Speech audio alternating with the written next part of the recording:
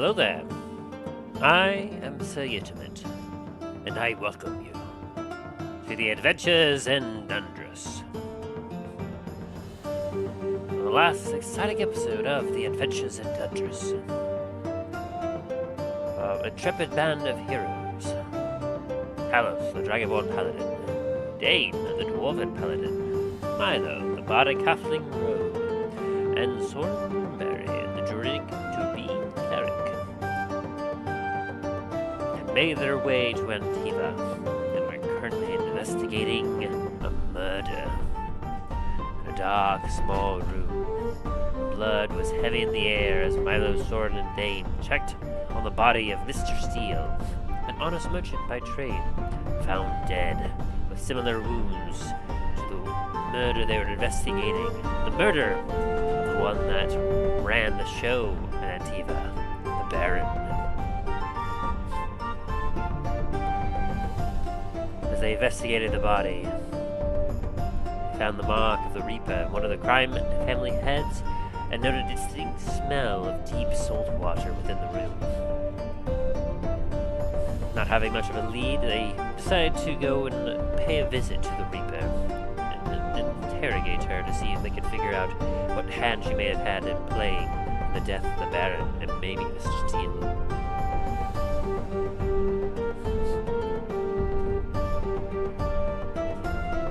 Infiltrating his way into her lair, Milo was able to impress the Reaper enough to gain an audience with her and question her about her dealings with the Baron, as well as getting some additional information. Eventually, though, Milo came to the conclusion that the Reaper had no dealings with the death of the Baron, and seemed to have been quite fond of him in life. And getting some additional information about other families, Milo took off back to the tavern to plan his next move. From there, he met up with Dane and Soren, who were engaging in a drinking game. Soren became so drunk that he ended up pretty much incapacitated for the night, as Dane and Milo went to the east side of Antiva, to the docks, there to find another mob boss. As he looked around, eventually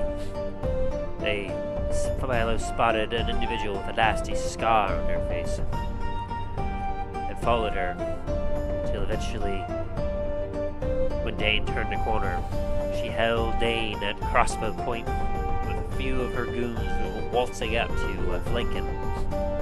But, to her surprise, Milo had flanked her. And so, with a bit of a standoff, Milo convinced her to stand down as he simply wished to talk. And so, he learned what kind of business she ran and what her dealings with the Baron was. Coming to another dead end, realizing that she also wasn't responsible, he and Dane proceeded to return back to the Comet's Landing Tavern, where there, Milo received a letter from Lure that regarded a deal with another mob boss, Machete, about a warehouse in the back of the tavern that Milo was interested in procuring. As Milo rounded up a few of his men, he enjoyed himself an evening with his party before they went to bed. In the morning, they went back to the back of the Comet's Landing to a warehouse, where upon entering and looking inside, the smell of blood was heavy in the air, and as they turned a corner, they saw the body of Machete and a few of his goons on the ground.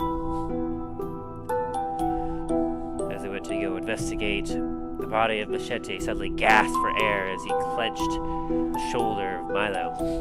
And Milo realized that he had somehow survived this vicious attack. And so the party healed him and dragged Machete back to the safety of Comet's Landing.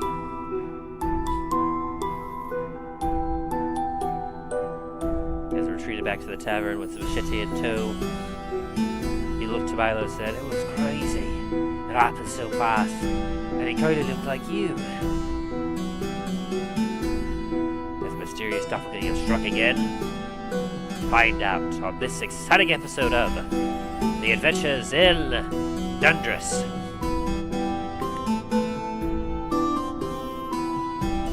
First, let us go meet up with our party members and see how they are doing.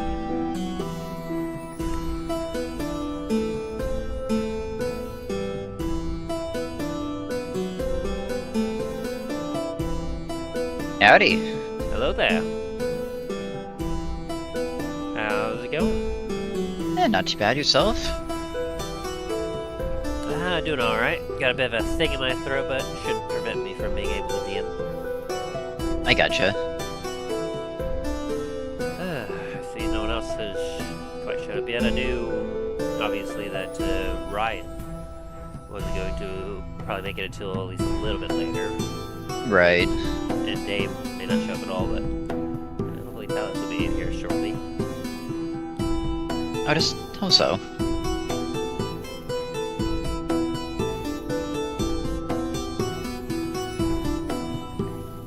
So, how was your week? Thankfully pretty quiet. Not too much what's going on at work. And yeah, had a work Friendsgiving that I was more or less forced into on Wednesday night? Yeah. Friendsgiving? For work, but yes. Yeah, that's not ideal. You always love it when companies, like, require you or force you into events or something. Yeah. It's like, no, if I really wanted to see people outside of work, I would, like, ask to hang out with you guys. Yeah. I have no need nor want to sit here for 3 hours and listen to, oh, you're so grateful that we work here and all this, blah blah blah. When none of your actions actually show that. Yeah, please keep telling me how grateful you are without actually making any changes. Right. Ay. Yeah.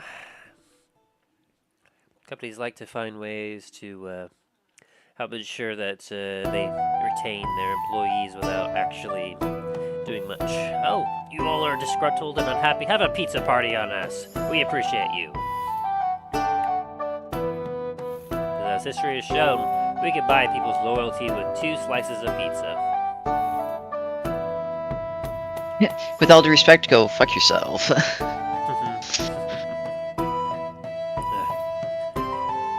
Respectfully, of course, though. Yeah. Honestly, previous years we used to have lots of those, lots of little, like, cookouts and pizza things that they would do for us on the regular, but since the new director came in, he hasn't actually really done that much for us, unless it was required by the company. Like, he's a great guy, like, I can work well with him and everything else, but, like, some of his priorities are not straight. Like, this last week, he was anticipating on, like, Thursday and Friday, us getting hammered by online orders and, like, being destroyed business-wise, because our Black Friday deals, like, surprise, surprise, they get earlier and earlier every year. Last year it was the weekend. This time it literally is a week before Thanksgiving that we unleashed all of our Black Friday deals. Yeah, I don't understand it, but Like, we have doorbusters. That's literally the only thing. Like, a few doorbusters that will become available during the actual Black Friday, but for the most part, people have an entire week to do their Black Friday shopping. But surprise, surprise. No one, of course, was expecting us to have sales, or they weren't even looking to see if we had those sales up Thursday or Friday, because why would you expect that? So he came in on, like, earlier on Thursday, and I was all like, Tim, what are you doing? I was like, I'm doing an ad, like I was told to. Like, no, you were supposed to be writing orders, you and your entire team. There's going to be like 100 orders. And I was like, I literally walked over to him, and I opened up the app, and I was like, there's literally 11 orders and 4 online orders. And he's like, Oh, I'm sorry I freaked out about that there. I thought for sure there was going to be 100. I was like, yeah. They thought the next day, too, was going to be the same thing, but it was even less so on Friday. I came in the morning, I immediately checked orders, and we had literally 4 orders. It was like, for retail-wise, like, this are basically like your buy online, pick up in-store orders, or your ship-to-store orders. It's stuff where people do their online shopping, and, like, we have to take part in that. For some, it's a little more convenient and easier. And so, normally, like, when we actually get into this next week, that's when it's going to get bad. Like, last year on Black Friday, when I came in, like, we had about 275 orders to start out with. Good lord. Yeah, which is a ton. So, that's what I'm going to be expecting this coming week, is it gets crazy into the shopping holiday season. But, yeah, that was pretty much my last week, was getting ready for that and dealing with freight, trucks, and what have you. Lots of fun times. Aye. Oh, and lots of early mornings, too, because I officially had, like, 3 trucks last week, which is about the normal, but then, because the boss was all like, oh, hey, we're going to have 100 orders, I need you to come in at 4 a.m. for that day, too. I basically spent almost about 90% of my work week coming in an hour earlier than I normally do. Ugh. So That sounds disgusting. yeah, I didn't nearly get as much sleep as I usually do, but unfortunately, compared to some of the others that had to be forced into that hour, I handled it better than they did, because I was actually used to it. Now, did you get actually overtime paid this week, or? Nope, not yet. Yeah, actually, that's the funny thing, is that while I came in an hour early, they also cut me an hour every day. Just to So make they sure. wouldn't give you that overtime. Yep. Yeah, but It's like, and there it is. There's the catch. so I mean, I got off work super duper early, which was nice. It allowed me to catch up a little bit on some sleep, some naps. But this coming week, that's when our pocketbook opens up, and overtime will be allowed. And apparently, according to the boss, he was all like, "I'm gonna have so many hours to give, I won't be able to give them all out." It's like I'm gonna really enjoy seeing what that translates to in actual action. Right. Yeah. Because so far this year, I've been hearing a lot of we're doing so well, like compared to the rest of the company, like we're like 15% up, and it's like I'm like, okay, where's that money for me? And they're like, oh, well, we can't just give that money out. I'm like, more so than that. It's right. like, okay, so if you have this much extra profit, then where's the rest of my coworkers? Where's the rest of my team that I keep getting cut for hours? That's forcing me to do everything. Like, where are they? Mm-hmm. Like, oh, well, you see, we had to cut 115 hours this week, and we'll have to do the same next week. And it's like, I see.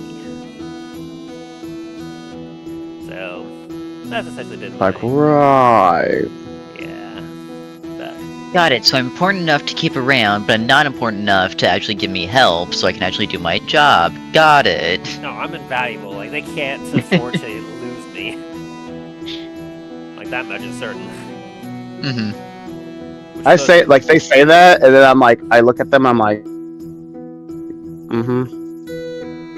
I mean, it's more though that it's not they don't say it, it's that I know for a fact, because, like, the way, how much they have to come to me for help and everything, and then literally anytime I take, like, even a day off, when I return, everything is a shit show.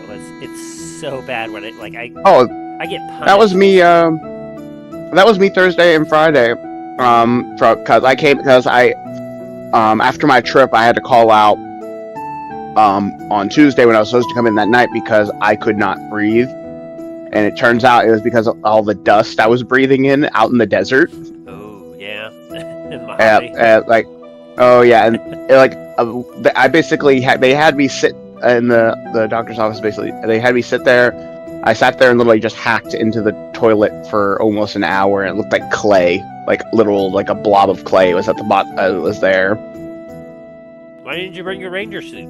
You need that gas mask to block out the dust from the radioactive Mojave Wasteland. I don't have a ranger helmet. That's the thing, and the only one that I could. There's Yeah, your problem. I'm thinking about getting a ranger helmet and actually having it one where you can actually put real like filters on it. But like we've added things to the list of things we're gonna make sure we bring next time, because now that they're doing them the events in November rather than the summer, because the first time they did it in July and people were dying of heat stroke. Yeah. Yep, it was 100. Apparently, during the day, the coldest it got was 104. The hottest was 115. They loaded the Good desert. lord. Yep. It's like what was that line from freaking the movie? Oh gosh, can't remember the name of the movie. It's like, here in the Mojave Desert, everything must struggle to survive. Pretty Oh much. gosh, what? Yeah, Rango, that was it. But they had it was supposed to get at night to the 40s, but apparently there was a cold snap, so it got down to the teens. Ooh, fun.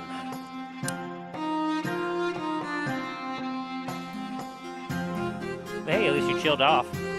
Had a cool time there. Oh yeah, like next time we're gonna be making sure, like, because we were rotating between a camper and a tent, because otherwise we realized we had that we realized there was too many to all fit in the camper, so we were rotated between that and the tent. And even in the camper, we were like, it is freaking cold. Yeah, we had to stop. Like, luckily, like about 30 minutes from where the ranch we were staying at, where part of the event was at, we went to the town had a Walmart and a Sam's Club, so we kind of stocked up on like stuff to keep us, like extra socks, little warmers and stuff like that.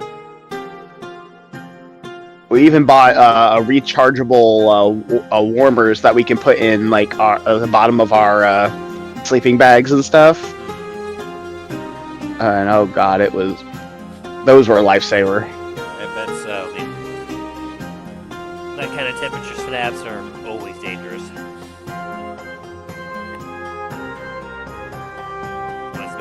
It's what makes staying or living in a desert so dangerous. Yep. But I'm glad that you, for the most part, enjoyed your trip to New Vegas and survived to tell the tale. Oh yeah, I actually on the Vegas Strip. I actually made about $300 something gambling. It was what do they call it was dice, craps. I think that's what it's actually called, right? I think so. Yeah, I made $300 playing dice. Nice. It's not too shabby, especially if you were smart enough to cut yourself off before you lost it. Oh yeah, once I got to a certain amount, I'm like, yep, I'm done. One of my buddies, he kept going and he lost almost $900. Yep. Granted, he's from that area, so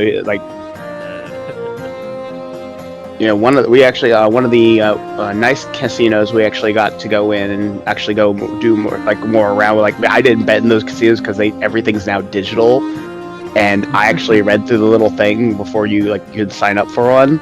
The little cards, you have to link your credit or debit card to it, and unless you preset it, it will automatically refill to the maximum allowed amount every time it empties. Mm-hmm.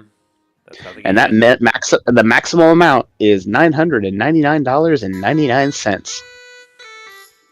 Just high enough to where it may not flag on your credit card limit. Exactly.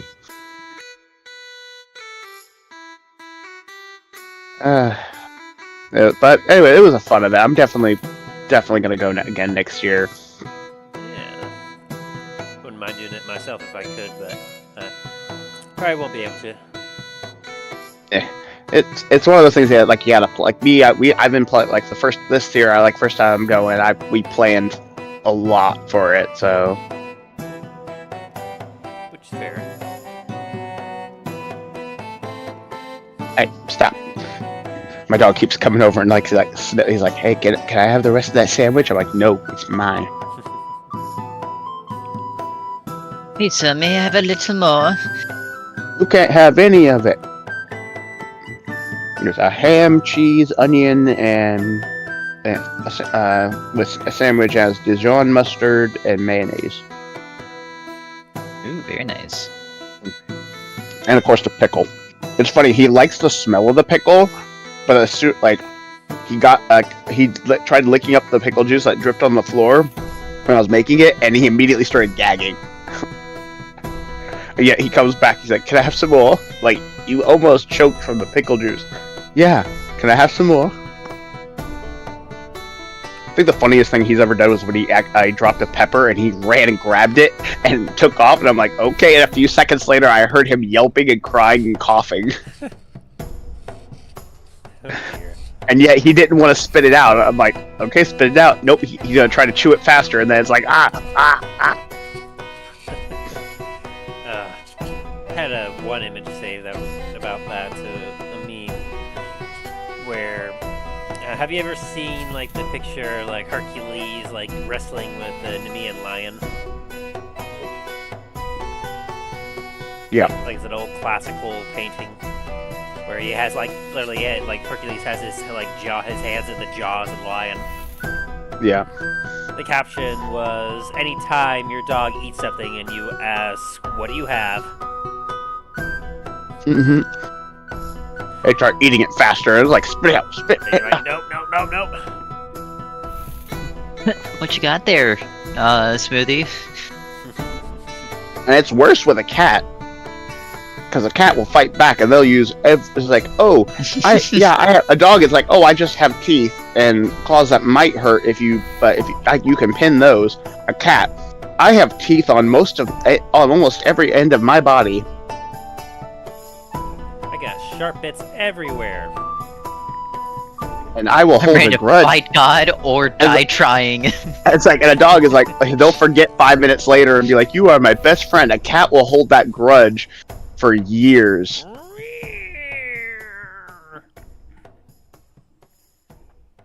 Pretty much. Well,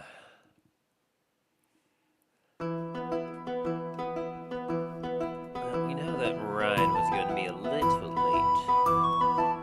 I'll ping him real quick, be like, hey, let us know when you're on your way. I think he's getting off at 1 again. So probably be on around like 1:30 if I had to guess. Probably. Till then, we can go over Talos' stuff. Oh no. I'm terrified. Quite literally. It'll be fine. What's the worst that can happen? You can die. I don't want to die. I don't want to make another character. Yes, I have a couple backups, but they're not fully fleshed out yet. They're not. Just because I have them doesn't mean I want to use them.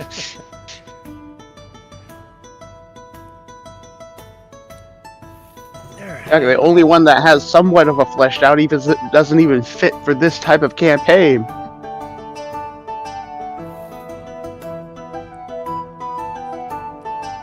Like, what do you mean he doesn't fit for this campaign? Shows it like, oh, yeah, we can't drop a cyborg person in the middle of frickin' fantasy. I mean, it's like dropping frickin' V from Cyberpunk into frickin' Warforged do exist in this universe. The thing is, this character, she is for literally a Cyberpunk campaign.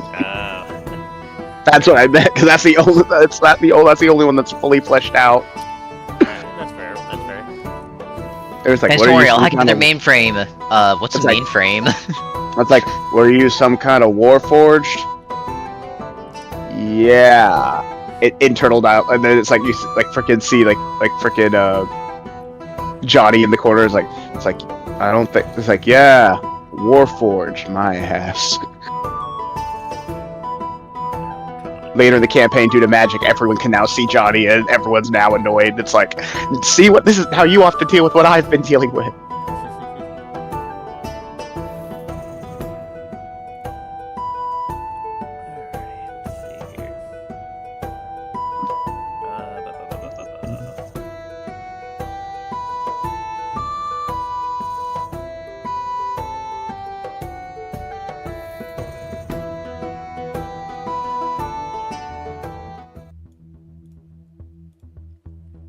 Shacks. Yes. Talos Shacks. Having been curious about your family here in Antiva, your uncle, one that you only knew as Lored Shacks. Lored Shacks. You're currently within his manor. From what you know and what you remember, this uncle has been many times removed and ostracized from the main family, to the point that you know almost nothing about them, save for the severed head that was delivered mysteriously to you back in Dundras. I just remembered. I actually still think I have that head in my. It's sealed. I'm pretty sure it's the box is sealed and it's in my freaking bag of holding. Oh god, I don't even want to open that thing. I think it's sealed. Give me a sec. Let me look back at my personal notes, my art inventory notes. Go for it. Yeah, I actually found a way. I made it where, since I linked everything onto my iPad, it has a bunch of extra stuff. Because Apple has a bunch of extra stuff you can put for notes. Yep, it is in my bag of holding, and it is sealed. Fantastic. Well, that grim, somewhat macabre knowledge resides in your mind as you kind of pat the bag of holding at your side. You knew that Garrett, Soren, Milo, and Dane went to go investigate the murder of a Mr. Steele. An individual you don't know anything about, but, so according to Garrett, was supposedly a honest-to-do merchant. Figuring that the four of them had it handled, you decided to stay behind at the manor to investigate. As you went around, you got a good feeling for, like, you spent a good, like, day here and night. And so, as a result, you had plenty of time to investigate everywhere. From the kitchen, to the dining room, to the ballroom, to the bath, to the guard chamber, and even the private office of your uncle. Give me an investigation check, and you have a, what is it, Dungeon Delver trait, feat, if I remember correctly? Yeah, Dungeon Delver. Let me see. So, what do you mean to roll? I believe it's an investigate, and it might be with advantage, depending on your Yes. feat. I should have advantage with it, if I'm reading this right. I mean, You alert to hidden traps and secret doors. You have advantage on perception and investigation checks made to detect the presence of secret doors. investigation. Imagine if that also gave me advantage on intelligence Nat checks. 20. Holy mother of God! You were tuned in. As you just walk around this manor, like, you can tell that essentially there was a lot of secret corridors and secret like passageways all over. You could tell that your uncle who lived here, he must have had some serious secrets behind him, because a lot of the construction of this place, you could tell that it's only someone that was so paranoid and trying to hide something would have constructed such an elaborate manner. What were you looking for? What were you trying to hide, Uncle? And I say Uncle, it's like it's clear, like if anyone was listening, it's clear the inflection is more sarcastic than anything else. Eventually, as you're going through, your hand as you're kind of gliding your hand across the wall, you feel an indentation. And as your senses of a hidden door get piqued, you feel around until you find a lever indented into wood, very small, but only those that would know about it would know where to access it. And upon pulling it, you hear a click as the indentation on the wall suddenly goes further back ever so slightly, allowing you to push it open and enter a small room.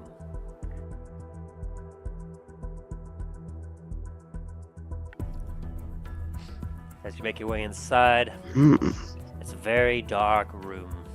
No windows, no access to any out the outside, nothing. Because I'm like, I'm pretty. The room is obviously dark, right? Yes. All right, I'm gonna like carefully take out my drift dome, just kind of have it at like candlelight setting. Now the drift globe illuminates the small room before you. You see mountains of paper, a desk, a chair, looking very heavily used, and a few bookshelves and slightly ajar drawers on this desk before you. Oh,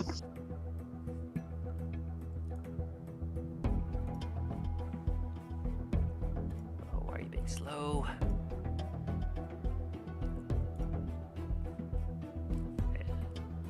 Sorry, my computer is being slow and I'm not letting me get to Discord quick enough. Can you also hear me? Uh-oh. Hello?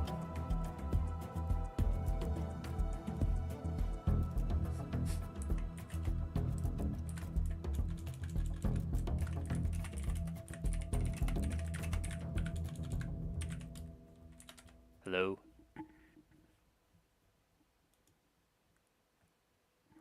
Or something. I was That like, was just me. okay. Whoop, am I back? We now have an MA. Hello, hello. Hello, hello, hello. There we go. Oh, you hear me now? Yes, sir. That was weird. Must have had some sort of weird internet spike. Alright, what was the last thing you heard from me?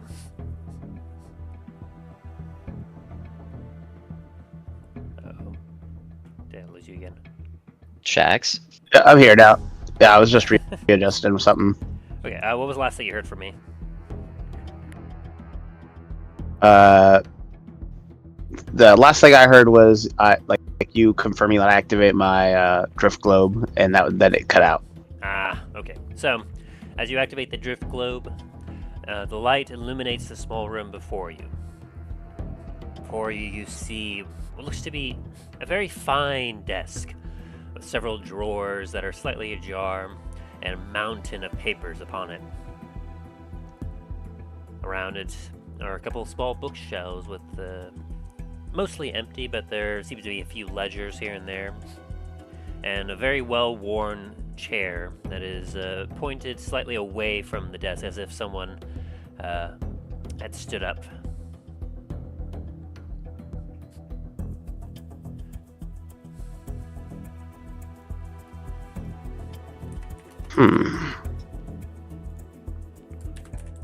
I'm gonna increase the light to make it bright enough where I can see the whole room.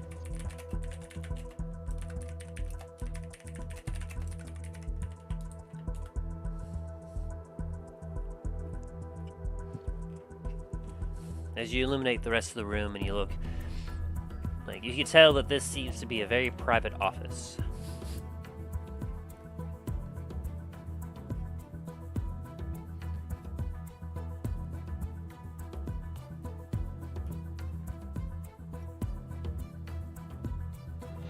Guessing this must have been your little tidy hole. I'm gonna start cautiously moving into the room, kind of like keeping an eye out, making sure like there's nothing that might trigger. I might not accidentally trigger or something because I'm a little on edge more because knowing all these secret passages and all this extra stuff, it's like there's no way he would not have probably booby trapped something.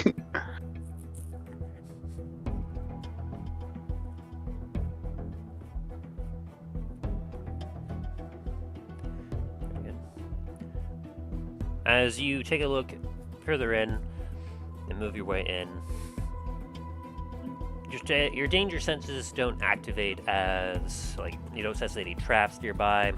It seems that with how private this chamber was, and, like, it was almost sheer luck that you managed to actually find it, as well as your more attuned senses to the hidden, like, doors. You could tell that this was supposed to be kind of a private, safe room. As you look around a bit, you even actually see on one of the bookshelves what appears to be a bottle of sherry.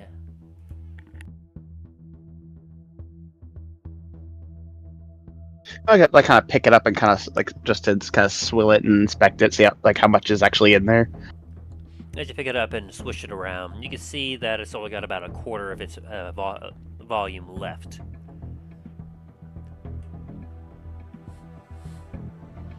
And the dusty label upon it as you take a look, well, you're not familiar with it. It definitely looks like it actually has some artwork on it and seems to perhaps be a little bit of finer make than what the average like bottle of booze would be.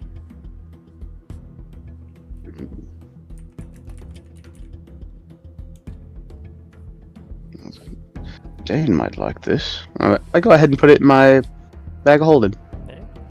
You have a quarter bottle of very fine sherry.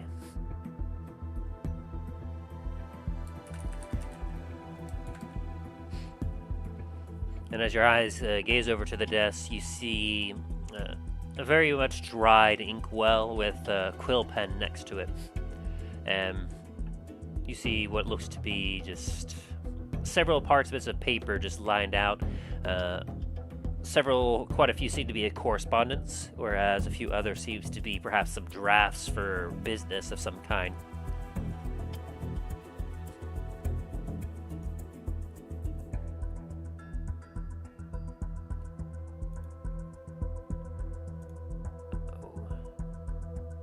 Roll again for another investigation to Crap.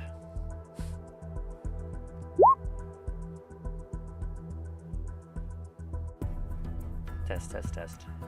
There we go. I think I keep getting cutting in and out for some reason.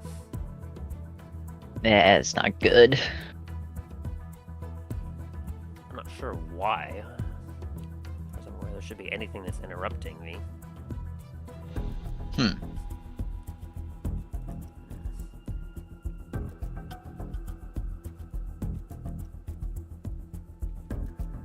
In any case, okay, so you can still hear me now, though, right? Yes. Okay. Same with you, Shax. Yeah, I can hear you now. Okay. What was the last thing that you heard before I broke out? I put the bottle of sherry in my bag of holding, and then silence. Gotcha. So yeah, you have yourself a quarter bottle of sherry, of very fine sherry.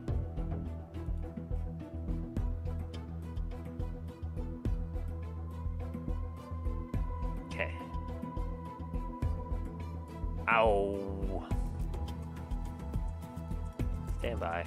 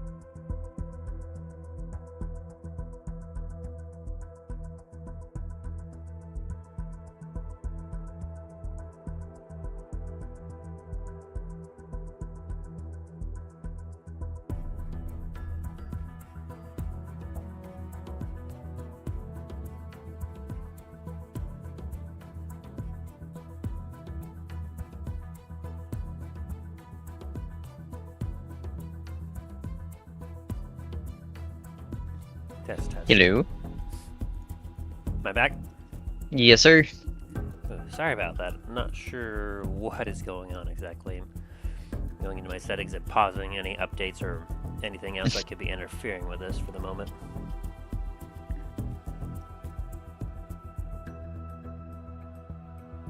Okay, so, you still there, Shax? Yeah, I'm still here. Alright, so, barring another interruption, as I was saying, you have a quarter bottle of very fine sherry in your bag of holding now. Did I make through alright?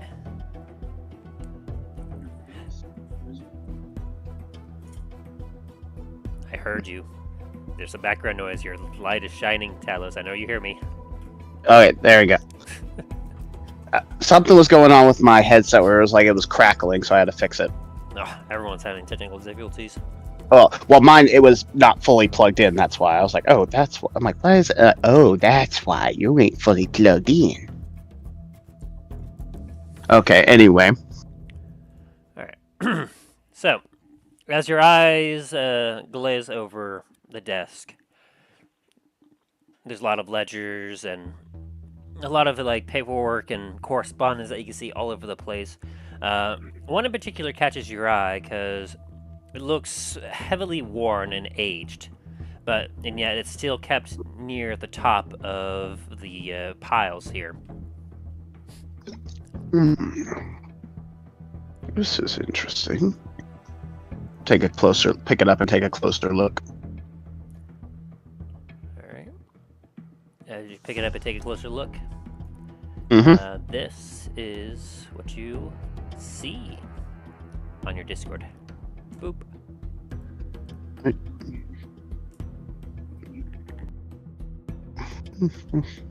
One sec.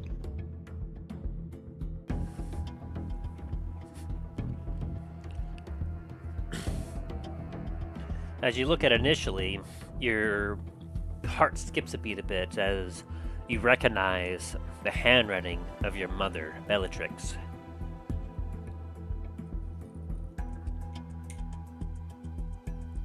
And confusion begins to shroud your mind as you see that it is addressed to an Ezekiel Shax, a name that you're not familiar with.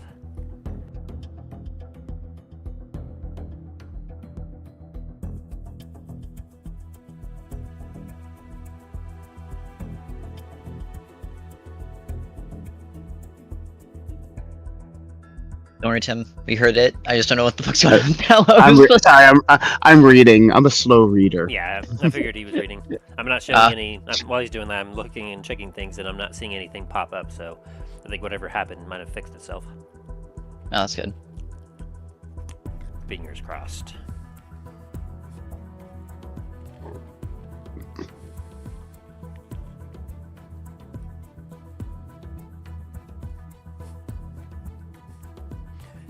So as Talos Shax starts to learn the secrets of his family, Milo is at this time is currently investigating and interrogating a few individual mob bosses across Antiva.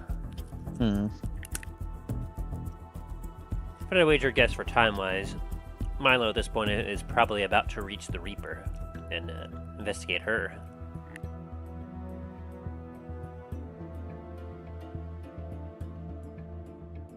For those that may have been paying attention to last week.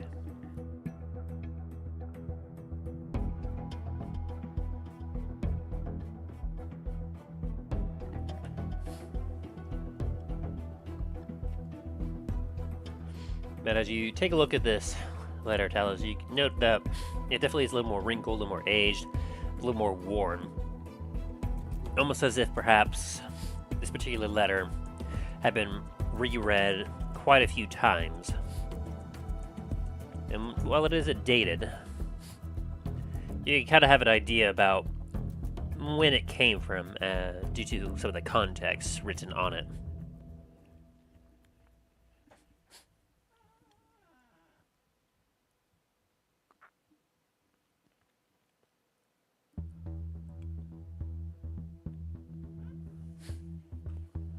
I kind of look at it and a little bit of obviously confusion, but at the same time it's kind of my thoughts of of my uncle. Like at the same, if Ezekiel, it's like Ezekiel's.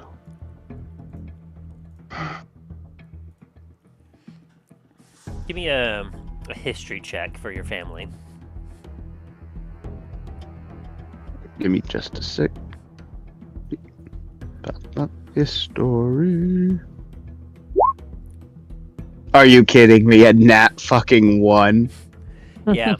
This Ezekiel, to your knowledge, like, everywhere that you search in your mind for the name Ezekiel, there is no mention of any Ezekiel anywhere in the family tree or anything.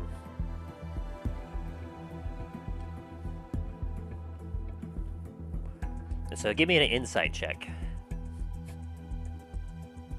Insight. That's 17. Well, that's better. Knowing your family, like, your mother's, like, you can see that she intentionally written to this Ezekiel.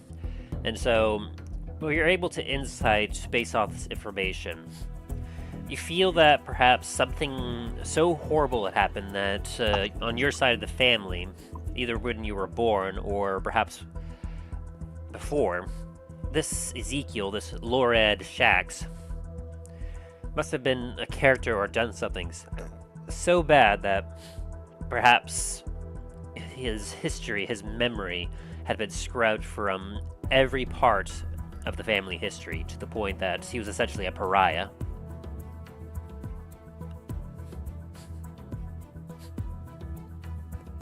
Similar to if you've read the Harry Potter books or seen the movies, there's a particular setting and scene where in the Black family, Sirius's name was completely marred out of the history of the family for being a disgrace. You feel that perhaps this Ezekiel must have suffered the same fate with your family, though you cannot are able to understand or know exactly why that might be just yet.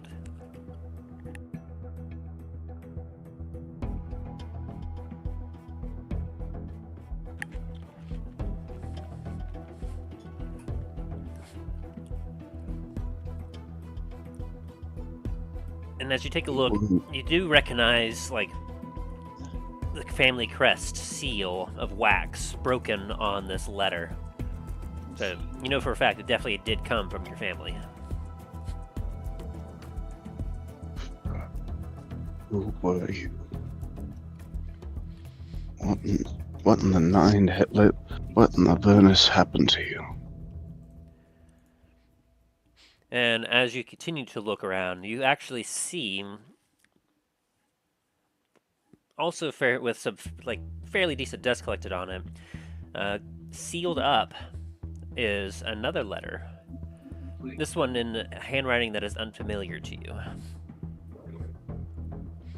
But this one bearing the family crest that seems to be more familiar to what the amulet that Milo showed you was before.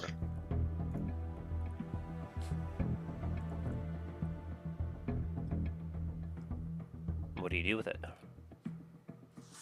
It seems to be still sealed, as if unsent or unopened.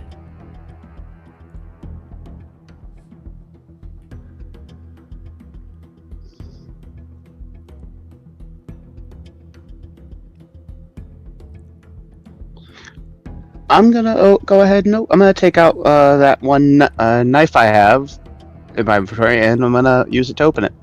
Alright. As you take a look inside, the handwriting that you see is very much has a familiarity to it, but at the same time, it's very foreign to what you're used to seeing.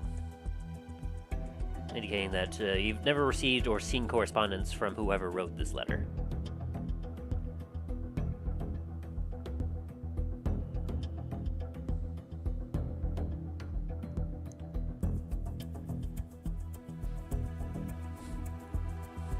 Sorry, can you go over that again? Oh, sorry. Essentially, I had to mute. I had to fully mute because something was going on. No, you're good. As you take a look at the letter, you see a bit of handwriting that is familiar, but yet not so. A way that you could definitely tell that whoever wrote it was definitely related to your family, as this handwriting in particular is very similar to your father's, but something about it is very much foreign. It has its own unique flair to it. Interesting way that some of the letters are written to where you definitely don't recognize it, but it's familiar enough.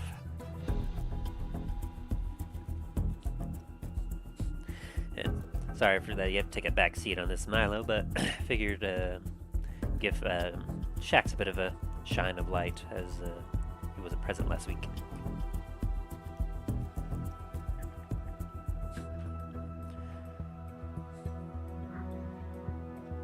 Kind of like my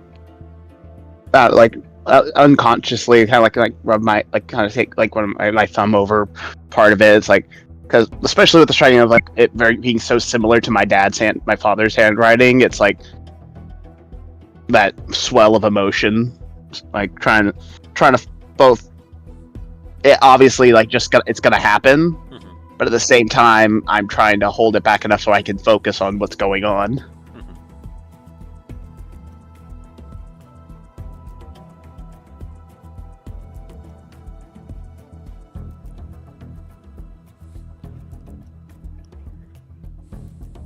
Give me an insight on this letter as well.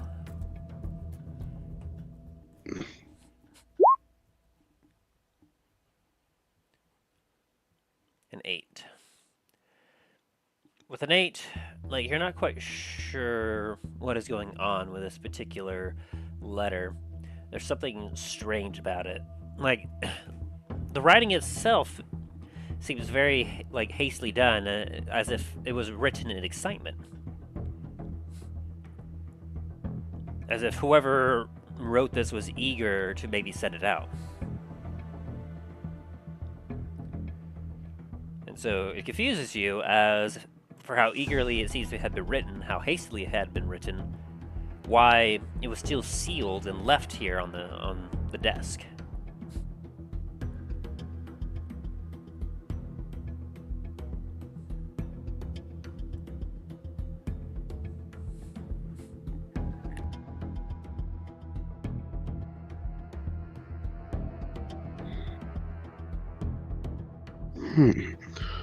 Something must have happened. But most likely before we could even have this delivered. I'm actually gonna look. I'm gonna take a quick turn my head over toward the door to see if I can look. It looks like around where the entrance I've found. See if there's anything that looks like it might have like been forced open or something. An investigation. Alright. Investigation. 3. As you take a look from the inside, like as far as you can tell, there's been no indication that anyone has tried to force their way in or out.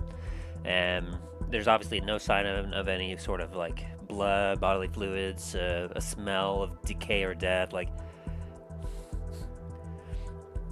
And as you take a look back at the desk, from this unsent letter and how kind of like aged it is, it definitely seems to have been like written sometime just after the other letter, which is older, is on the desk. And you definitely are able to find other correspondence and other stuff that is much newer than this particular one letter. Maybe he wrote it and then forgot. I'm gonna continue reading this letter first, and then I'm gonna go. Then I'll continue looking through all the other papers. Okay. Yeah. As you look through the other papers, you see correspondence to, there's a lot of from, like, individuals, lots of names you don't recognize, but some of them have, clearly there's some that are information brokers. Some of them are written in different languages that you're not quite able to interpret. Like, they're not Draconic or your family's particular unique writing. Excuse me. And then, as you're kind of shuffling some papers around and looking through this desk, a small stack tips over the side of the desk and falls onto the ground.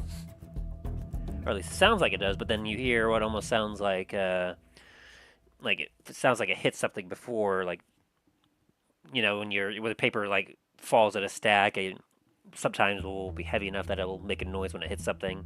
It hits something metallic sounding.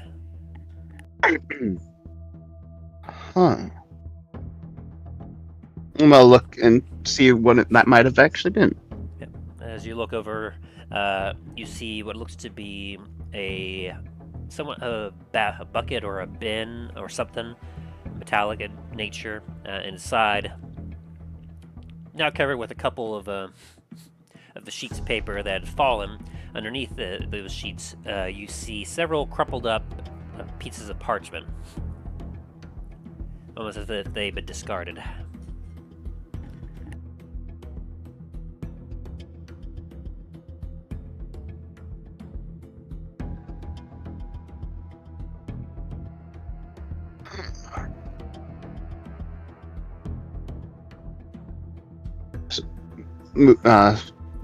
Take out the ones that fell in and kind of pick out the thing that's actually at the bottom.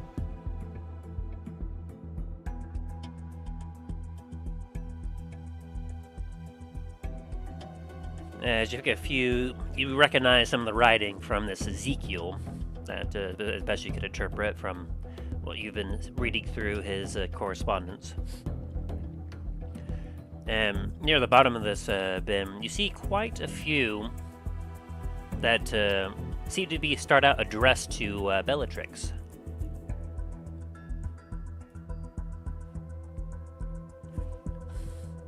Such as, Dear Bellatrix.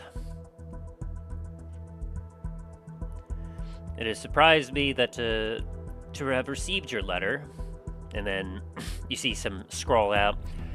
As you kind of go through a few of these discarded parchments, you see that there's a little bit more a deeper, like some of them are even like cut with where the letters are written, almost as if whoever was writing may have pressed in a little too hard on the ink pen and perhaps sliced through the parchment instead of actually writing on it.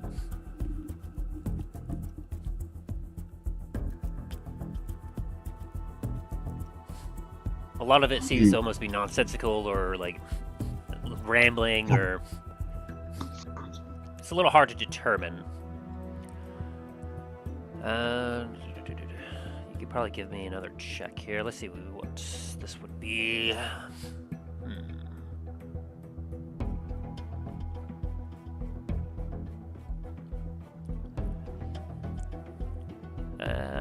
Either give me an insight or an investigation check as you're reading through these discarded letters.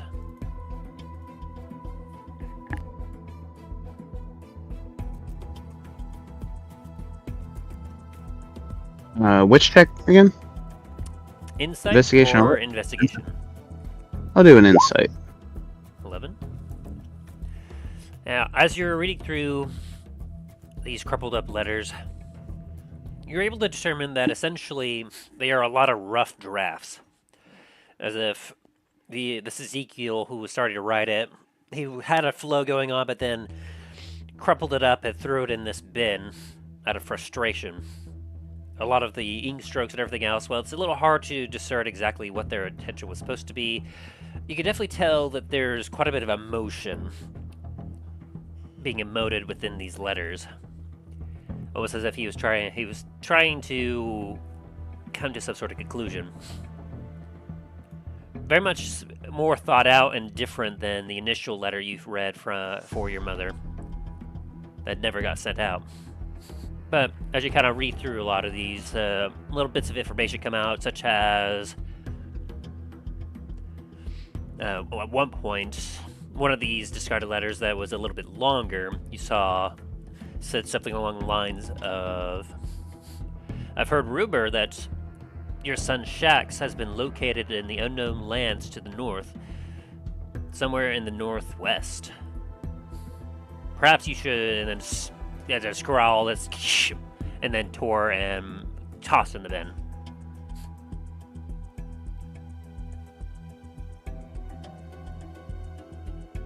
Northwest.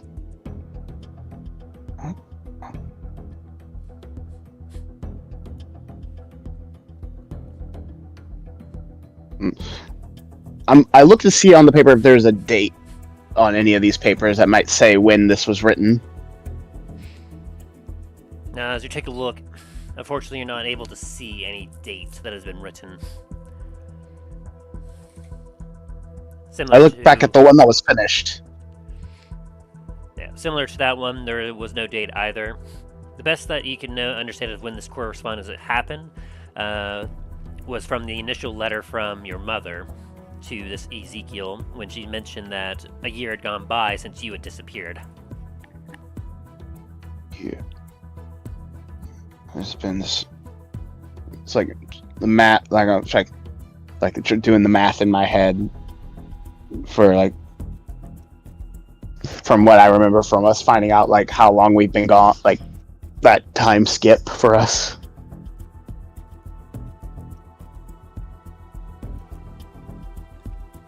Give me an Arcana check real quick. Oh, okay.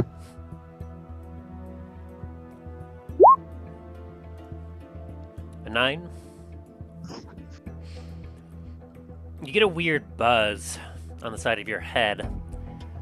You're not quite sure from where exactly, but there's something like you almost get, as you're looking through and these drawers and everything else, you almost feel a weird buzz as if something magical is nearby, but you're not able to really pick up exactly where or what. What is kind of? It's like a small kind of take a quick like look over around my shoulders and kind of around like, and kind of slowly pan my eyes around the room like, what is going on?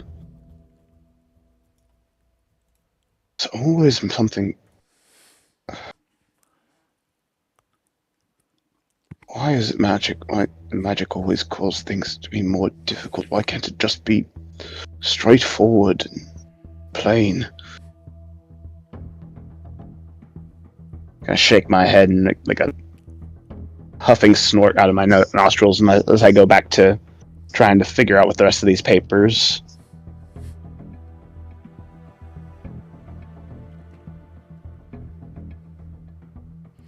Give me one more investigation check with advantage. Investigation. Ooh. I'm gonna use my lucky to reload that, so I have Fair. 17. Wait, no. Yeah, with advantage that would be a 17, so. Yes, good lord. It does, like, it's like the dice are like, no, we don't want you to find out. Unique senses pick up on a hidden door underneath the base of the table of this desk, kind of where your legs sit. As like you're kind of rotating around as you're sitting, going through these papers, your knee taps the side of the desk on the inside, and you feel almost a weird hollowness to it, which makes you want to investigate. I'm gonna take the finished letter and the letter from my mother and put them in like a secure spot. Like I'm gonna put them in my bag of holding just because I know that's the most secure. A quick pat on it, and then I'm gonna try to try to fully move the table so I can actually get to the hatch because my big scaly butt. Mm-hmm. And then I'm gonna see if I can open the hatch. Okay. As you take a look, you can see that where this hatch is, it's very much like easy to miss if you don't know to look for it. And as you look around, eventually you do locate what appears to be a button located on the desk itself. That when you push in, you hear several clicks, and this small hidden door kind of pops open, and inside you see like it opens in a way to where the bottom is hinged and the top part like goes out a little bit, indicating it is almost like a triangular shaped drawer that slides out just. Oh well. What do we have here? I'm gonna try to open it, fully open it. Easy enough. As you kind of open it up, you see within appears to be another letter. This one, though, is a little different, as you can see that it has a decent amount of blood soaked into it. Though, interestingly, as you're looking, you can see that the compartment around the letter does not indicate signs of any blood. I'm gonna cautiously pick it up. As you pick it up, you can see that it is similar to the others. It is steel. It is still sealed. I'm gonna look at the seal first. As you look at the seal, you feel almost a little bit of a weird buzzing coming from it, and it has a very slight glow to it.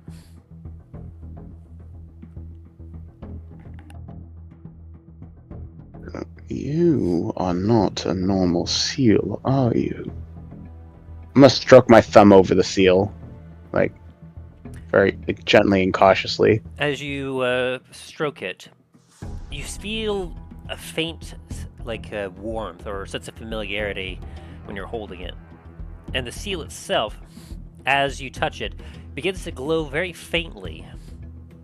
But as soon as you move your finger off of it, it returns to a more of a dull color to it. And then when you touch it again, it seems like contact with your skin or your scales, it definitely starts to glow a little bit. I'm going to press my thumb on it with a little bit of force, but not enough to break the seal yet. I'm trying something. Right. As you push down and put pressure on the seal, it has a continued glow to it, though nothing seems to happen, almost as if it's waiting for something. Talus takes a deep breath, lets it out. Almost, if this blows me up or something, at least let me know that things are going to be all right for everyone else. And I try to pop the seal.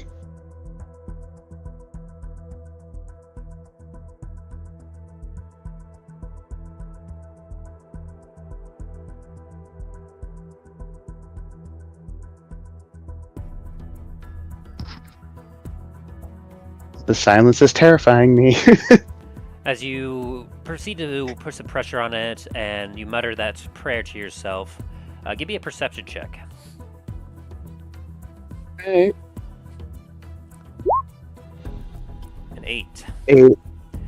You proceed to push up on the seal itself as you feel heavy resistance to the point that you're not able to break the seal and open up the letter. I get frustrated in Draconic, a combination of Draconic and my family, the dialect my family used, and just like, damn it, open already.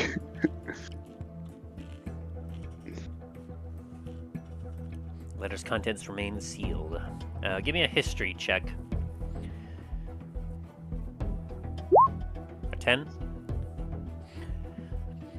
As you take a look at this and you're feeling frustrated that you're not able to open it up, you think back on your family and how, despite how being a noble and everything else, your family had an understanding that secrets need to be kept, especially in a more noble setting, and so as a result, they would oftentimes have more secretive mechanics with some of their correspondence and the way they talked, similar to how you know that your father and your family came to write in a very unique form of Draconic to communicate with each other that would ensure that others that weren't as familiar with the dialect would be unable to read it. And so similarly, as you take a look at this crest and you feel the glow of the seal light up as soon as you touch it, you remember that something else that your family would sometimes do on this high, very secret, correspondence and sometimes intel.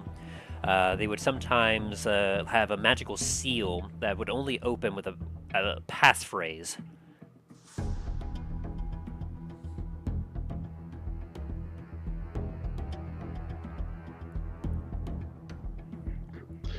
I'm gonna try a couple of words that things that my family that only like that I could try to see if I can remember that might work. Such as? Let's see. I'll start off with like certain words from like that are like in the dialect that my father taught me. They are on the family crest first, like the tenants basically of our house. One sec. It's like great. But I pull up all the notes. It was like family crest, tenants. Also, hi Ryan. Buongiorno. That's not it. DiGiorno, did you bring pizza? It's not delivered. Unfortunately, no. I wasn't paid to do it, so I didn't do it. Damn it. Sorry. Seems. Don't you know it's the duty of the players to provide snacks and other tributes to the DM? Okay. Sorry, I brought a Right, avocado toast that I ate. Okay. Talos is gonna start first off with the tenets of his family. I'm not gonna even attempt to do it actually in a draconic voice, so I'm just gonna do it. So you guys, it's like valor, honor, truth, justice, family, faith. In my family's like the one that my father taught me specific dialect of draconic. As you kind of go through the tenets and everything else, you notice that the glow remains unchanged. And you note that this letter seems to be addressed still to your mother.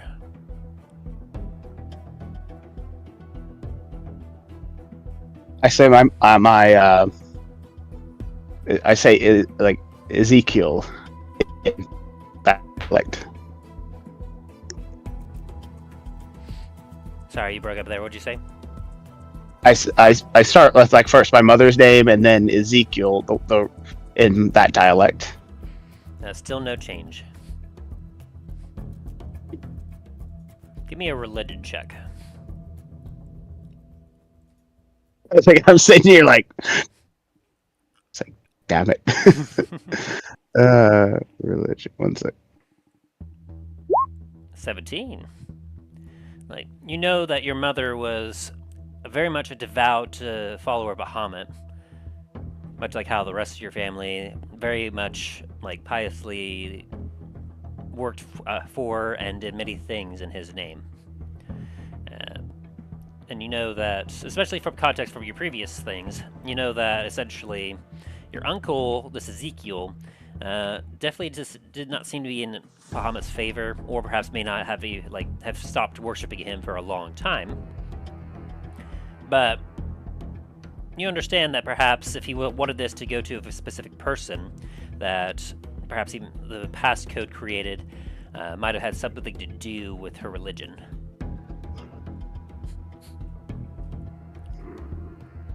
I kind of close my eyes and kind of think for a moment. And eyes still closed. I say it like in my family's dialect. By Bahamut's light, open.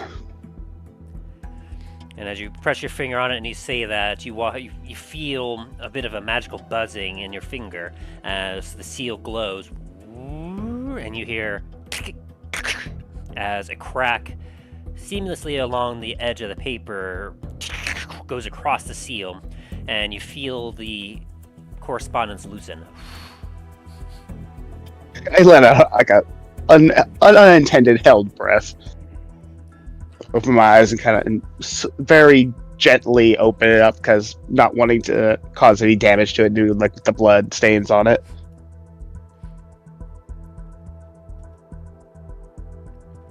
As you take a look at this, you can see that this letter is very much soaked heavily in blood. In fact, so much so that quite a few words are impossible to read anymore.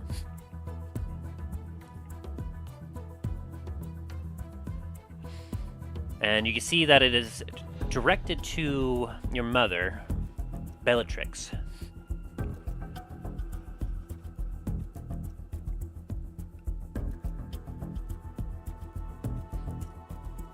here you are. There we go. And essentially, as you kind of read through this, anytime that it seems to be janky or stop, the words that would follow would be essentially covered in blood and unreadable. And you will note that as you look at this letter in particular seems to be very much recent, like a lot more recent than usual.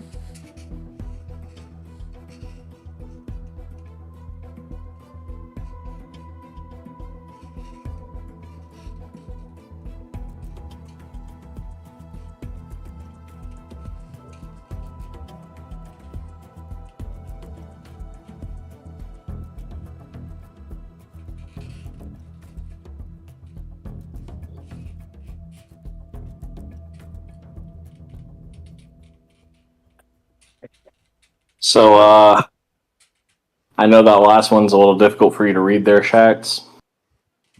Sorry, I'm still reading. Sorry.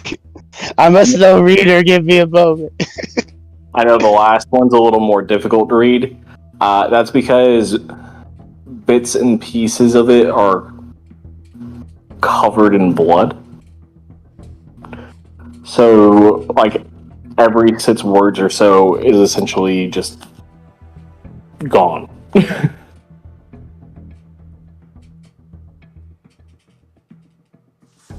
So, if you need me to fill in the blanks, I can, but... Adds more to the mystery. Precisely. And he's gone.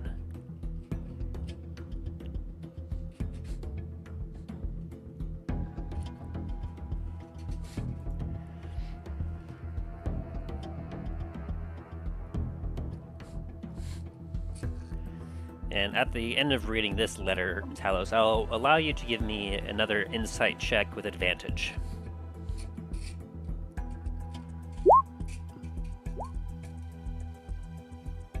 You want to use a lucky? You have 2 more uses of that. Yeah, I'm gonna use a lucky. He's like, come on. There we go. Nat 20. go. Let's go. All right. So, with all the puzzle pieces coming together, between the information that you got at the beginning of this investigation, as well as from the letters discarded in, everything starts to come together as you realize that the full story comes together. After your disappearance, your mother was desperate, trying to find any means to locate you, one of her last sons, after her husband was lost and you disappeared. In order to try and find you, so desperate was she that she wrote to this lost family member, this member that had a very sketchy background, and perhaps even had something to do with the death of your father, as well as, of course, had some sort of dealings with the cult of Baphomet. But foregoing all that, she seemed hopeful that your uncle might have been able to do something to assist in locating you. But while the initial letter penned seemed to be excited and seemed ready to send out, the fact that it was never sent out indicates that he had some sort of change of heart, indicated by the crumpled letters that you found within the waste bin that had more energy, more anger fueled within them. And for what you could best ascertain from the lost waste, like the lost letters within the waste basket, it seems as if your uncle had tried for some time to find information about you, but at some point, one of the discarded drafts seemed to indicate that he seemed to lie about finding information about you, as according to this last letter, he seemed to only finally just find information about you sometime within this last year, when you resurfaced, and rumors about you and like your justice and your heroics have begun to circulate around this part of the world. And so, with that information in tow, and rereading back through that discarded letter, you could definitely tell that he seemed to have lied, or was going to lie to your mother, indicating about information regarding that your location might have been somewhere in the northwest, the frozen north. And as you read through this, you realize that perhaps he may have been sending your mother somewhere in the frozen north for some nefarious purpose that you are not able to ascertain due to the nature of these letters, as they are intentionally deceptive. But best you can understand, your mother received correspondence and apparently had received several correspondences once she had made her way to Dundras, sometime within the last decade. And then this last letter, as you're reading into it, well, you're not quite sure what had happened. You could definitely feel a sort of arcana to it, almost as if perhaps this letter he might have been penning out and was ready to send out, but something occurred as the blood is still dried, but it's soaked into the letter enough that it makes it almost impossible to read. But somehow it seemed to have transported itself from his body into the secret compartment. And more so than that, as you take a look, you can actually see that there's almost a bit of a watermark on it.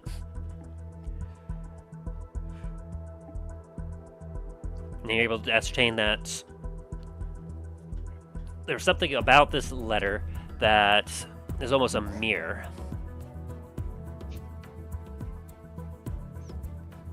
Did you say mirror or mirror? A mirrored, like it's almost it's hard to explain.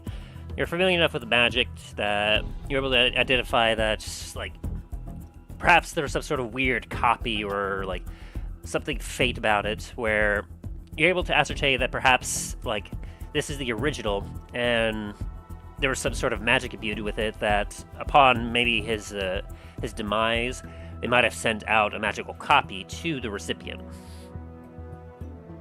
And then this letter here may have magically transported itself to the desk in order for that to be accomplished. And so you're able to figure out that perhaps he may have written this letter right before his demise.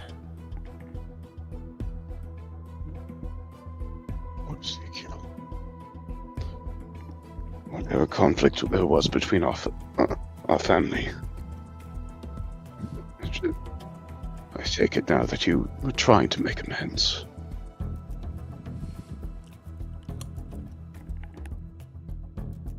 Rest well that you know that it's been finally received. As you instinctively look at your bag of holding where the head of your uncle remains still.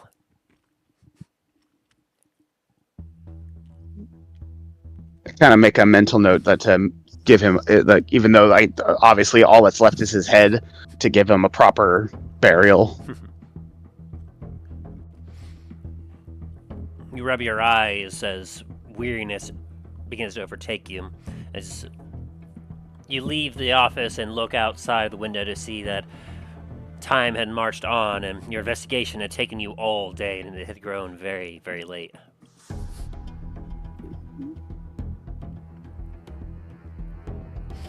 You move into one of the spare rooms and lay down to rest as thoughts in your mind swarm. Before I go to sleep, I'm gonna take out the sending them specifically the ones for my sisters, and send them a quick message letting them know where I am and that that I've discovered a lot of information that I will have to find time to go in detail later, but that I am safe. You'll get a quick response going, glad to hear you are safe. Be careful in Antiva. A lot of dangerous people down there. Continuing to investigate in the frozen north. Feel that we are close to the cult. At that, my body kind of tenses up a little bit, and I kind of grip tighter onto both the stone as well as the sigil.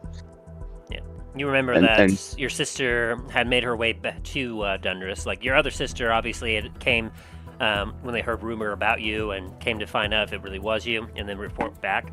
And then your other sister has taken a contingent to the northwestern part of Dundras. Well, more the western part, and then proceeded to investigate south and north, trying to find, because rumors had spread, and your other sister that was traveling back had noticed some individuals and tailed them enough to learn that the cult was active in Dundras, though not sure where. And so your other sister was in Dundras trying to hunt down and figure out where they are so that they could finally bring an end to the threat of Baphomet. I kind of like before I slip off to sleep, I'm gonna make like a heartfelt prayer to Bahamut to Bahamut, please keep them safe. and then I just kind of slip off into sleep. Give me a religion check.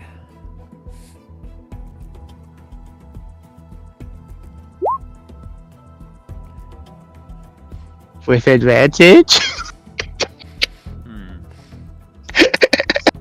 Maybe. Bruh. Would there be anything that you would have done, like anything special, anything when you made this prayer? Well, because I'm obviously like it's my sisters, and especially when like one of the things that I have for that's a little flavor for my character's background with his family. Whenever they were making prayers specifically toward those they cared for, they did it in the most ancient tongue of Draconic. The most it was very difficult for Talos to learn it like as a child, but his father was especially his mother was very determined to teach him this specific dialect of Draconic, because it was meant to be like the closest that their kind had ever gotten to like Bahamut's true Draconic language. And it was kind of seen as the deepest sign of respect to speak in that tongue, especially if making a plea or a prayer or in greatest need. You said your mother would have taught My Talos? mother. Yeah, my mother. Then in My that case, father would be more like he was devoted, but it was more like that practical style. But my mother, with heard about how devoted she was, like she was very determined to teach Talos this. Talos took a couple smacks to the back of the head whenever mispronouncing. You have answered wisely. You get a nat 20 with your religion check. And as you fall asleep,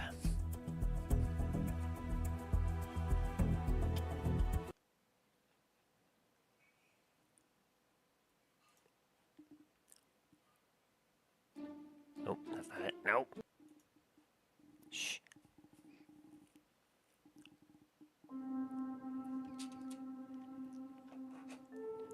You drift into the blackness of night. You open your eyes as you see yourself surrounded in the void.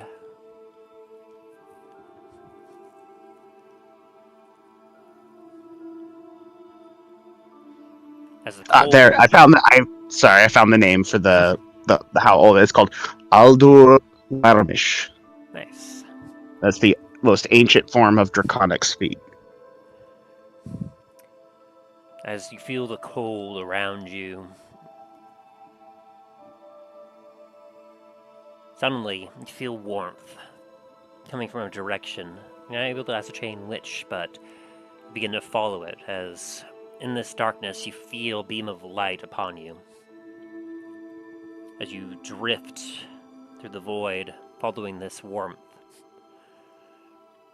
you begin to hear something within the void.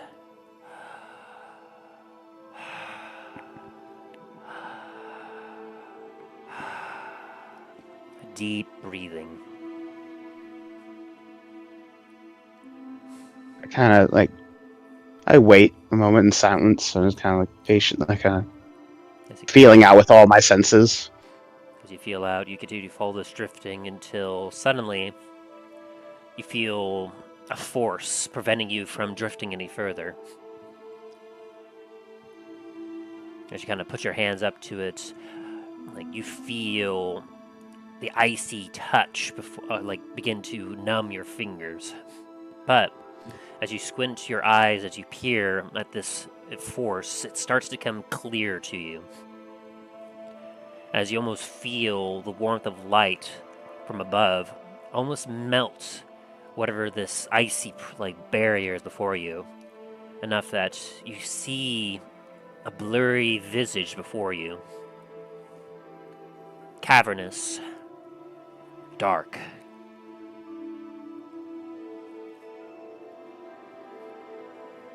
You see before you what almost looks to be cages, chains. I'm gonna try pushing my will forward, like connecting to the light and trying to push forward. As you do your best, as blurry as the images before you, you push, giving yourself fully to the light as you make your way partially through this. You feel icy cold all around you, absolutely freezing like your very essence itself. But as your eyes begin to glass over with this frost, you see on the other side, as the blurriness somewhat dissipates just enough, you see what almost looks like the silhouettes of some sort of humanoids within these cages.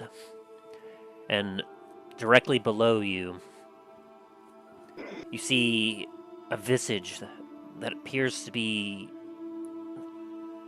familiar.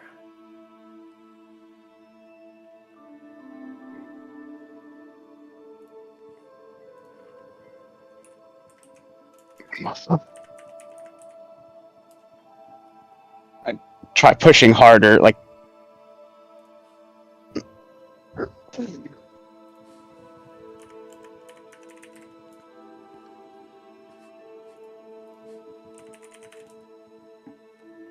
Oh gosh, did I get disconnected? Nope. Oh, sorry. All right, sweet. Just double checking something.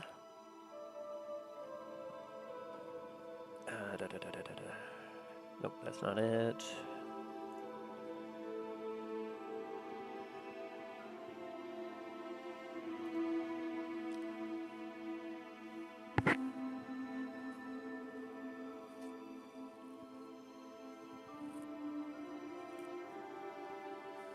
As you take a look at this individual, you see what almost looks like something familiar and yet not so. Like, the shape seems very familiar, but you see what almost looks to be human. Although, it's what makes you pause is the color of the hair. As this human has a very, even in the darkness, you can almost see, almost like with a crackling blueness to it, the color of bronze hair.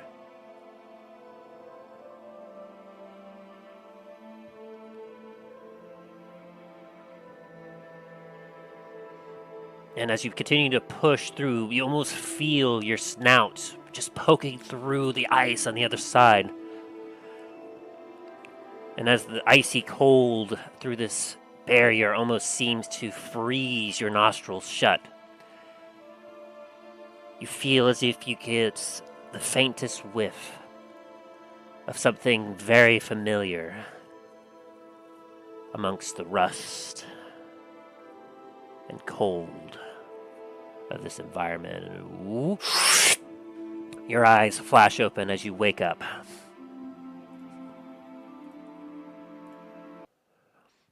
And it is a new dawn.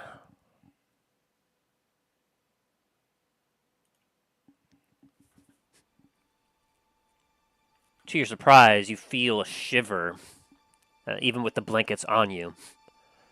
And as your eyes blink, you look at your nose, and you see frost that, with the warmth of the air around you, melts as this somewhat dewy water drizzles over your snout onto your face.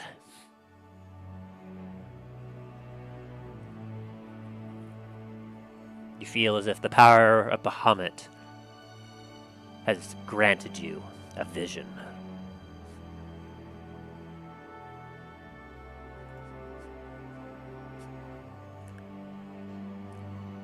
Last time, on the adventures in Dundras, our intrepid band of heroes, Talos, the Dragonborn Paladin, Dane, the Dwarven Paladin, Milo, the Bardic Halfling Rogue, and Soren Moonberry, the Druidic Gerbine Cleric, had made their way to the island of Antiva. For business and otherwise, the party had made their way there, but had found themselves caught up in a murder mystery. One of the heads of the crime families that ran Antiva, the Baron, was found mysteriously murdered, and Milo's son, Garrett Toscobble, had somewhat been involved. Being the bodyguard appointed to guard the Baron, Garrett Toscobble was determined to try and figure out the mystery of who could have possibly murdered the Baron, so that he may bring peace to the chaos that had ensued within Antiva. In a small, dark room, the smell of blood was heavy in the air, as Milo, Soren, and Dane checked on the body of Mr. Steele, an honest merchant by trade, found dead, with similar wounds to the Baron. Milo tipped his fedora down as he knelt down to have a closer look at the body. And after having a good look, they found the mark nearby the body in blood of the Reaper, one of the crime family heads, and he noted a distinct smell of deep salt water within the air. With lead in hand, the three of them took off for the known territory of the Reaper. And Milo, after noticing an individual who seemed rather suspicious in that area, stuck away from the party as he tailed this individual. As Dane and Soren continued to look around without much luck, they decided to go back to the tavern and have a few drinks. Meanwhile, Milo tailed this individual and used his smarts to infiltrate the base of the Reaper, impressing her enough to grant an audience. After interrogating her, Milo learned that she had nothing to do with the death of the Baron, and so he decided to gain some other information and investigate elsewhere. He headed back to the tavern, where he met back up with Dane and Soren, who were having a bit of a drink-off with one of Soren's new brews. It was so powerful that Soren ended up passing out drunk, so Milo and Dane decided to put him up in his room to ensure that he wouldn't wander around or get into any further trouble.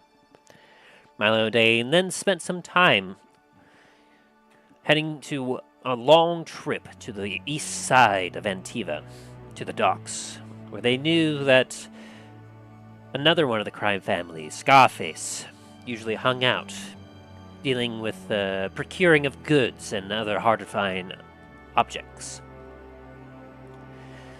As they made their way through the crowds, Milo believed he spotted the visage of Scarface, and so the two of them began to tail, with Dane taking the lead as Milo crept to the shadows, keeping out of sight. But before Dane knew it, he rounded a corner and was faced with a dripping poison point of a crossbow bolt.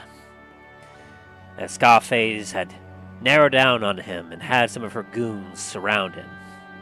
But before a fight could break out, Milo had gotten around and flanked Scarface and held her at a bit of a disadvantage.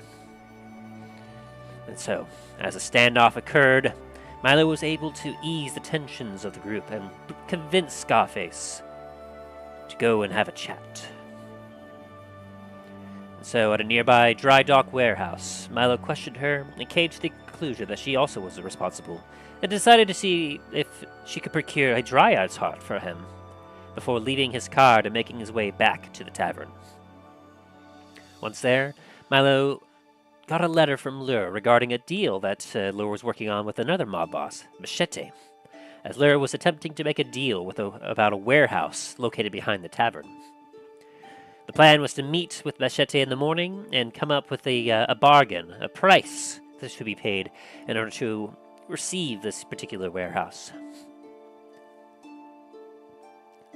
And so, figuring that there might possibly be trouble, Milo called forth one of his assassins from the Baron's men and asked him to meet up in the morning with a few of his other lackeys to help cover the area to ensure that no funny business would occur. Looking around, Milo also thought to get his son Garrett involved with this as well, but to his surprise, as he looked about, he could not find any trace that Garrett was around. And so he assumed that he must have went back to the tavern and left it at that. And so, after a night's sleep, in the morning, Milo, Dane, and Soren geared up and met with the captain of the assassins of the Baron's men, Jonathan, just outside the tavern, before heading into the warehouse.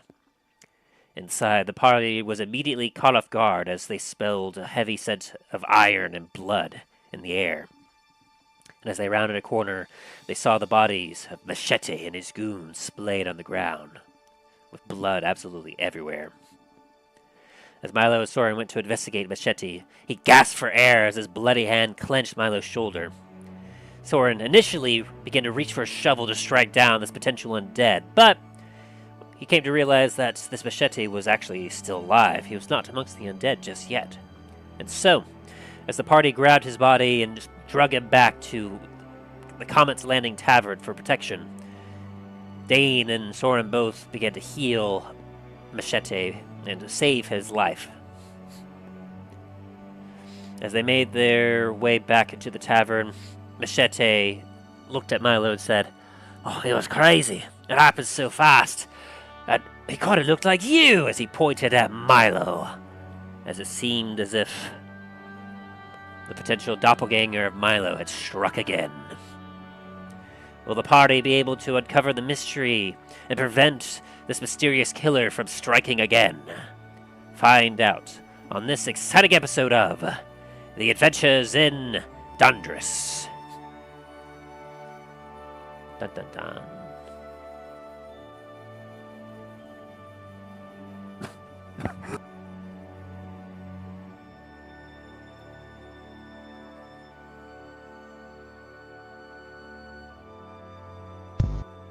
Things are looking serious for our heroes.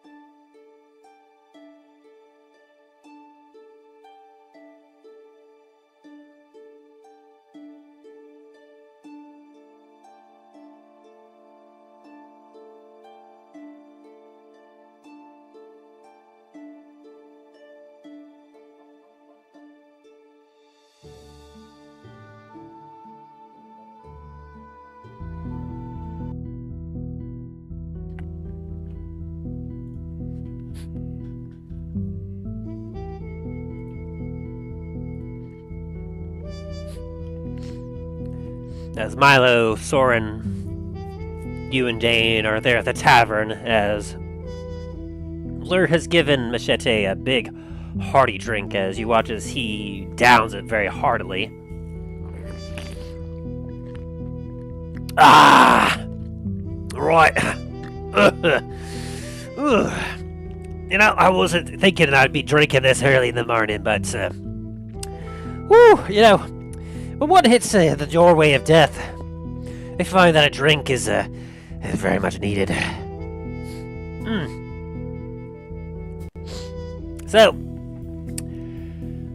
I'm assuming that there's some sort of strange shenanigans going up, considering how you look a little differently this morning when you jumped me and my men. But you also look, your face is slightly different as well. So... Also, I'm just gonna stop you right here. Why the fuck would I attack you and then come back not even 5 minutes later and heal you? There's that too, that I could quite put my finger on. So, I'm assuming that either someone that looks like you, or perhaps someone that is your visage, jumped me and my men somehow, got the jump on us there. and you happened to come along just in time to chase them off before he finished me. And so for that, Machete is grateful. And trust me, Machete does not ever not repay debts. As you take a look Remind at him- me. Oh, sorry. Nope, go ahead. Yeah, as you look at him, and besides like the blood that is soaked along his clothes and everything else, very clearly, like, he's very odd looking, as he's very long auburn mohawk, which normally would be straight up and down and like very much, stylized. As you can see that there's a lot of either grease or maybe some pomade in it. It's very much disheveled right now, as the spikes are everywhere, like one going forward, one backwards, some crumpled up together, and through his auburn hair, there's a decent amount of blood soaked in it as well. He's got a very sharp face to him, as well as, like, he's got himself a black eye, despite the healing.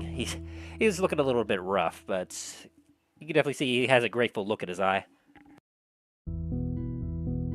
As I'm looking at him, does he have a mark similar to what Milo was told the Baron had and Mr. Steele? Yes. You recall, like, a few minutes prior, as you initially did a medical check on his body with Soren, that he had some of that weird, like, flash mark as well as necrotic damage to parts of his body. Can I make a history check on that? To see if I recognize it anywhere?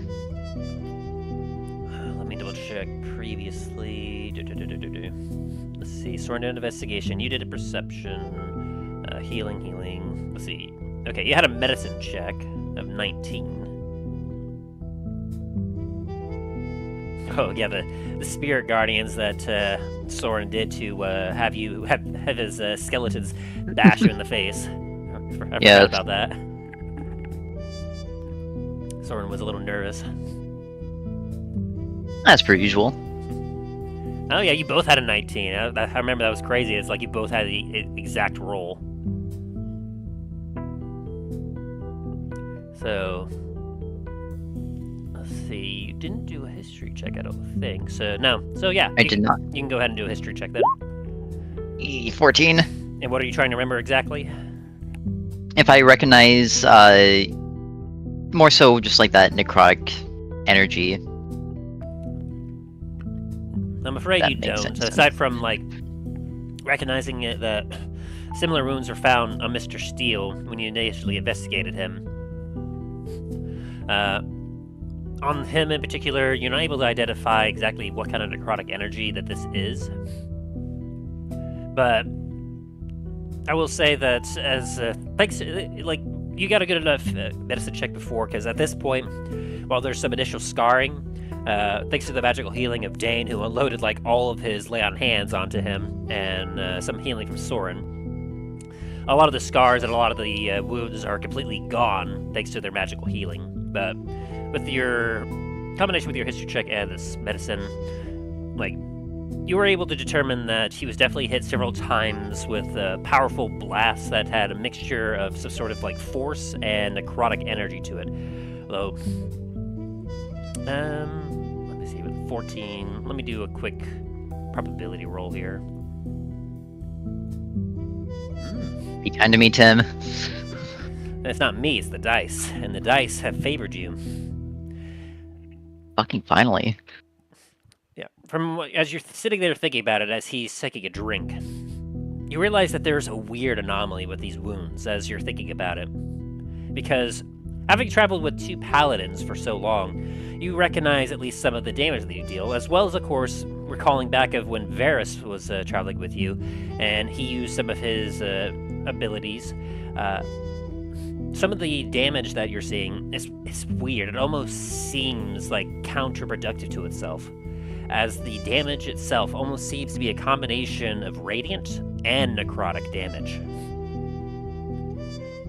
As if some sort of holy fire burned the flesh, but then some sort of necrotic energy like sapped away the life from the spot at the same time. Which you know that necrotic and, like, from what little magic you know and for what you've seen, necrotic and radiant do not play nicely together, so to see them both together at the same time is highly unusual.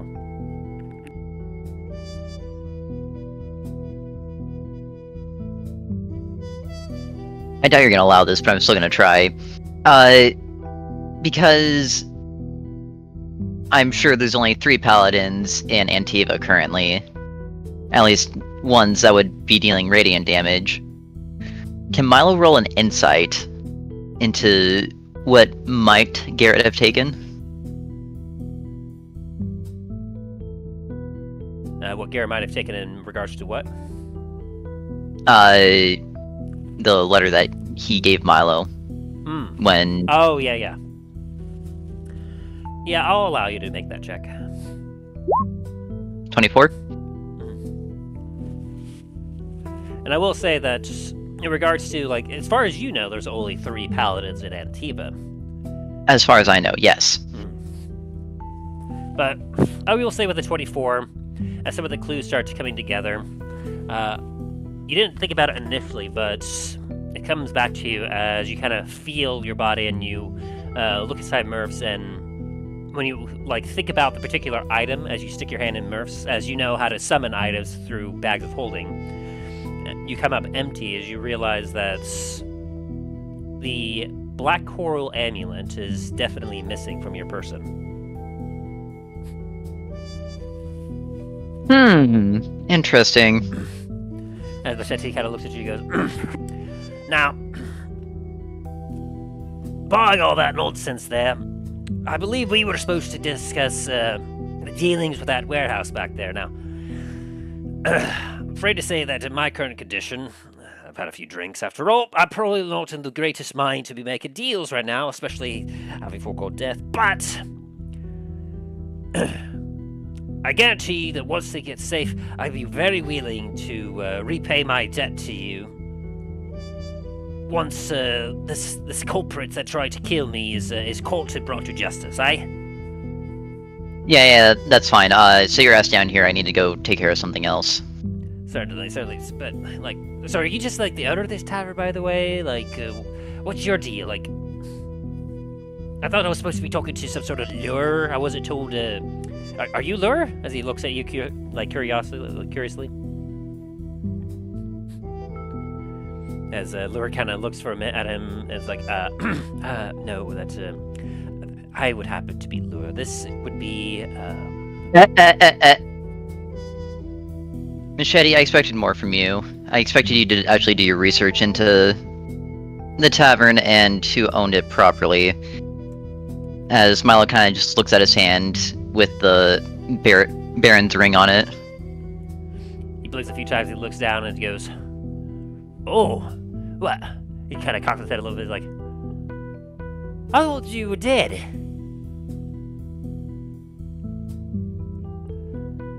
As he looks around to one of his men and realizes he's alive, he's like, oh, right, well, great, mighty Baron, I, must say I never had we had never had any personal proper dealings, but,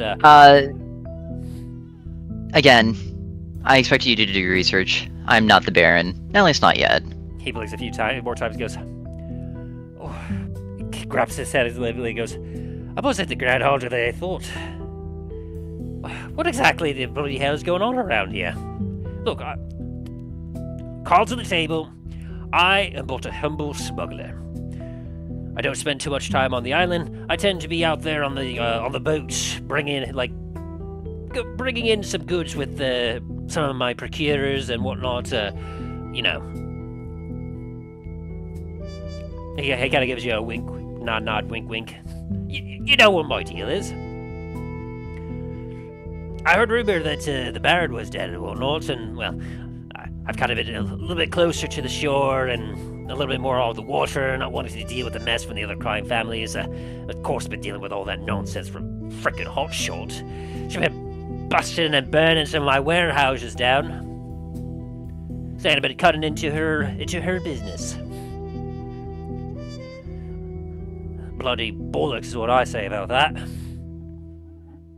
So, as he kind of leans back a little bit and puts his arm on the counter. So, you say you're not the Baron yet, but you're Baron H. Crest. So you're one of his men? Like, what's going on with all that?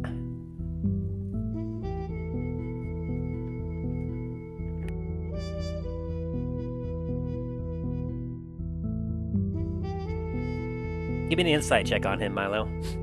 Ooh, okay. 16. 16. I'll take it. As you kind of like look him up and down, and you get his complexion. Like you realize that like initially, and from what you were starting to guess, he's definitely seemed like he should have been more conservative. But you're looking into his eye, you see how he's putting down the drink that Lure gave him, and you realize that he's probably one that really likes to party and go wild. And likewise, you get the feeling that he's very quick to trust others.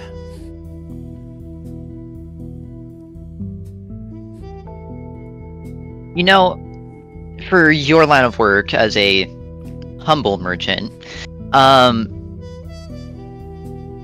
figured you wouldn't have been so trusting. Well, normally, of course, if it was anyone else on the street, I wouldn't be given all this sort of information, but, well, you can probably understand that you saved my life. I kind of owe you a little bit of that, and I figure if you're good enough to save me life, then perhaps I should be well and open with you, as he holds his hands out and kind of opening embrace a bit. He's like, I figure that you're a decent enough sort of feller that I wouldn't have to worry too much about it, eh? Alright, that's fair. So, you up and coming wannabe Baron. So, wait, aren't you worried that you're going to get off like the previous Baron was? I'm still standing here, aren't I? Well, yeah, I see that. I just, I didn't imagine any of the other family members wanted to get into that sport due to the fact that they didn't want to get off like he did. So I figured you got to either be pretty brave or pretty damn careless or crazy to want to step into his old shoes. Maybe a bit of all three. He raises an eyebrow a bit, and a bit of a grin goes back. I see there's definitely more than just saving me life that I liked about you. So, as he kind of leans forward a little bit, and gets a little more serious face. Well, I figure then, if you're looking to take his place and everything else, then you'll need support of all the heads of the families, eh? Mal just kind of nods his head. Well, I'll tell you what. You're already pretty good in me books as to the fact that you saved me life. So, tell you what. If you get yourself positioned and you actually survive this whole deal and find out who tried to kill me, which I'd be willing to wager if they went for me, they had to have gone for the Baron. I mean, I don't see anyone else trying to make way for the heads of the families like that. If you're able to find them, put them down for good, you'll definitely gain my support, and as a nice, he kind of scratches his head for a moment, housewarming gift. I'll give that warehouse in the back to you, free of charge, as a way of saying thank you for everything, huh? Originally I was going to pay you for it, but I like the sound of that a lot better.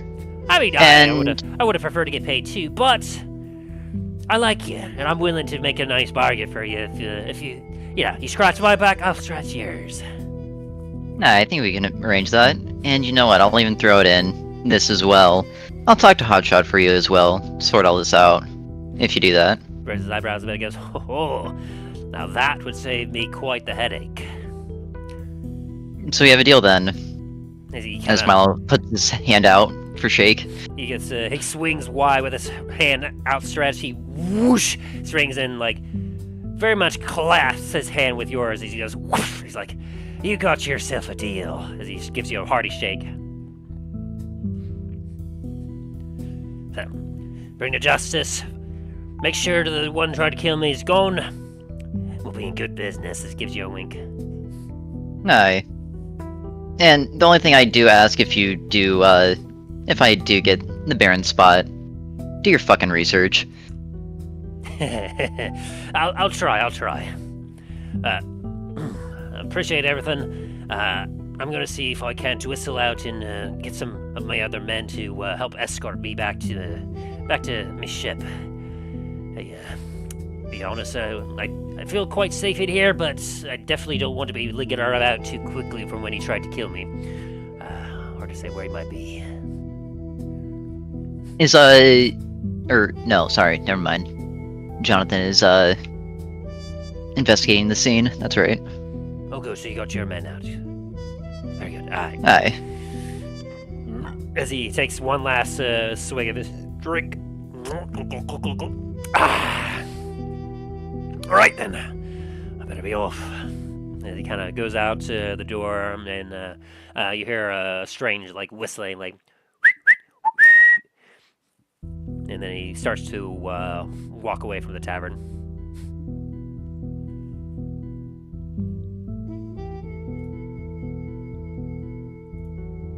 Meanwhile, Soren, Now- you've been watching this whole time. If you're still here. Yeah, still here. Just cold, so I've been trying to warm up. Put on a Hello? sweater. Can Get a you hear me? blanket. Yes, we I can hear you. Why are you cold? I'm laying with. Because it's fucking Florida, and we're not expecting it to be like 50 degrees out. Yeah, and I think I'm getting used to Florida weather now. I'm not used to Virginia weather anymore. Get yourself a blanket. Be nice and cozy.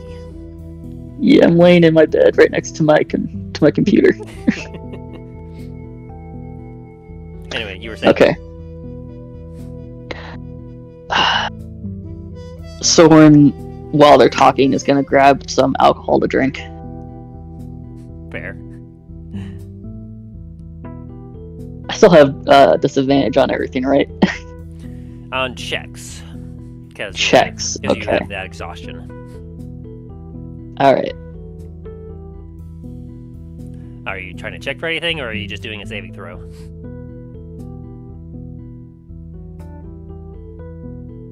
I'm tempted to make Soren get drunk again, but also I don't know.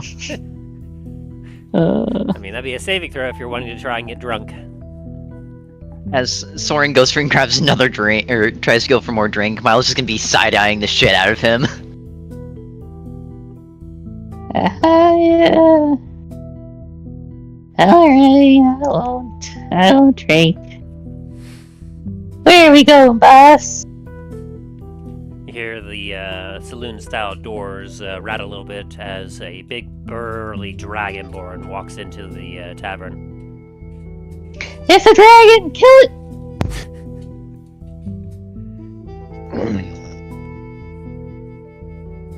Miles will look up and see who it is. As you hear that, Talos, as you enter the tavern. I just shake my head and just like kind of roll my eyes at the same time. It's just me. Soren throws a wooden cup at Talos. I'm gonna attempt to catch it midair. Alright, roll me a competing athletics checks for both of you. Alright. How about the dragon? I'm waiting for Soren to roll in that one. Did I just roll my? Yes. I rolled my 15. Athletics, that's acrobatics. Athletics.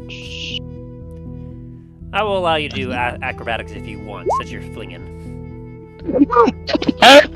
Wow! That was actually pretty decent there. But unfortunately, as you fling your mug, Talos, you very quickly bring your hand up and just grab it from the air. I just set it down on the closest table. Well, shit. Can we not throw my shit around? One of my Okay. cups. Milo and Soren, Have the cup back? as you look at Talos, you can see that he has a bit more of a kind of a grim face about him as he's entering the tavern. I definitely just drop it into. I definitely drop the cup into Soren's hands as I go over and just kind of plop myself down to a chair. Soren's gonna climb onto Talos's lap and just try to force a smile, like use his hands to force a smile on his face. Jesus Christ. Come on, turn that frown upside down. Miles gonna lean on the bar and be like, "Where have you been, Talos? Haven't seen you for a while." Yeah, I very deftly just like grab the scruff of Soren, kind of like a cat, kind of just plop him back down on the floor so I can speak.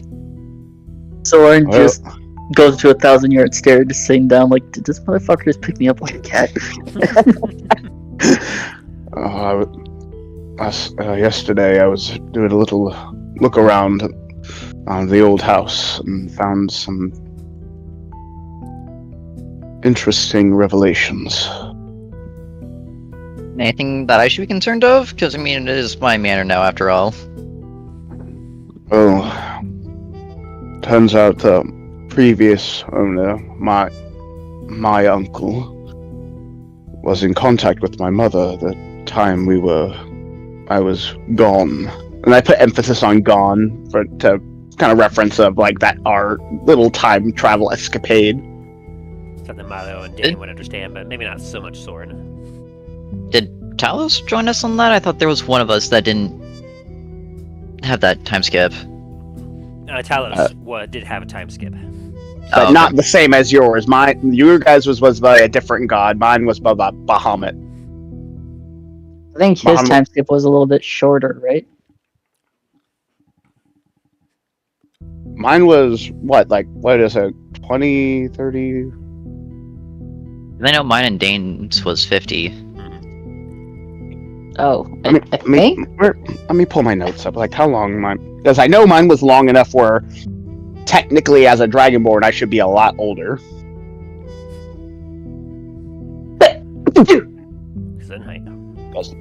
Soren, shut the fuck up. I'm sorry. There's so much lint down here. Soren just starts cleaning the floor. I thought you were a rodent or something. I figured you clean yourself in that shit. What? That's so racist. Why would I do that?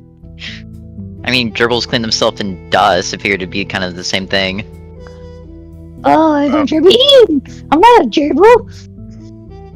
Anyway, I kind of pull out and kind of wave a little bit in the air, just like to show what the letters I found. It's like I found a little private, little hidden workspace. Lots of letters, and I found one from my mother that was sent to him. Apparently trying to... Milo, because as he mentions a secret, room and whatnot, you're like, man, how did I not find that? There were actually a lot of secret passages and compartments, and didn't have time to look through them all, but my uncle was definitely paranoid enough to make multiple ways out, in and out of the manor. Didn't really help him much, but... Yeah, then I found this one, and I pull out the one that's clearly, stained with blood. It was sealed with a manner that my family only uses to keep out of other prying eyes from that are not members of the family. The seal was still on it, and the magic was still there too. From what I'm guessing, that he must have used some kind of mirror magic to make a copy of it. That he was probably on him, sent to his office, and I hope was sent to the recipient, but I can't tell from there. From what I was able to decipher out of it, he had learned about me being in Dundras. I was attempting to send in this to my mother, who had apparently also been searching for me. I'm guessing that, and also part of the letter, he mentioned that he had made many enemies trying to get information on my whereabouts. That would explain why the Baron wanted him dead, possibly. You kind of look up at that, like, the Baron wanted him dead. I mean, yeah, he hired me to kill him. Kind of like that very, slack, not really slack-jawed, but, head slightly tilted, the fuck? Give me a quick history check, Talos. As soon as Milo sees that, Milo's gonna be like, you already fucking know about it, it's nothing new. A 17. My brain is, advantage. Yeah, my brain is just, at the moment, it's with everything that's been happening, it's kind of, been pushed to the far back of my brain. Yeah, with that 17, because I'm giving you advantage, you remember that you gained this information back when Milo and Stringineer were going at it, and the two of them were spewing off facts and information, trying to convince you, Dane, and Soren that the real Milo was the actual Milo, and part of that included information about how Milo had been sent by the Baron to go and take out Lored, the estranged uncle of your family. Yeah, my brain, it's like it finally clicks. It's like, oh, right. like that lower pitch of right. Anyway, he apparently just before his death, he was able to at least do something with the letter, seal it, and then use some other form of magic to have it at least go to a secret compartment in his study. And I'm only theorizing here, if he was able to do that, he might have been able to send it magically to who the letter was intended to, which was supposed to be my mother.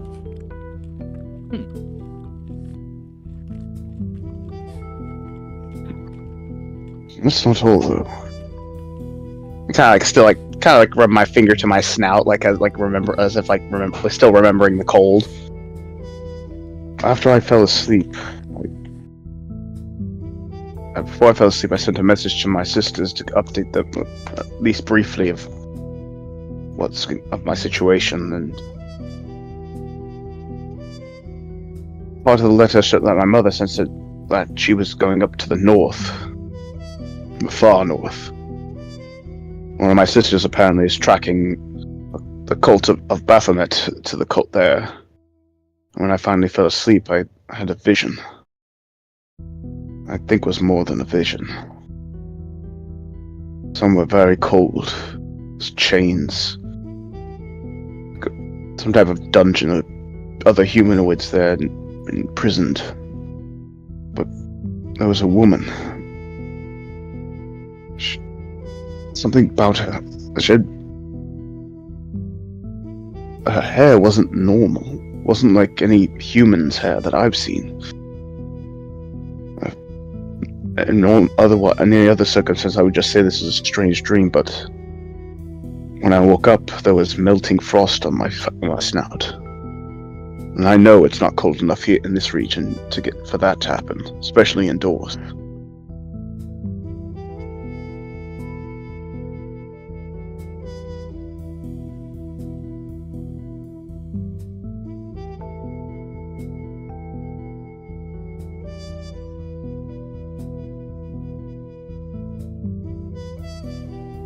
Talos kind of goes quiet after that, kind of like biting the tip of his finger, kind of just like pondering. Dane kind of strokes his beard a bit. Aye, that certainly sounds strange. I guess it's good. That sounds almost similar to when my ancestors are trying to tell me something. Perhaps Bahamut was trying to tell you something concerning your mother. Ooh, but my mother's a dragonborn, not a human. And I'm not quite certain it was a true vision, but more of like, I believe Bahamut actually transported me there, like through the veil. I almost got through. But it was just so damned cold. Once again, I rub my snout, like. I mean, Dallin's mother was either a dragon or dragonborn, and she's now human, according to the hag. Yeah, Dallin, Dallin did relay that information to the rest of the party, didn't he? I think she said it to. Yeah, she said it out loud. Oh yeah, okay. Yeah, Talos kind of is nodding at that, like. And you also recall from what she said, and she also had mentioned something in the northwest, which essentially, from the information you got from the letter, and I'll say that you have enough information to indicate that there's something going on that's definitely weird, as it's something seemingly with both Dallon's mother and your mother now have some sort of weird connection to something that's happening to the far northwest of Dundras. This is something that I'll have to deal with. Hopefully, we'll be able to finish our business here and deal with the threats coming to us. All this at once makes me uneasy.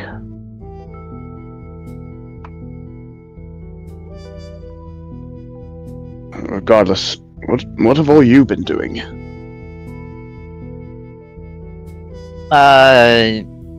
Bit of a meet and greet, so to speak. Really? I kind of take out my as I'm kind of digging through my bag of holding, kind of like reaching in, like almost up to my armpit, like deep down to.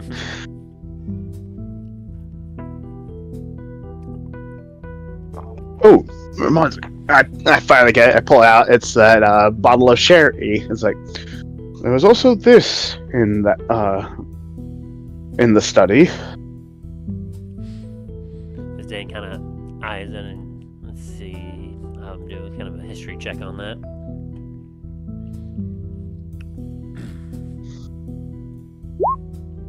Ooh, 16. And as Dan looks at it, he goes, well, that's some nice sherry that you found there, Talus. Some of that good stuff. Was in the study, though. Technically, I gotta realize it. Technically, it belongs to you, Milo, since you do own the manor.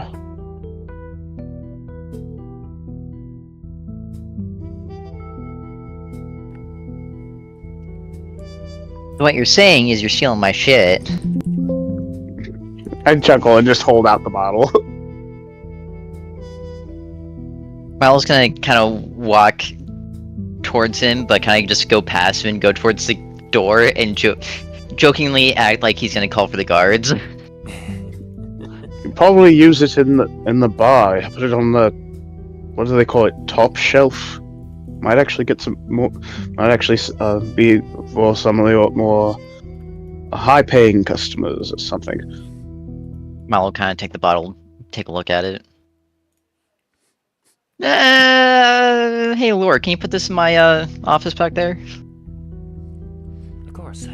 He takes it, looks at it, goes, and walks it back behind the counter. Anyway, I'm guessing you've gotten yourselves into some kind of mischief. Milo kind of just puts his arm out. You know me so well. So, what are we dealing with? You were up at Manor, right? You, like, spent the night there? Sorry, you cut out a bit. You were... It sounded like You stayed at the Manor, right? Yeah. Spent the night there? Yes. Yes. You happen to see Garrett when you were walking down here? Let me roll a history, see if I remember. Not to your knowledge. No. Matter of fact, I don't think I saw him at all the entirety I was there. I mean, yesterday I can understand. He was with me the majority of the day. And last night I did. And when this morning I got up, I got myself ready and did a quick walk around to see if I could find if any of you were there. And didn't see anyone. Everything seemed to be locked quite tight. Didn't look like anyone was actually had returned since yesterday. You also remember, Talus, that you were up late last night in that private office. So you weren't able to, like, it was secluded enough that you weren't able to hear noises from anywhere else in the manor. Kind of relay that as well to the others. Like, granted, I was a bit deep into the manor. I don't think I would have probably heard if anyone actually came in. Okay, where the fuck is this little shit? fun getting himself into some mischief. I just need to have a little chat with him. Because you're not the only one stealing shit from me. Oh, Got sticky some shade. fingers. I kind of like under my breath as I'm saying, like as I'm kind of like reaching over to pull out kind of one of my water skins, just take a sweet swing. Sticky fingers seem to run in the family. And Talos, you know you're one to talk right now after stealing my bottle of sherry. I kind of shrug. I kind of like make a placating shrug as I take a drink. Alright, I'm gonna head up to the manor, see if I can find Garrett. I want to try and steal the water skin from, The one that I'm Alice. currently drinking. yes. So you're currently Talos, actively drinking it, Talos? Yes, I'm actively drinking from it. I mean, 7 checks out for this. Yeah, because you have disadvantage on your check, no matter what. So give Yeah, me I'm a, hungover. I feel a tug at it, and I'm just like, as I'm drinking I like look down with my eyes, just looking down at this little creepy hand reaching up.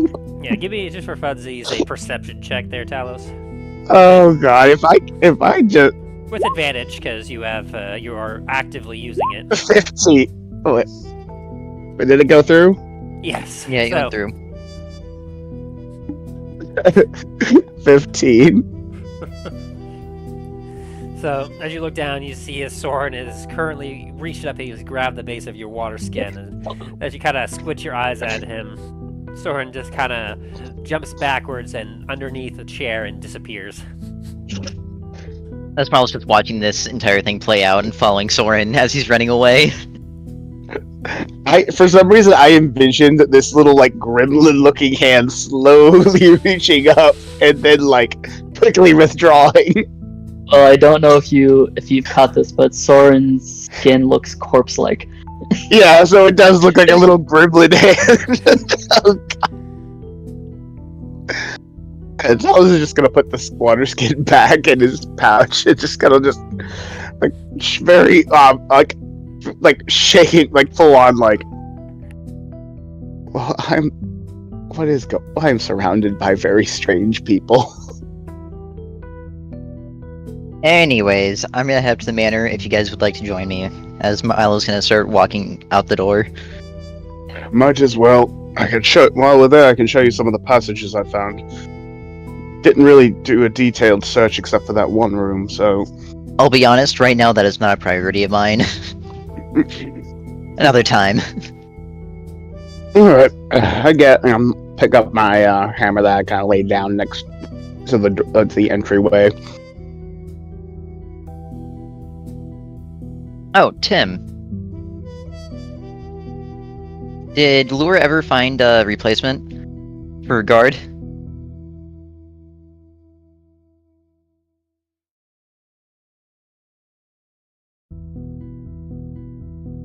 Tim? And .exe stopped working. Yes, I was double checking my notes.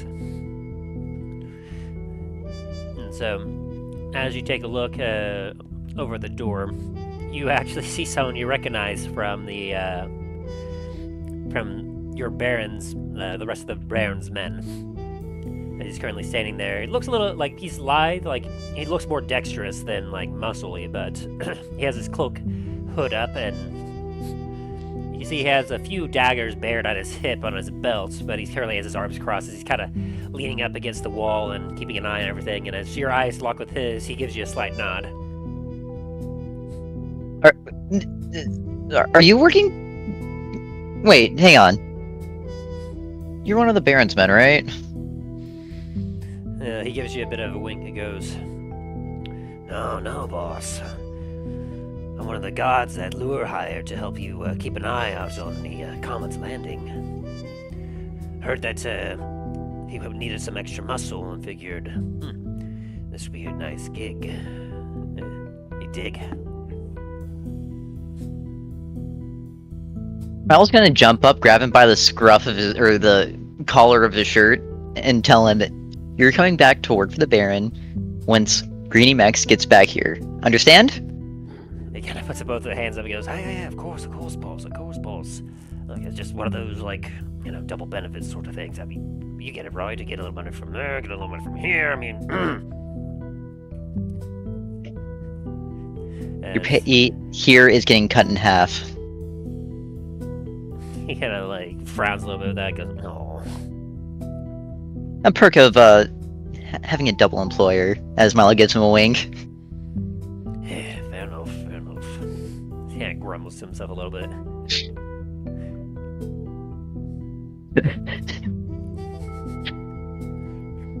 He figured he had the idea to double dip a little bit. Yeah, and I can double dip a little bit and save some money. The win-win, right? Yeah. Win-win, as they say. Alright. So, you head out the tavern and assume you make your way towards the manor. Aye.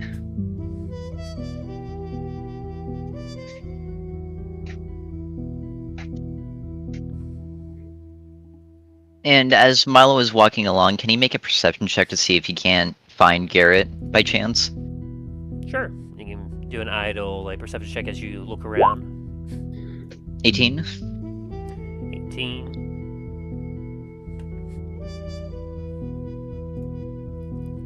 Let me double check something.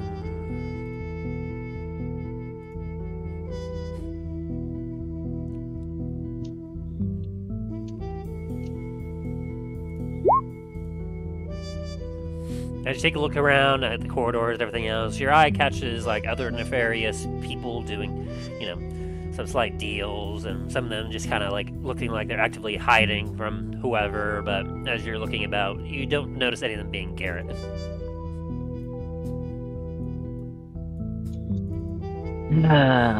Where is this little shit?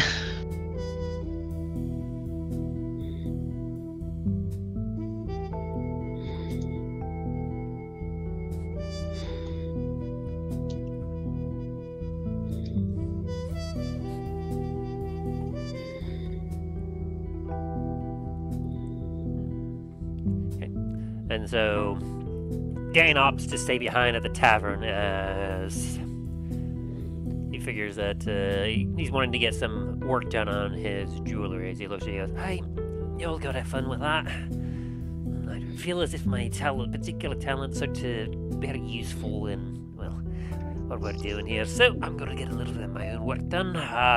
Give me a holler though if you need some extra muscle." How are we gonna do that? We don't have a way to contact you. Cause a big commotion, maybe, I don't know, maybe have a big explosion or something, makes up the big enough racket so I could tell, and I'll try my best to keep an eye out and head your way. Sure, I'll let a flare. I can do that. That would be actually convenient to have a ability to have a flare. Emergencies, Hey, maybe that's... Yeah, so all of Antiva can know where we are. Maybe we can bring that up to Namful and next we're back at the Citadel. Oh god, as Milo takes his hand and puts it on the bridge of his nose. What? It's a legitimate idea. If we're in a situation where it's death or death, then we can be you know what? Let's make it a party. Yes, it is a case of, would you like a slow death or a fast death? I want both. You scare me sometimes, little one. Don't mind him, he's a little, hungover right now. I drank the fun juice. He still scares me. We know, little buddy, we know, as Milo kind of just pats the back of Soren. Proceeds to make him barf. Even though rodents aren't supposed to barf. Alright, buddy, let's get going. I got your back. Talos and Soren going with Milo back to the manor? Yeah. Yes. Alrighty. So, as the three of you make your way back, if Talos and Soren were paying attention, you see that as Milo's kind of keeping an eye out on the surrounding areas. He seems to be looking for something or someone. Soren's starting to sober up a bit more. He's starts getting back to his scared cat ways. To the 14 scene. She'll go around. You're not seeing nearly as much as Milo is, as you're nervously just peeking around, taking a look. There's nothing that really jumps out at you. So slides $20 bill over to DM. So what's gonna take to give me that net 20? Not be hungover from the day before. Ooh, I have a disadvantage for being drunk. I know, it's the consequences of my actions. It's like, unless you were a monk taking the drunkard feat. Wait, there's a feat for that? Should have fucking done that. Yeah, I should have done that. Because he tried drinking Dane under the table and it did not work out for him. I wouldn't doubt that there, like, especially for the monk a monk player, that there would be a feat called drunkard. I mean, that might be like Drunken Fist, Yeah, Path of the Drunken Fist, I it's think. it's part of the Path of the Drunken Fist. It, like, makes certain roles have a higher, like, supposed to be like you add I think it's a modifier to them. Anyway, I think, did mine go through? Yes, it did. Awesome. As you look about, this place is obviously, a vile hellhole of scum and villainy. As you look about, it's there's nowhere you look where there's something good happening. It's some minor pickpocketing here, and you know better to try to interfere at this point because you would be here all day going after petty theft and petty crime. I'm sure, even with my regular cloak kind of draped out with trying to go over most of my armor, I'm pretty sure I stand out. Yeah, you're a little bit larger and bulkier build than the average person. Not to mention that your muscles have bulked up even more thanks to the special belt that you wear. Yeah, it's obviously I'm not trying to display that I am a paladin, but I'm using that regular cloak to kind of cover most of me. But I obviously have my hammer over my shoulder. Even if you cover yourself up to hide the fact that you're a paladin. Just the fact of your kind of overwhelming demeanor, the muscle, the height, the power that you exude just from existing, and the fact that you're a dragonborn, people could easily mistake you as a hired gun, a bounty hunter, or even just some serious muscle. Yeah, just kind of the hood partially over the helmet piece as best I can, but still, it's I'm gonna kind of roll with that kind of demeanor of try to put that into people's heads as I'm walking with the group.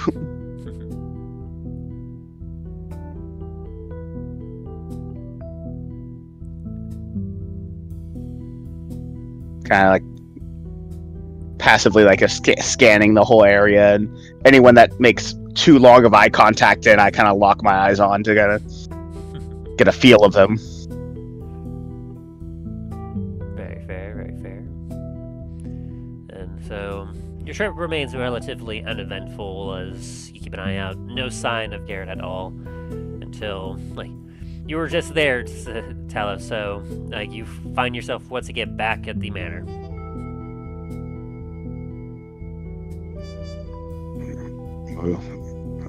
We're back. Doesn't seem that anyone's come by since we've been gone. Short time.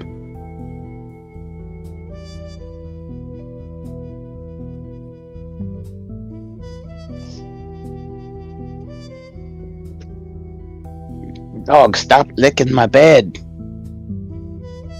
I just put these new sheets down. Stop. Miles gonna go over the door and just open it. As you open the door, it creaks open like ever so slightly, just a little bit of rust perhaps from not being used as much, but clearly from this more recent occupation, it's definitely gotten a lot more use.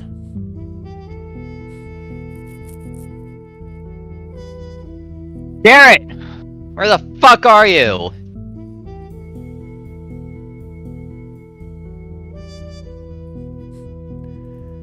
As you kind of call out, you hear some dragging footsteps from above as you look up to the second floor, and gripping his head, some shadows under his eyes. Garrett looks over.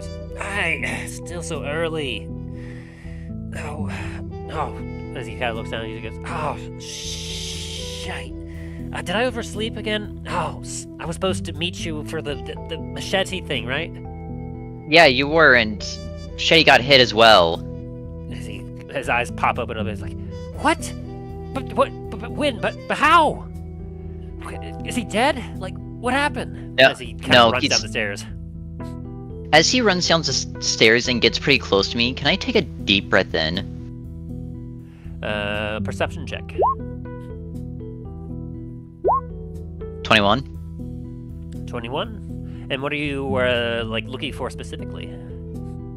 Nah, just to see what smells are around. Okay. As he does that, Soren, can I do an insight check to see if Soren detects any line in Garrett's Absolutely. reaction? Alright, so I have a couple rolls to make, so give me just a second.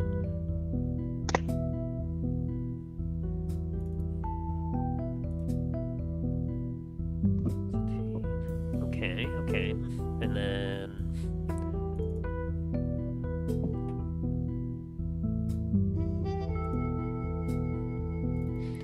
as he is exhibiting this like behavior and everything else, Soren, you detect no lies from him. Milo, you smell the hintest whiff of blood and salt water in the air. It's very, very faint, though, almost as if like you would have to be looking for it specifically to be able to perceive it. Garrett, I'm gonna ask you 2 questions, and I want you to be completely fucking honest with me. I mean, I've been as honest with you as No. I can. I mean, what happened with Machete? Like, Where the fuck is my amulet? he blinks at you a few times. What? Where the fuck is my amulet? Double check the information I have here, because there's a lot of moving parts.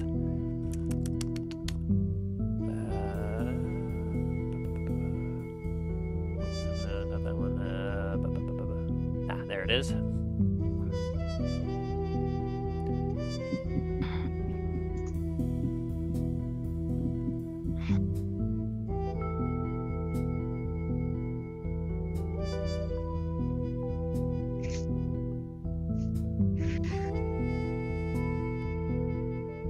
Okay.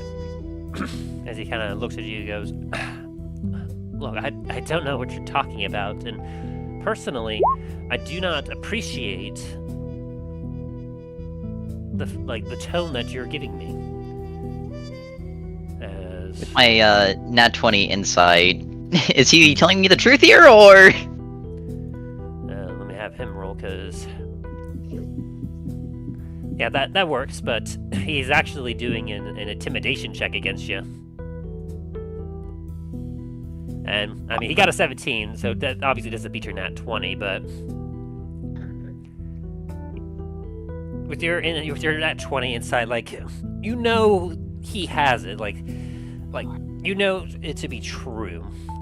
But as you're insiding him, like, you can see with his anger that there's some weird paranoia that's unusual for his demeanor coming out as he's, like, he's showing obvious signs of being upset that you're accusing him of something that like normally he would just brush it off like but for this subject in particular, there's something weird about it that he's showing some extra aggressiveness that is like uncharacteristic for him. As he kind of takes a step back away from you. Garrett, look, I'm not trying to take it from you. I'm trying to help you. Because no, hear me out, please. Is this really pertinent? Like, we have a murderer on the loose. Like, he killed the Baron, like, you've taken his spot, he could kill you next, for all we know. Like, I have to find him. Garrett, I'm pretty sure the person who killed the Baron, Mr. Steele, and tried to kill Machete is you. He takes another step back, and his eyes go wide. He goes, What? What? Are you implying that I have been just, like... He kind of, like, puts his head to his hand. Garrett, I'm trying to help you. Perception check. Let me have him do a check here as he's trying to be, like, stealthy about it. Can I roll a perception check as well? Yes. And the same with Soren. Because he got a 21. Oh, good lord. I don't see how Soren's gonna see anything since he's hungover, but let's see. Double nat 20s, let's go. I believe. Come on. Perception. No whammies. Ah. Damn it! None of you. Oh, no, got 17. None of you got. The 7, not 17. Yeah, none of you got quite high enough, but like, he kind of like shakes his head, and you hear some slight mumbling to it, like, as he kind of then brings his back up and looks at you and goes, "That is absurd. I told you I've been working hard to try and find the murder for this guy. Like, why would I kill Garrett. and then hunt myself down?" Garrett, I'm not saying you did it on your own free will. I'm not trying to accuse you of doing anything. However, the only way... All the bodies have had radiant and necrotic damage together. It is very rare for that shit to happen. Yeah, absolutely. I mean, Talos, you know that's like only those that are very pious or like they have a strong belief in something can call upon like the fiery wrath of that sort of damage, of radiance, right? I just it's just kind of like makes a short nod, but he's still keeping like a very close eye on Soren, but not accusatory look, but more of like a very concerned. Garrett. On Soren. Yeah, what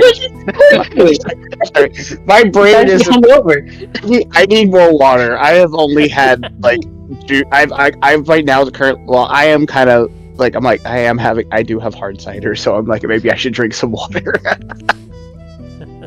Anyway, Damn, I know he's trying to steal your water flask, but that's about it. No need to accuse him in this situation. Anyway, Garrett. It's like I'm looking at, I keep like my eyes are pretty locked onto him, but it's more of a very concerned, kind of like you're looking at a concerned like someone that's clearly needs some type of help, but you can tell that they are very on the edge of where it's like if you take any act like too aggressive or to move too fast or something, they might do something bad. So like it's more like that gentle like, all right, let's all keep calm.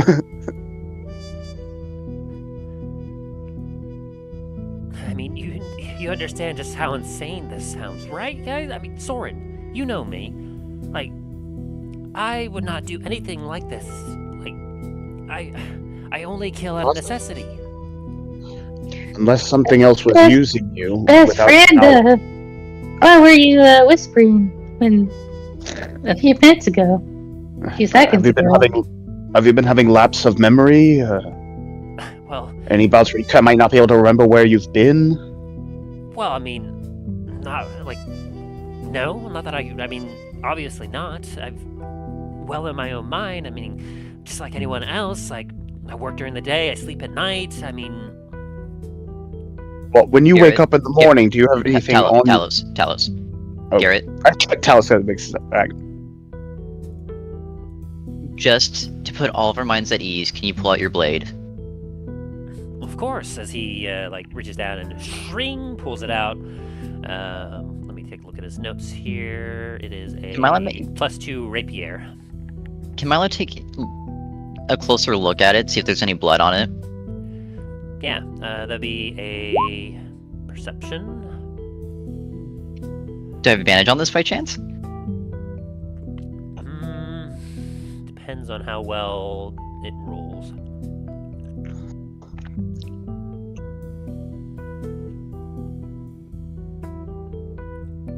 Well, I guess it would be him, I should say. Oh, you don't need it. Because he rolled a 14. And so...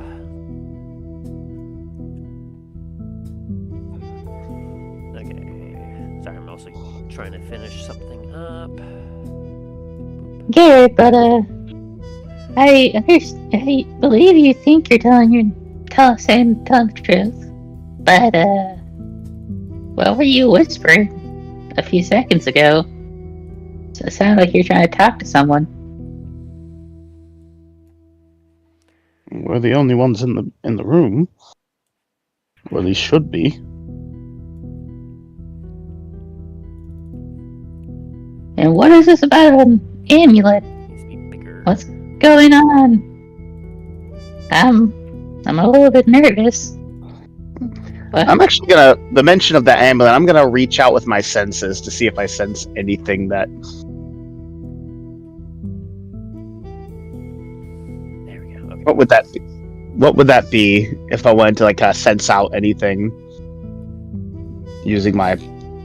Would that be religion or arcana? Let me see here. You want to use like a specific paladin ability, or? Yeah. Let me see. Do I have a paladin? Let me see. I'm trying to... Let's see.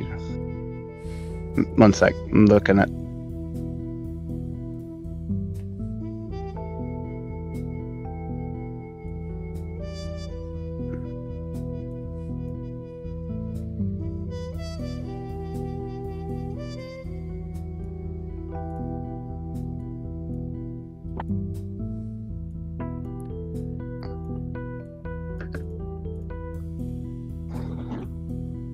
Why does that one never connect? Yeah, I'm always under the protection of good and evil. Where's There you are. devotion or protection or of courage? Let's see.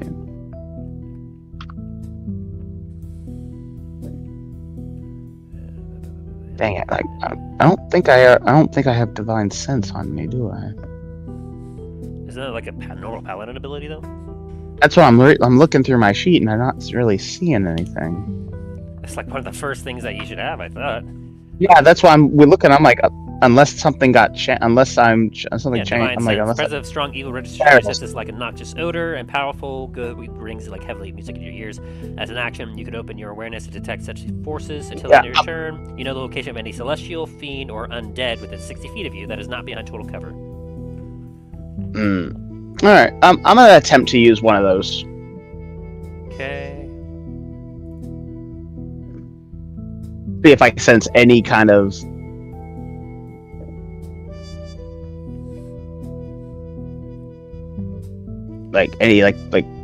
thing of like fiends, anything from basically anything that might be of that radiate that kind of energy. I will say, as you activate that, you do not sense any undead, fiends, celestials, or anything nearby.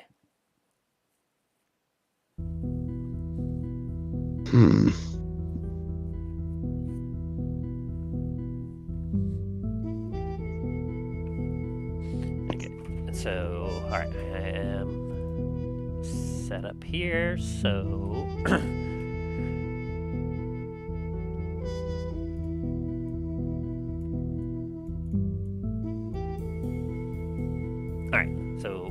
see here. So then, as you take a look at the blade, Milo, as Garrett shows it to you, you can see that it's like it seems to be clean and polished, as is usual for something like it. But close to the hilt, where a rag perhaps would not have been able to squeeze in, and a slight crack, you do see that there is some dry blood there. It looks like maybe a mixture of some. You see like some blackened spots here and there, but there is one that is like has a bit of a shade of crimson on it still, instead of being like blackened like dried blood. Garrett, See, I mean, you do know on your blade there is fresh, relatively fresh blood on here. as he kind of looks at it, goes, "What? Fresh? Yeah, I mean, that looks fresh, but that doesn't make any sense. I haven't struck out or attacked anyone in a couple weeks. I mean, I draw out my blade On to- your own free will. Well, yeah, that's the only will I have. I mean, I'm sorry, this is all not making a whole lot of sense. Like, are you guys okay? How close is he to us? Like, I mean, how many Milo's right next to him. I mean, how many feet away from from me to in a radius?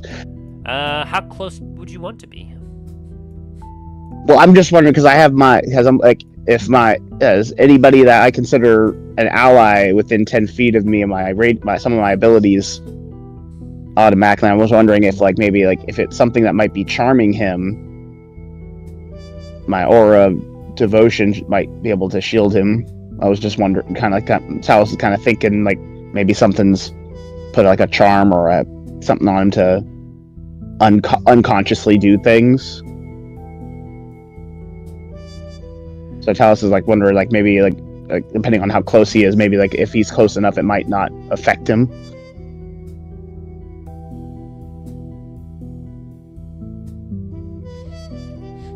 As you take a look at him, I mean, he seems to be acting normal.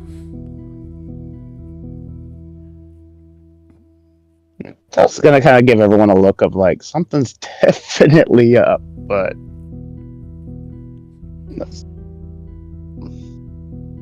How about for now we place we just set things down and kind of try to figure out what's going on, and perhaps get to the bottom of what might be going on. I mean, for sure. I mean, talk of amulet, talk of just murder, and there's definitely something weird going on here. It's a mystery. We have to solve it. I mean, maybe you all are having some stress pile up or something as well, because I mean, you all are talking nonsense as well. I mean, maybe I'm talking nonsense. I mean, he kind of rubs the underside of his eyes. I mean, I definitely know that I've not been sleeping the best, but I mean, I can probably see why. I'm working myself to the death, practically trying to solve this murder.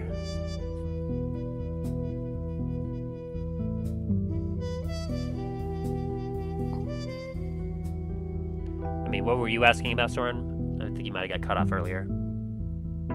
I did. Sorry. So, Yeah, sorry. Soren was asking about what is this about an amulet, because he knows nothing about what's going on right now. As Garrett would look at you, Soren, and go like I'm not quite sure what he's talking about with any sort of amulet thing. I mean, Would my insight roll over from him saying that? yeah, I will say that. And as he starts to say amulet, you almost see as if his tongue seems to almost twitch and catch on itself, as if even trying to just mention it is something's preventing him from doing so. Soren, I had an amulet I found in a underwater temple that had corrupted my mind, and right before Garrett left and came down here, he took it from me.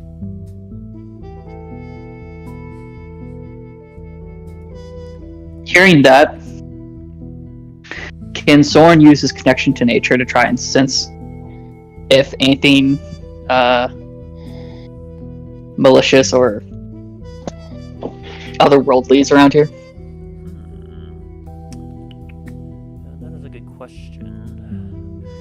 check something.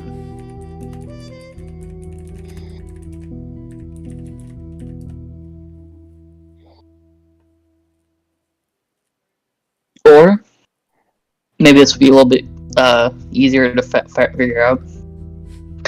Would I be able to use medicine to see if get like a medical diagnosis, see if there might be a lapses in judgment, lapses in memory, Yeah, in behavior? Yeah, I'd say you can use like medicine for Talos and for Soren. I will also allow a unique history check.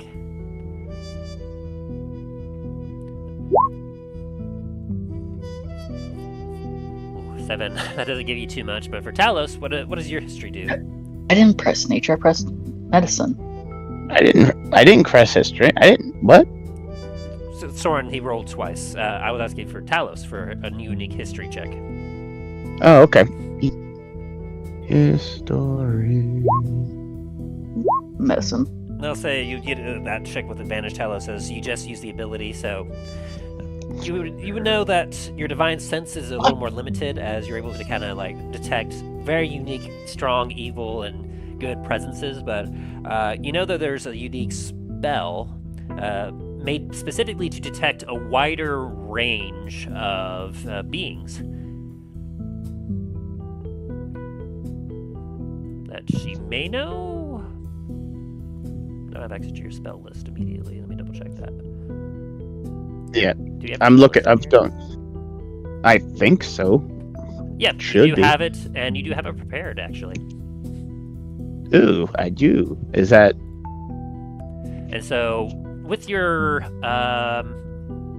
medicine check there, Soren, like, as you look at Garrett, like, you can see that there's some heavy bags under his eyes.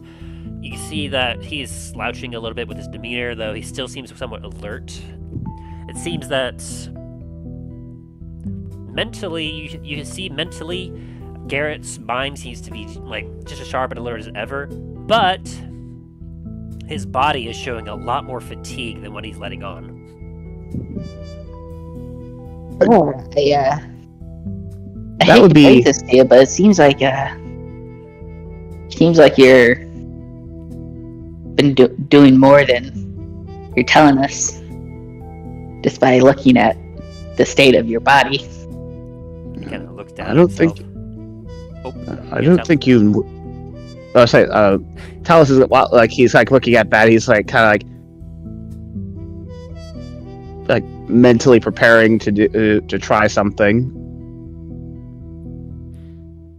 And what were you saying? Before I accidentally interrupted you a few times there. Oh, sorry. I was talking to somebody else. I thought I muted my mic. Oh, okay. Sorry about that, guys. You're good, you're good. So as you kind of mentally prepare yourself, Garrett kind of looks at you, Soren, and you notice that as Mila had turned to talk to you, Soren, about an amulet, Garrett had, like, taken a step back away from you all. And as you mentioned that, yeah, Garrett goes like, well, I mean, I guess I've, like, you know, I've been traveling all over Antiva, investigating, I mean... Garrett, look at me. Now, are you aware that you've been taking steps away from us? What? He kind of blinks and has a slight smile to himself. He looks down on the ground, looks over at you, and goes, huh, I mean, well, I guess I just don't want to crowd you all. Mal's gonna walk off into one of the other rooms and try to hide from everyone. Garrett matches Now, with Garrett. 3 and goes, Dad, where are you going? Like, you just can't walk away. Oh, hey, Garrett. I need a drink right now, Garrett. Garrett, we're talking right now. Why don't you pay attention to me? Okay. Why don't you So, Milo, do you head west let or us do you head search east? you? I'm sorry. Sorry, real quick, we'll get back to you just a second, Soren. Are you heading west or east? Like, are you heading towards the kitchen or are you heading towards the ballroom, Milo? I'm trying to head towards the kitchen now since Garrett saw me. Okay. And once Milo makes that corner, he will try to stealth again. Alright.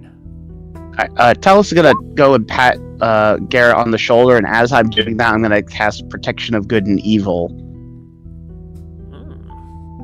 because it's always on for me because of my ability. But I'm gonna cast it specifically as I'm patting him on the shoulder onto Garrett. You can't be possessed by creatures of either aberrations, celestial, elementals, fae, fiends, or undead. Very interesting. Let me double check If the target is already charmed, frightened, or possessed by such a creature, the target has advantage on a new saving against it against the relevant effect.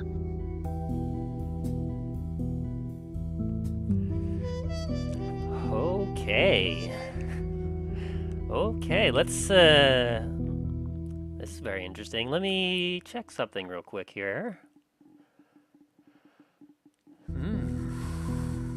Okay. He has advantage, you said? He'll have advantage on saving throw for any relative effect of either being possessed, charmed, frightened. That's not enough. As you kind of pat that, he has a glow to him. You watch as his body shudders a little bit. He kind of looks at you and goes, "Whoa, hey, what'd you just do to me?" As he takes a step back away from you, Talos. I was just trying. You looked like you were extremely tired, so I was trying to give you like a little bit of a heal. It looked like your body's exhausted. I'm fine. Just save it for someone else that needs it more. As he's in a very much more defensive stance now. I kind of hold my hands up very more of like apologetic, like sorry, I'm just very concerned. I was just concerned. You look. I hate to say it, but you look like you've been through the ringer. Soren, what were you saying before? Before Talos did that, Soren was going to ask if we could search him to see if he might have something like an amulet on him. I mean, you can ask that now. It's why not? Well, now I'm pretty sure it's not going to work, but there's no harm in helping because he still does have the effect I did on him. But it's just that now, Garrett, would you let us search you just in case? Now, we're not going to take anything from you. We're just going to make sure that you're telling the truth. That, or if anyone might have put a glyph on you and you would not have noticed. I've heard reports of different organizations putting temporary mind-altering glyphs on people, especially in the Far East. I kind of like rub my snout like a thinking, like what? And some of the reports that I've heard that it would be small pieces of paper that had some type of thing that would stick to skin and activate to either a word or Hey, Tim. or a time. As Talos is talking to Garrett, can Milo sneak up behind him? Let's see, you rolled a 23 stealth. Again, yes. I'll have him roll a counter perception check. 21, he is distracted, so yes, you are able to kind of sneak up behind him. And as you mentioned that, Soren, give me a persuasion check. can he have advantage of that with me trying, like, obviously being like with your with what I'm saying? He'll have a straight roll because he still has his checks with disadvantage. Oh yeah, okay. So he'll have a straight roll as you're assisting. A 15. And against his insight... Can I roll as well? Well, you already said that you were assisting, so unfortunately... True. Like, Soren's trying to convince him with that 16 as Garrett goes, like... Look, I think we're all getting distracted here. Come on, Soren, like, you know I don't carry a whole lot of stuff on me anyway, like, even with this, like... There's no way that I have whatever that is you're looking for on me. Like, we should stop wasting time here, and we should get out there into Antiva and find this would-be murderer. Did the 22 hit? What are you striking at Garrett specifically? Yes. Yeah. Lethal. He has 16 for an AC, so yes. that definitely hits. As go ahead and roll damage. And then how are you striking him in particular? Milo will be... As he's crouching up behind him, Milo is going to kind of take the sword and try to just slash at his ankles. With the blunt side? Yeah. Very good. And that definitely hits with that, as suddenly, out of nowhere, Garrett goes, "Ah!" as he falls onto his knees. That was just kind of like eyes wide, like, what the heck? Garrett, I'm sorry. Turns around and looks at you, Milo, with wide eyes, like, "What the hell?" As he kind of grips his ankles. We need to take that amulet away from you, and clearly you're not going to give it to us. Talus just makes a deep sigh. Milo. Yes.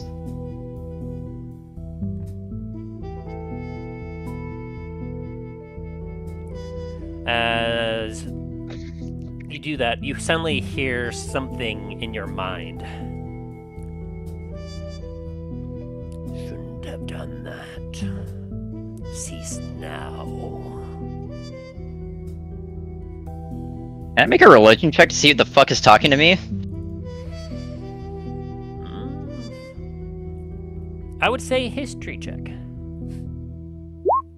19? There was one other time that you heard such a voice. Long time ago. I'm guessing when I put on the amulet. Underwater. Fuck. As Garrett kind of rubs his ankles, and you watch as his hands glow with the arcane light as he lays on hands himself. Ow! That really stung. Like, look, as he kind of stands up, wobbly a bit, and takes a step back away from you. He goes, "Look, if you all aren't going to help me, if you're actively here to hinder me, I'm going to have to defend myself, and then I will go find that murderer. Like, I don't want to hurt any of you." As he looks back at you, Talus, you, Milo, and especially at you, Soren. He looks at you like, "I don't want to hurt you, but I am devoted to finding this murderer and bringing him to justice. And if Then you give all- us the amulet. Another perception check from all of you. Can I also roll a persuasion for that as well? Yeah, perception first. Yes. A natural one. There we go. One sec. So you don't catch this, Milo, but Soren, you catch this. As Wait, what? because like Soren got a 23 perception. I thought he... Oh, he got a nat Don't, one, don't, damn it. didn't he? Ah, Yeah, I got a nat one. right. Thank you for reminding me, Milo. Oh god. But for that 16 perception of yours and 14 from you, Talus, like he kind of like his head shakes a little bit as he mumbles something again, and then he shakes his head and looks up at you. And then, what was your persuasion for specifically, Milo? To try to get Garrett to hand over the amulet. Okay, he'll do a counter insight. Would he have to still roll, if for whatever, because he's still under the thing with protection from good and evil, because I still consider him an ally. You do still consider him an ally. Let me double check the details of that.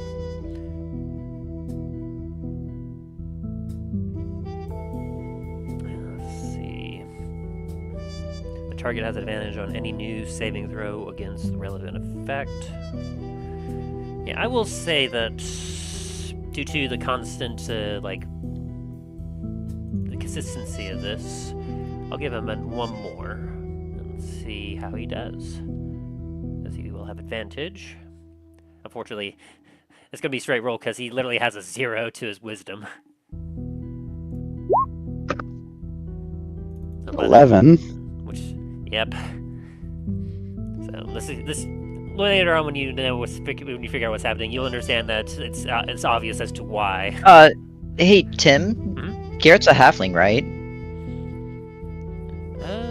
Yeah, he would be a halfling. He would not be able to roll in that ones then. Indeed. one more. Do it roll. again! Jesus. Do it again! 17. Better. 9. Well, because he has advantage. No, it's a straight roll. Oh, Right? yeah, true. But advantage with the protection of good and evil spell. Oh, Yeah. gotcha. That's what I meant. Good lord. I mean, he was really trying to fail it, but his halfling luck. As you It's say like that, his own nature.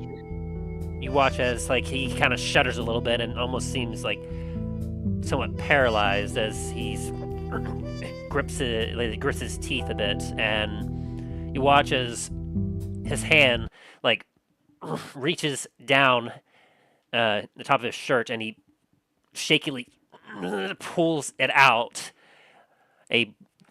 Those of you, let's see. I know you had it, Milo. Did anyone else Oh, actually yeah. get to see this thing?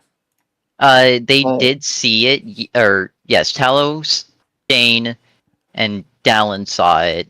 No So- one picked it up except for me. So Yeah, Talos, Dallin wanted nothing to do with the thing. Yeah, Talos, as you were the only other one since Dane is not here, you would recognize coming out from his shirt an amulet made of blackened coral with a swirling iridescent gemstone set in its center. Talos' hackles are kind of like his internal hackles are already up. Oh, and I just posted something in the shit post that how I'm envisioning this scene playing out right now.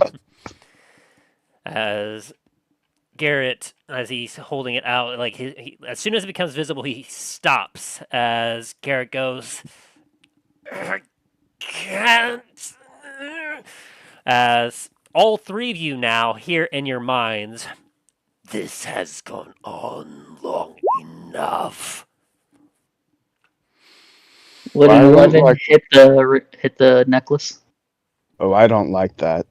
11 does not. As you reach out to try to grab it, suddenly you get forced back as something erupts from Garrett as he goes, and And Milo tried to hit it as well real fast as all this is going down.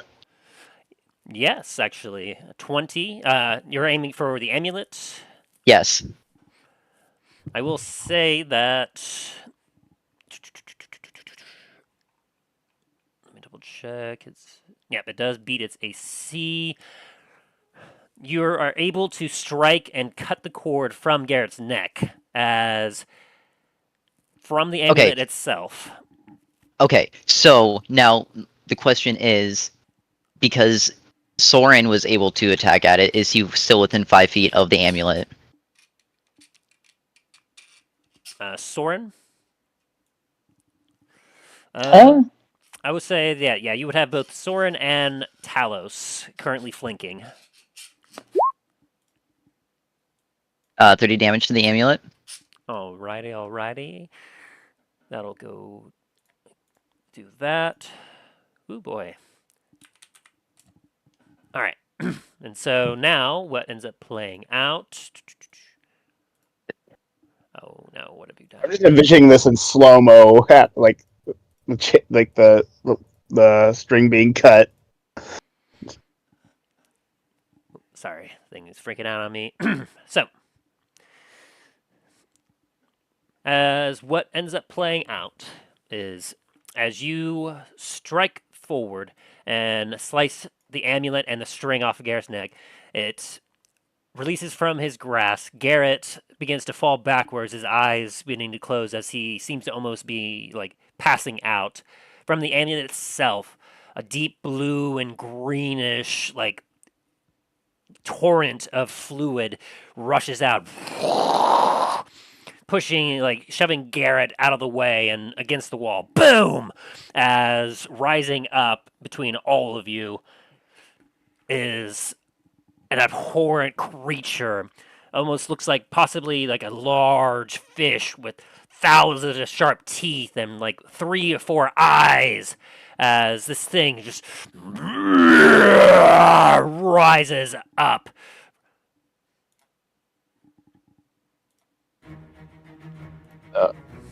Charles internally is just like, nope.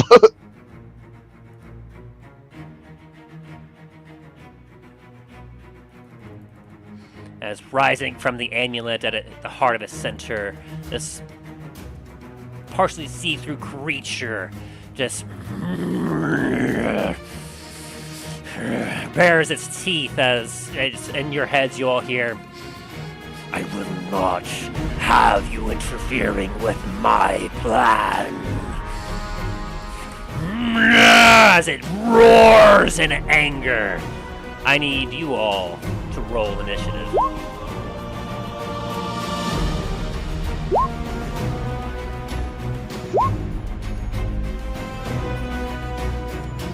Yeah, Milo's pissed. He's like, you messed with my kid. No, you fucking mess with me and then mess with my kid. Fuck you. Dang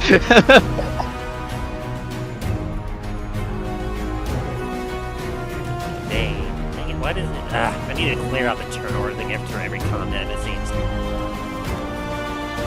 12, 6, and that. Alright. And descending order. What does this thing look like? Alright, are you all able to see? Ooh, I hate that. I hate how the thing looks. That's a Talos is definitely like, nope. And Talos, and I'll give all of you a free nature or history check of your choice as you look at this thing as it rises up from the amulet. Counter offer. Damn it, I don't get the natural 20. Dang it. Can I please have the natural 20? Counter offer. Well, Can I roll you a do have religion because I did have the amulet on me? Yeah, Yeah, I'll allow that. well, Soren, even if you didn't roll, even if he doesn't let you have the natural one, you have an unnatural 20. Okay, so starting off at the bottom, Talos, as you look at this thing, you don't know exactly what it is. It is definitely something that has a strong, deep saltwater smell to surrounding it. And the way it came out, the way it is, you recognize that this thing is some sort of aberration. And, Milo, as you take a look at this thing, you know that this is some sort of, creature of the depths. Clearly from, the nature of what it was. You know that this is definitely not a deep one that the underwater temple creatures were worshipping beforehand, but you can definitely ascertain that this is most certainly perhaps a follower of it, or at the very least like a strong creature of its domain. And nature-wise, for that natural 20, Soren, you've only heard rumors and legends of a creature like this. From just looking at it, all the teeth and everything else, you recognize that this thing is some kind of aboleth.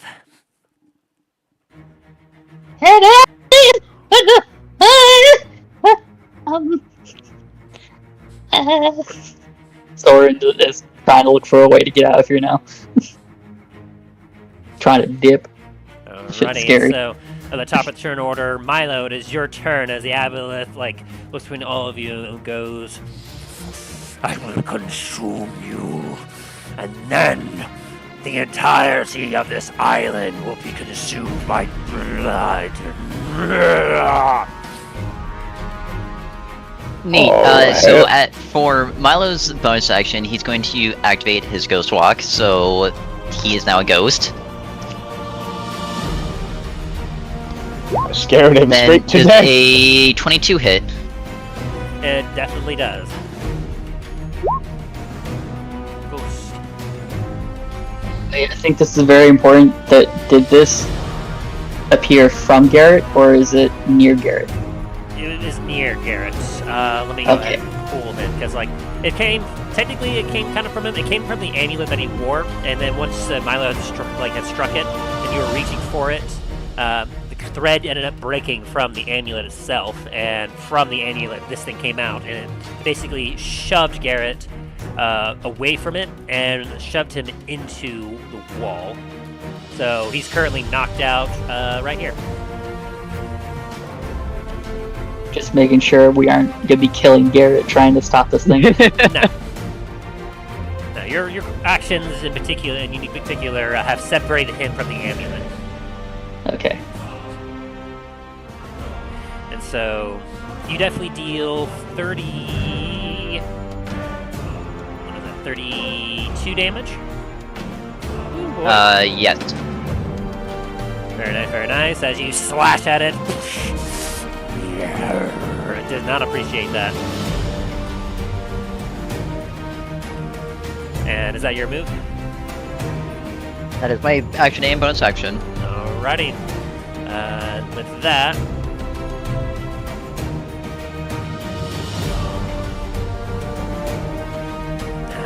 not enough room for that. So,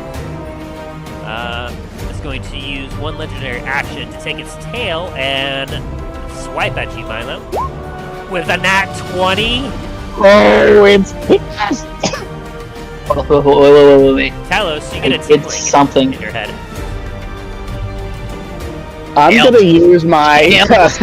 one of my charge on my sigil to make that non-critical. There we go, there we go. As you see as this tail comes around, you watch as it moves at a speed that, and, like, you would expect like Milo's ghost form to like phase through most of the attack, but you watch as something weird with this aberration form almost seems to negate that as it strikes at him, and you get a quick glint in your eye as you feel the sigil on your helmet activate. Woo! And you watch as this attack that almost seemed like it was going to be devastating gets negated a little bit. As Milo, you will be taking 11 and 8, so 19 points of damage, 11 bludgeoning, and 8 of that being acid.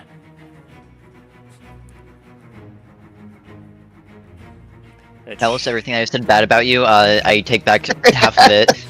That's like And as a reaction, actually, can someone do this as a reaction? Yes, I can do my. This is the end of the thing's turn, right? No, this is the end of Milo's turn. Okay, never mind then. Yeah. this is a Oh, wait. creature's legendary action. Wait, Tim. Talos wouldn't need to use his ability because that thing has disadvantage on attacking me. Oh, does it? Because of Ghost Walk, yeah. Oh, okay. Well, And it's also flanked by us. Okay, there's like time just it's like, wait a minute. well, in any case, that's a 21 that still hits you, I imagine, right? Yes, So it you still would- hits, you would but take the 19 damage. yes. So you get to save a charge there, Talos. Yay. But in any case, as we get to the Aboleth's turn. Oh, Dane will be jumping on soon. Oh, perfect. Oh, nice. Today on our shit show of adventure, Milo pissed off a water demon. I don't think How it's will the used party it yet. survive?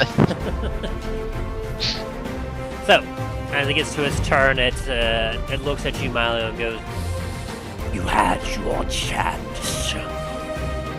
I saw the weakness in your son. I could see what he wanted. I was giving him what he wanted.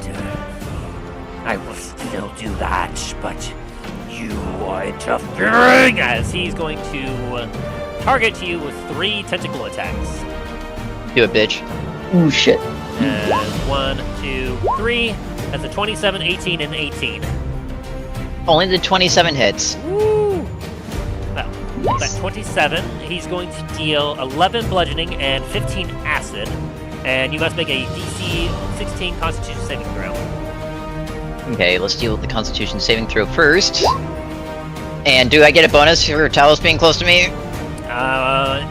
I don't know if he's close enough, because they have to be within 10 feet, Talos. For my ability, they have to be within 10 feet for my auras. Due to the size of this thing, unfortunately, you're not quite within the range. Alright. And so, you are now diseased. For the next 10 rounds, it won't take an effect. But after a minute, you can read that description, right? Yep. So, within 10 turns, if you are able to be within 10 turns, that's going to take it to effect. Yep. So, Also, I'm going to use Uncanny Dodge for this. go for it. All right, and so as it unleashes all 3 of those attacks at you, tentacles coming out from its nearest head as it whoosh, whoosh, whoosh. Oh, hi, Dane. Hello there. Hi, Dane. How's it going, guys? You'll see here in a second when you get into Roll20. Oh dear.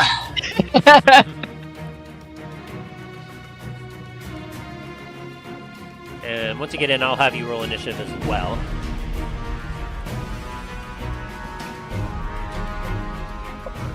Alright, and so, after those barrages of attacks, it's going to...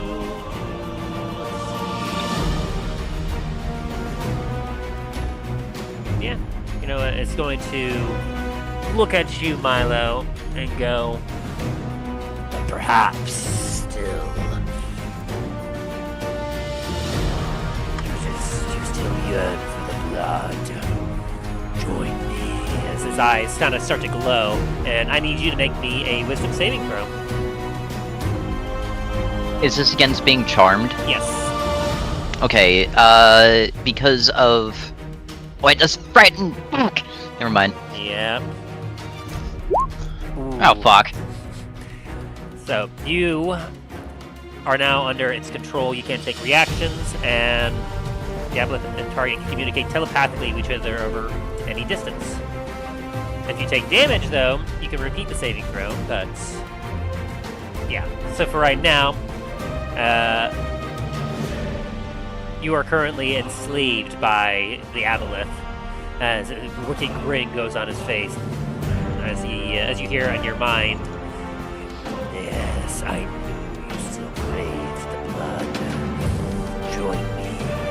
As he turns and looks over at Talos and Soren, let us spill the blood, please, and together. As he probes with telepathy, like, what is Milo's greatest desire? Not to be charmed by this thing? No. That would be very recent, like, obviously Milo wishes to kind of rule over Antiva, right?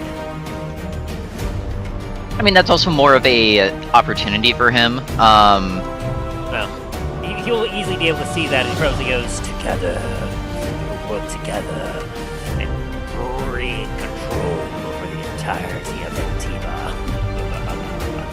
Alright, bet. Let's go. Alright, and so, he will end his turn there, as he looks over at you, Talos, and you, Soren. Talos, it is now your turn. Dane, roll me a quick initiative roll.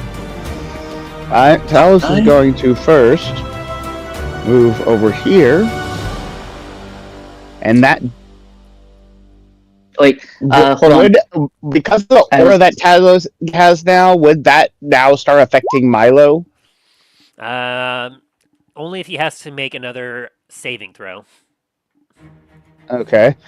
And Talos is gonna make a big ass swing on this abomination. Alrighty. Okay.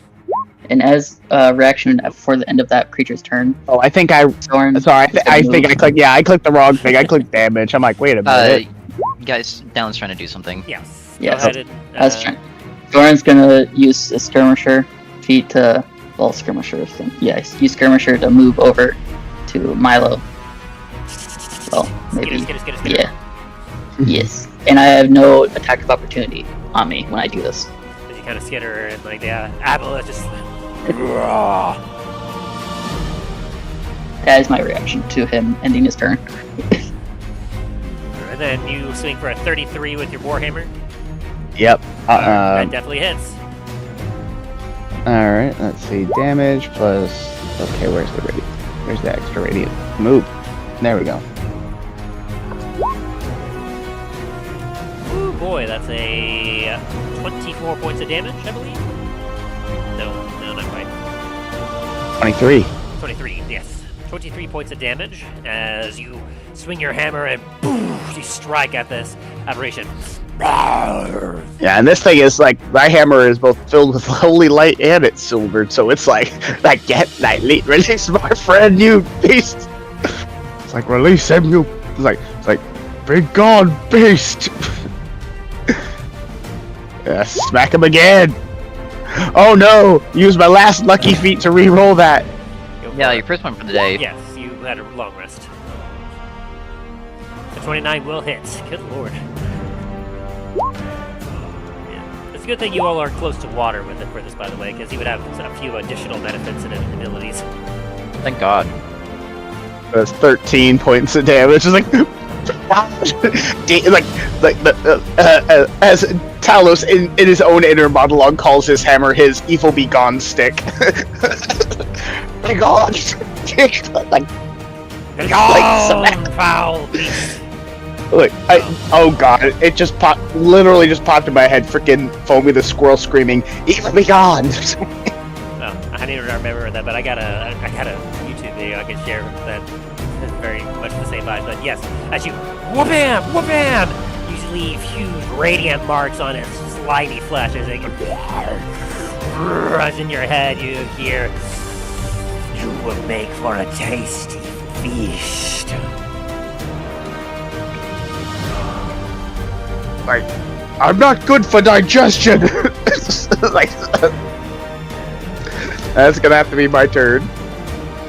Alright, at the end of your turn, it's going to use 2 of its legendary actions, as it's one of its eyes whips over to you, Milo, and you will be taking this damage. You take 15 points of psychic damage, as the aboleth will regain 15 hit points. Oh no. Okay, that's fine. And And then, because Shax is next to me, what is my addition for that? a +2, was it, Talos? Yep. Am I still charmed? You had it to beat a 16. Let's Meet fucking me. go! He meets, he beats. Oh, hi, Justin. That's Dane. And this whole time, Talos doesn't even realize like, that Milo was charmed. It's like Talos just like, oh, it's done some. It's that probably jogged his brain. As he His watches ghostly Milo, grin. he had a glare looking at you, Talos, readying his blade. You watch as he shakes his head and turns his gaze back to the aboleth. As the aboleth. Soren, it is now your turn. Okay, Soren is going to cast. Let's see, where is it? Lesser Restoration on Milo, and it's going to be at 2nd level. Alright, and then, Should take away his disease. yep, that it does. And so, as you see that the wound from the lashing that was given to him, even through his ghostly form, you see that it's starting to like fester as some weird necrotic like energy starting to seep away from the wound. You touch the spot and you feel your healing cure warp through your hand into his body, and Milo, you feel the wound that you took sting a little bit less. And the flavoring be a skeletal hand jab comes out of his palm, and he just jabs it into the wound. Alright, and that's your action. That's my action. My let's see, my bonus action is going to be actions bonus. Give me my bonus. Here it is. That's after I use those, I think. Oh no, it's spells. Let's see spells. Yes, I can use Healing Word. Then I'm gonna use Healing Word on Milo. That is going to be at level 5. That's low. Let me see. Do I have Healing Word on here yet? Yes, Healing Word. And then while you're doing that, so Dane, you initially declined to go to the manor as you figured you had some work to do, but then you happen to remember that at the manor there were some unique tools and everything else that would probably help you out with some of your jewel crafting, so you went to tag in a little bit after the party, and so you're on your way currently to the manor. Very nice. 26 healing for Milo? Yes, I was typing it, so I didn't interrupt anyone. Nice. Gotcha. Alrighty. And so is that the end of your turn, Soren? Yes, that is my action and my bonus action. Alrighty. Yeah, enough time has passed with your initiative, Dane. You have come to the manor, and as you're starting to walk up, you hear a roar. And you spend your turn walking up to the entrance here, where token boop. All you hear from outside is just a jaunty little like dwarven tune, and then it just stops. And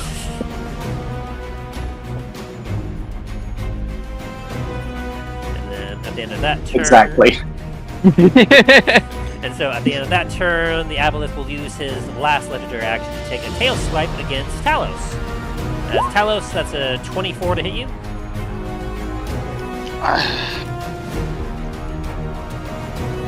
It does not. As you take your shield and you watch as the tail whips around. Woof, you take your shield and boom! You feel like a shudder go through your body as like the force of this tail just ripples through you, but you hold strong. Just kind of like huff out. Like,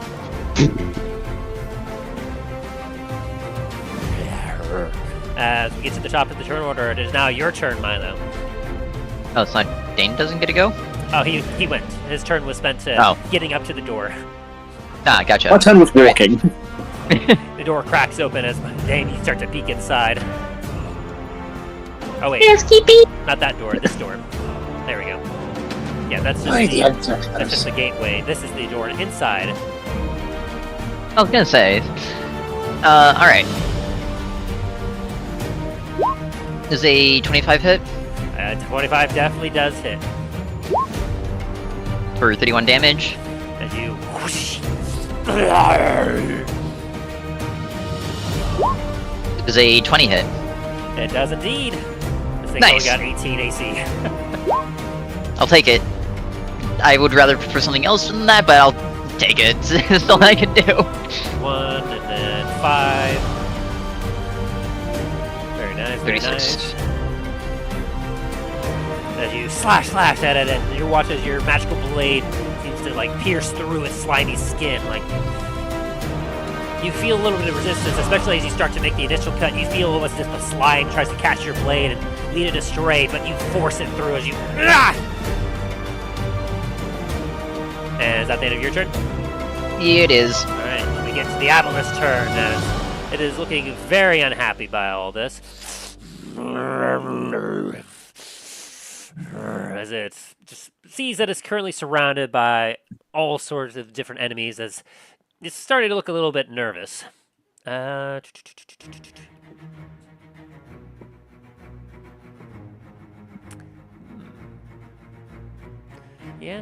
that could be fun. Uh-oh. He's the fuck out of me. Alrighty. It's going to eye you real quick, Soren, and it's going to launch an orb at you. I don't like that. Nat 1 will miss you completely, though, as the slime whiffs by you and sticks to the wall. And you watch. And instead, Soren goes to try and block it with a shovel, and his shovel gets stuck to the wall with it. Yeah, as it just sticks to the wall, you're just like, ah! And it will then take a look at you, Milo, and proceed to try and do the same things. As it's spewing out globs of mucus all over the place. Neat. So 15 to hit you. Nope. It phases right by you. And it's going to take its tentacle and try and slap at you, Talos, with a 25 to hit.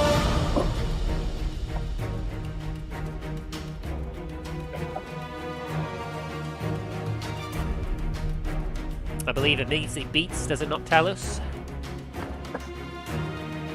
say again. A 25? 25 meets. Alright, I need you to make me a constitution saving throw, as you will take 22 boy. points of damage, 10 bludgeoning, 12 acid, and depending on your constitution, you may be diseased as well. You feel a weird Wait, sensation. I can't be diseased, can I? No, because you're a paladin. I can't, so I just take damage. So, There you haha! It's still gonna hurt. The sting of acid and a slap from this tentacle as it whips around and slaps at you. As you'll take the 22 points of damage. As it ends its turn there, it is now your turn, Talos. All right, give me just a sec. I'm trying to get this keyboard connected.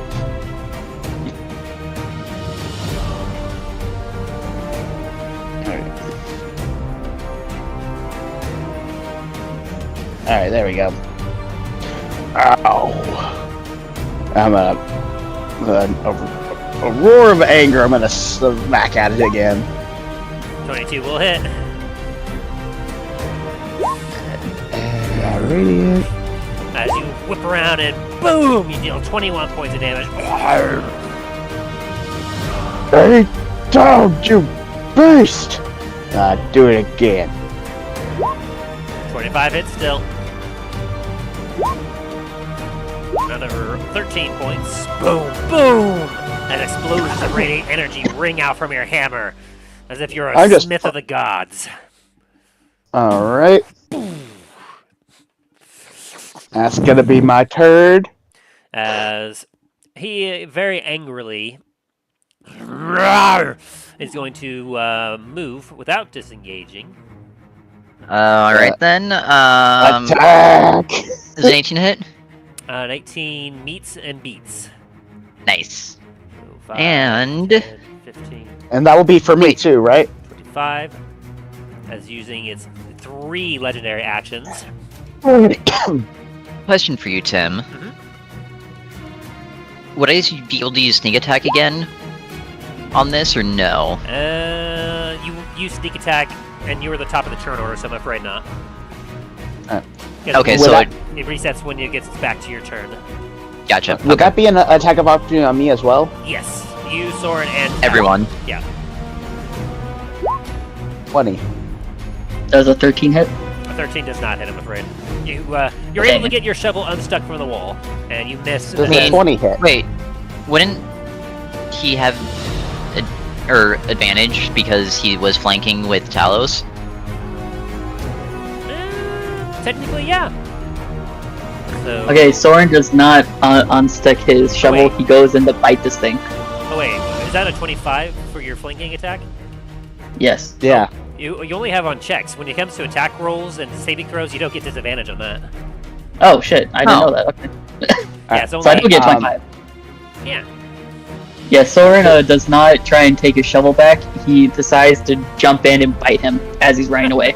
All right, roll damage, Talos. Roll damage. You rolled a 5 on for Milo, and go ahead and roll damage for Soren as you all strike out at him. 3 and another 19. Boom, boom, boom, boom, boom. As he uses a slime trail as he gets around, and he turns around with his and he. I need you all to stay still. And he unleashes a ball of acidic slime that explodes in a 20-foot radius sphere from right here. Right here. There we go. Which Oh no. catches all of you. And so, as he unleashes this ball of slime, I need all of you to make a strength saving throw. A strength saving throw? Strength saving throw. It's like a big old giant ball of nasty, so like I'm pretty sure the fort. A wave of acidic slime just washes over you. Soren, you Does do an not 11. save. Milo, you do not save. Thanks. Talos, you save. Like I just put up my shield in front of me, like, oh gosh, not this. On a fail save, so Soren and Milo, you take 60 points of acid damage, and you are now currently restrained until you can escape the slide. Would Milo still be restrained, even with his ghost walk? Does that ghost walk keep you from being restrained? It doesn't specifically say, but it does say that I can move through creatures and objects as if it was difficult terrain. I'll say then you probably, you will take the damage, but you are not restrained then. Okay. A target restrained creature takes at the start of his turn. On a successful save, that you take half as much. So Talos, you will take 8 points of damage, and you are not restrained. as the acid burns into you a little bit. You're damaging my family's house, you dick! Alrighty, and so, Soren, with that, has used up all of his legendary actions to do this maneuver. It is now your turn, Soren, as you are currently restrained. Soren's all of his hair is just matted down from all this acid, and now he's just looking at the thing, just really pissed off. I the will, darling. I will smite thee. Moonbeam. The 6th level moonbeam. Ooh, boy. Moonbeam. And that's 60-10. I don't know if I have moonbeam on here yet. No I don't. Okay, I need to put that in. Moonbeam. A silvery beam of pale light shines down a 5-foot radius, 40-foot high cylinder centered on a point within range. So, whenever a creature enters the spell for the first time, or on a turn, or starts its turn there, it is engulfed in ghostly flames that cause searing pain. Must make a Constitution saving throw. What is your DC? Hold on.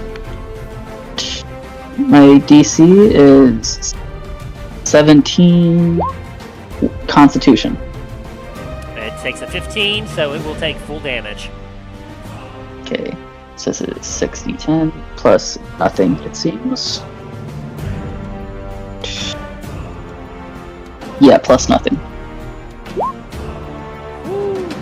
32 radiant damage. And it is. Yeah. Go. As you glare at it and a moonly light shines down upon it as it roars. As a little moon shows up on the ceiling. As it begins to pant and heave. Alright, is that your turn? And the Soren is gonna run over here. You're restrained. Oh, no, he can't run. He's going to use a 3rd level. Yes, a 3rd level healing word on Garrett. Alrighty. 3rd level. So let's see where his healing word. There it is. From your current position, you are on the other side of the set of stairs. I will say that you could not currently see Garrett. 3rd level on Milo. Bloop, bloop, bloop.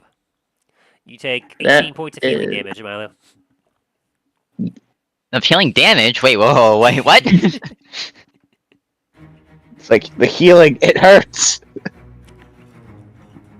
But I also feel so much better now. The pain! The opposite of vicious mockery. Like, hey, Milo, you're doing a good job! Now that is what Soren does whenever he does healing word. Hey, dude, keep at it. You're doing great. Like the same attitude as vicious mockery, but like actual healing. Yeah. Rather than insult, he just gives positive affirmations. Alright, is that your turn, Soren? Yes. Alright, Dane! You are peeking into the door, seeing this nonsense as this... Like, give me a quick, nature check? Yeah, give me a nature check, Dane. Nature, ready. You I have no idea what that thing is. Only Soren knows. You just see Dane come up to the door, open it, going, "Hey lads, you think I could borrow some jewel?" By the ancestors, what is that thing? It's an Avalon! Help us! Kill it! Kill A that! what? An Avalon! Just kill it! I guess then. As you see, Soren is completely engulfed in slime. You see Garrett currently knocked out on the wall over here. Milo's going ghost. Well, I'm going to move behind Milo here. Milo,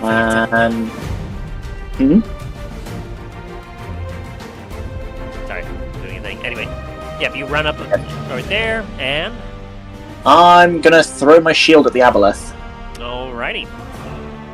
roll for it. The 25 hit. Let's see, what's your range? With that, I believe it was. Oh, 20 and 60. Yeah, It I is 40 believe so. feet, so unfortunately it's past your normal range, so you're able to make this with disadvantage. So that's a 16, which does not hit, as you watch as the shield, like, flies over to it, and then it seems to almost, like, catch on the slime around the aboleth itself, as it... And it struggles for a moment, shakes, and then pops itself free, and flies back to your hand with some acidic, like, slime stuck to it. Huh. As that's your first attack. You know, I'm gonna try again. See if I can nail this thing in the head. If not, That's the wrong one. Ignore that. Try. That's not the right one. Yeah, ignore that. I 19. Ooh, a 19 with disadvantage does hit. 13. And I'm also going to use a. Can't smite unless it's melee. Oh, never mind. I knew where you're going for, and I would love to, but unfortunately, smite is melee specific only. Fair enough. But as you strike at this thing, you watch as your shield penetrates through the slime and leaves a huge gash in it as the aboleth just.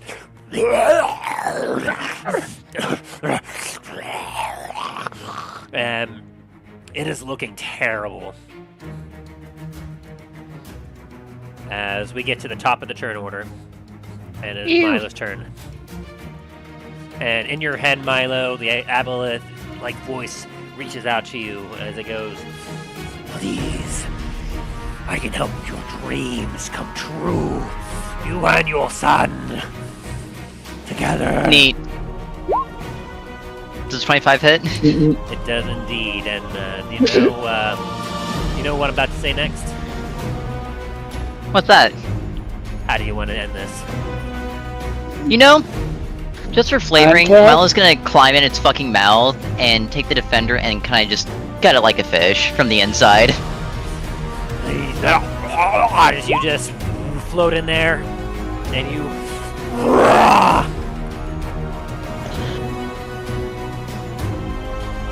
And the rest of you watch as Milo just gets into this mouth, and you watch a blade just come out As Soren sees brutally. him jump into his mouth, he's also gonna turn off Moonbeam, so he isn't in the Moonbeam as he does this. That's fair. That's fair. Oh. Like, I forgot about Moonbeam. Yeah. It's like, it's like So it's like, oh shit! turn it off. It's like turn it off, turn it off, turn it off.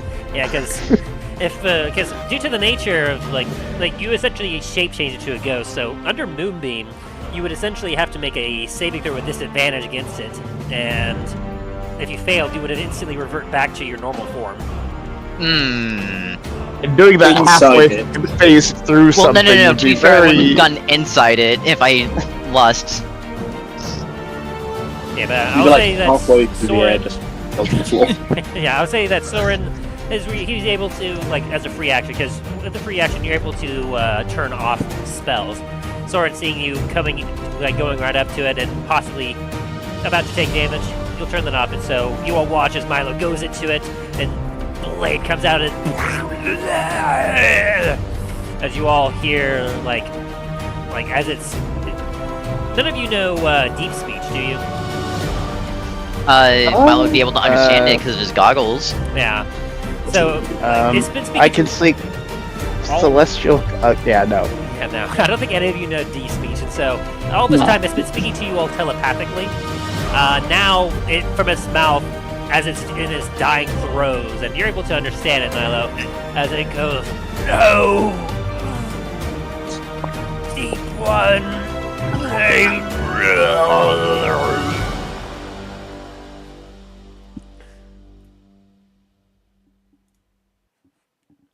Dead. I believe that's what it was, right? Let me double check. Oh, no, where was it? There it is. Temple.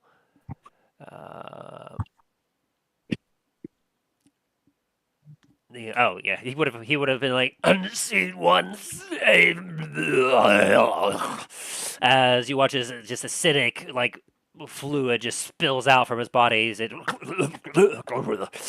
boom, and it hits the ground as like the very nice carpeting that you had below it, Milo, begins to just sizzle and burn away from the acid as the slime that's around you, Soren, are like you will still take because you're still stuck by it. You will need to make a let's see. When it starts its turns there,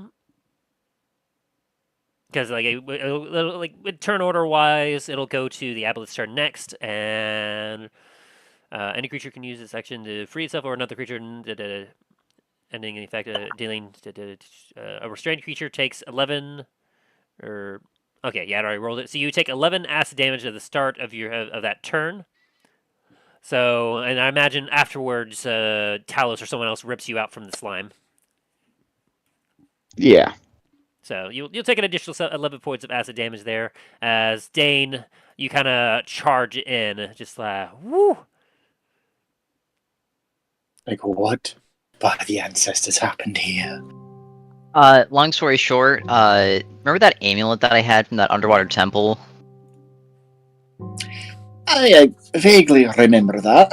Oh, you mean, yeah, actually the one on the ground right there. That was more or less possessing Garrett and making him cause murders. So, wait, how did he get a hold of the amulet? He stole it from me. So he stole the amulet from you, put it on, was being mind-controlled essentially by this Wadabeth, and has been murdering everyone, which I assume also involves the Baron. Yes. Well, that at least solved that mystery. Yeah, but now I have to deal with trying to explain that to everyone. We'll see how that goes. Also, Tim, is the amulet still on the ground? As you take a look for the amulet, you see that it is actually not on the ground. It is nowhere currently to be seen. No. With an 18 perception check, as you look around, you actually look in towards the aboleth, and you see glinting blackness within it. As yeah, you use your defender to pry it out, and as you kind of pull it out to the pieces, it is indeed in pieces. As with the death of it, the coral has become fragile, and it comes out as shattered fragments of what it once was. Okay, Miles is gonna stomp on it and make sure that it's all gone. Bam, bam, bam, bam, bam, bam, bam. You crumble. Or it also helps. You two working together crumble the black coral into dust.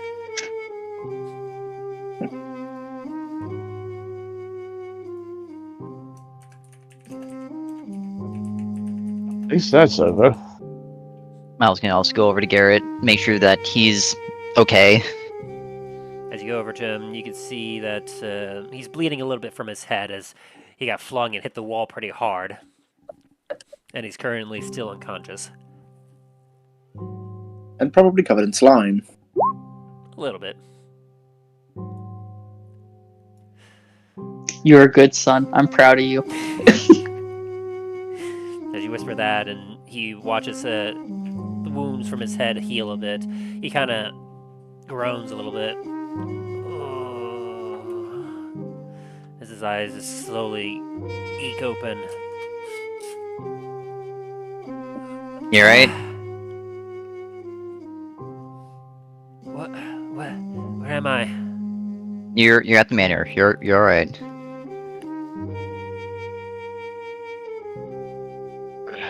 Talos just picks up his hand, tries to get as much slime off of his hammer as he can. He kind of closes his eyes shut a little bit, and then suddenly flashes up as The amulet! Oh, there's a thing Yeah, inside! hey. It's okay. We kind of found out. It's dead. You're safe. He slams Soren's down gonna a little slap him in the face, bit. using cure wounds. Smack! He's like, ooh, that hurts so good. As Milo sees Soren slapping Garrett, Milo's going to start instinctively pulling out his defender until he hears Garrett say it hurt so good, and is like, okay. Talos is just giving that a look of like, people have the weirdest things. Well, that might be my cue to go find this jeweler's stuff.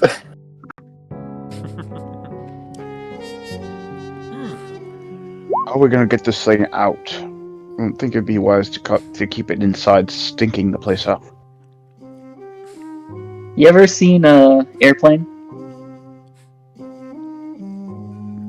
The What? fuck are you doing, Soren? There's a scene in Airplane where a chick starts freaking out, and whoever is trying to calm her down is just constantly telling her to calm down, as well as slapping her just constantly. This is what Soren's doing with healing word. Calm down! Calm down! Soren is You're also... fine! You're safe! It's like, you're not There's doing nothing it right. to worry about. Oh, hey, Dane, since now the craziness is over, do a history check since you've been told that this thing is an aboleth. See if you and your dwarven clan may have come across it at any point. That'd be a no. No. Definite no. We live in the mountains. We don't live by the ocean. At least not my group, anyway. So currently, Soren is the only one that has any idea about this thing. Yes, sure. Oh yeah, Soren is still covered in slime as he's slapping Garrett. Oh, Garrett, Soren, I'm fine now. You can stop healing me. Sir, you're gonna get gunk all over the carpet. Already all over the carpet. Don't you fuck up my carpets more, little shit. The amount of gold that Milo's gonna have to spend on cleaning services at this point. It's going out of your pay cut there, Soren. I hope you know that. It's gotta come out. Soren immediately just like, What? I'm sorry. Got a little carried away there. Soren starts like kind of like active, like trying to sneakily kind of like kick the slime out of like sight. He makes just like a mound behind himself.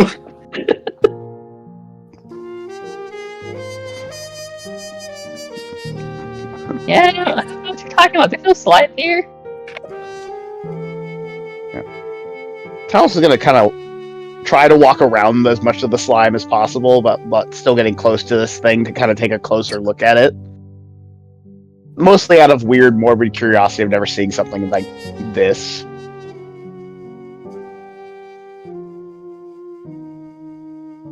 Ugly looking thing, isn't it?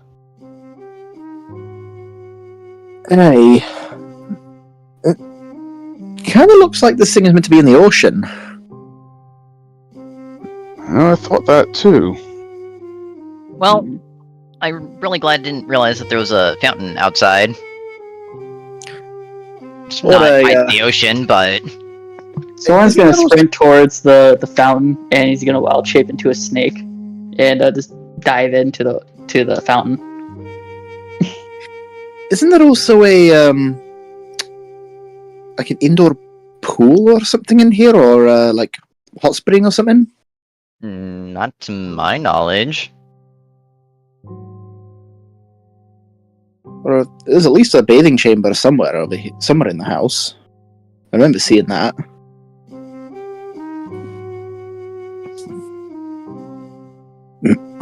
It definitely may have been trying to get to one of those sources. And I will say, as you go to the fountain in the back, you stop a moment as the water from the fountain, Soren, is supernaturally fouled. Like you look at it and you see that it's like got a weird greenness to it, but you see that despite it being fouled, you can see that it's starting to almost clear itself out naturally at this point. Would Mend be able to clear it out too? No. Fuck. This is not something Alright. that men would help with. I tried. I will say, let's see, it says here that it will fade away in how many days? 3d10. Whew, it's going to take 20 days for the water to fix itself. Yay. Mm. My beautiful matter! Soren is going to find the nearest body of water and is going to dive in it that is not spoiled. Yeah, as you look around anywhere, like it takes you over a mile of travel before you can find something that isn't fouled, that isn't like have a nasty green tint to it and like almost like smells poisonous. Okay, Soren will wild shape into a snake and dive into that body of water. All right. So for the next 20 days, Hey, all water within within a mile of the manor is currently poisoned.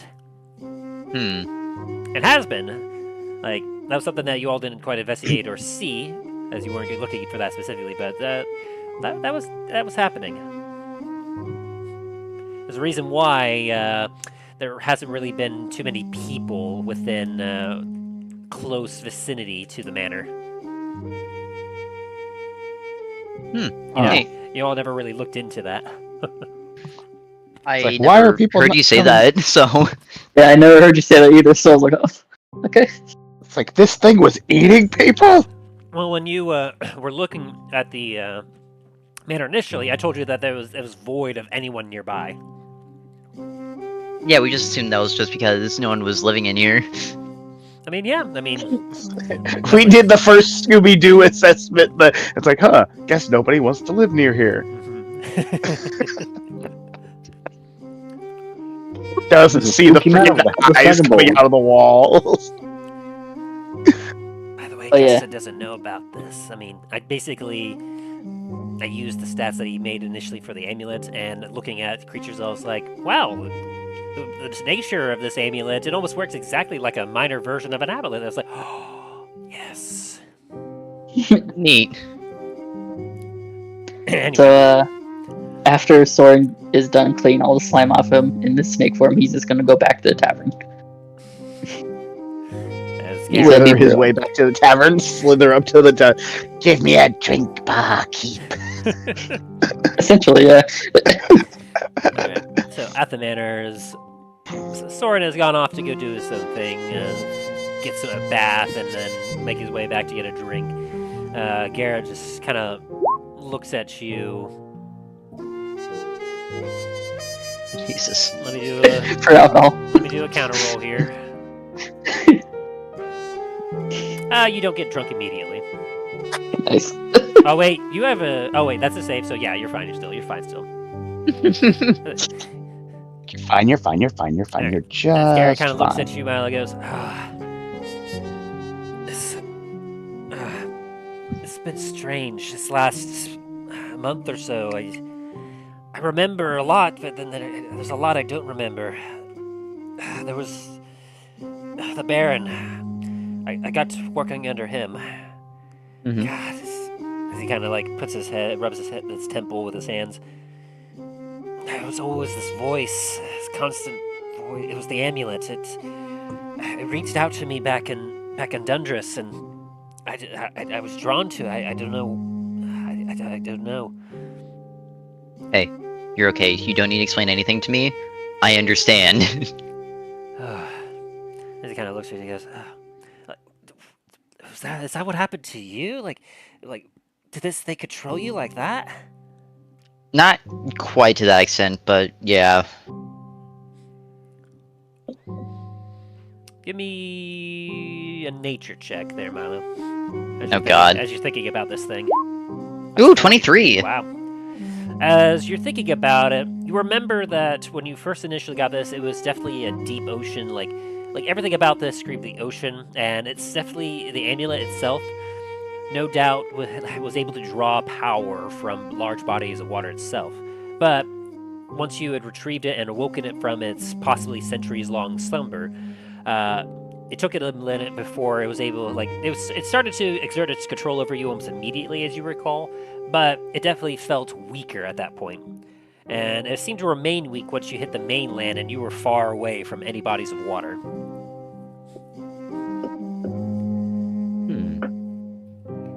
And then by the time, it got to Garrett and whatnot, he was already in a very vulnerable state. And so you realize that this amulet thing, especially when it took control of you for a moment, it seemed to be able to weasel its way into your brain when your thoughts aren't, you're not able to, think straight. And at the time, you were very angry, so you were able to be enslaved by it temporarily. And so you have the understanding that by nature, this thing likely couldn't break through to you, especially with two balance nearby, and so in a weakened state, it was able to reach out to Garrett, who you know was mentally very much unstable. I mean, his wisdom was a 0. Not much better than mine. And once Garrett managed to get close to the ocean, the power of the amulet might have exponentially begun to grow, and then being surrounded on an island completely by water, it was finally strong enough to be able to start exerting its control over him, more thoroughly. Essentially possessing Garrett while being in the safety of the amulet.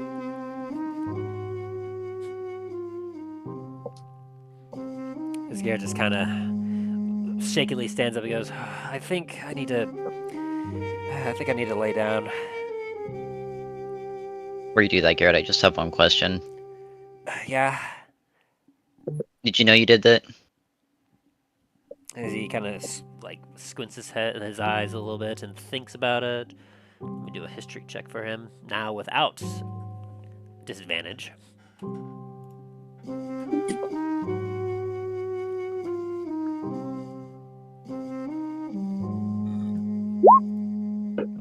An 18. As he's like, yeah, I remember now. I had gone in for a shift. As I was walking in, I was blacking out, but it's all coming back to me. I drew my blade. I did some quick slashes and took out the guards outside, and then I went inside. The Baron had a pleasant smile on his face as he saw me, but it turned to fear and horror as I came in, and I had him full blast with my power. As he kind of looks at you, dead eyes. I did it. I killed the Baron. Technically, the thing killed the Baron. Talos, this is not the time. Okay. Talos kind of just takes a step back, okay. I did it all. Those poor merchants, the thing, it wanted blood. It wanted chaos. It knew. It told me, it sensed that I wanted to bring peace. And I wanted to help others, and it knew that if the crime families were destroyed, that peace would come to this, chaotic in this evil den. But I knew that the way that it was doing it was not the right way, but it had me convinced that it was the only way.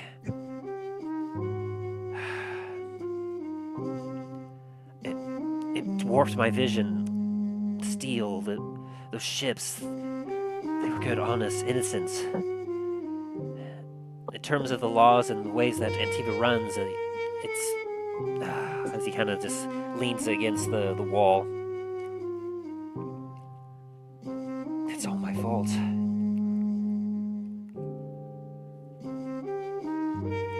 I can't do anything right.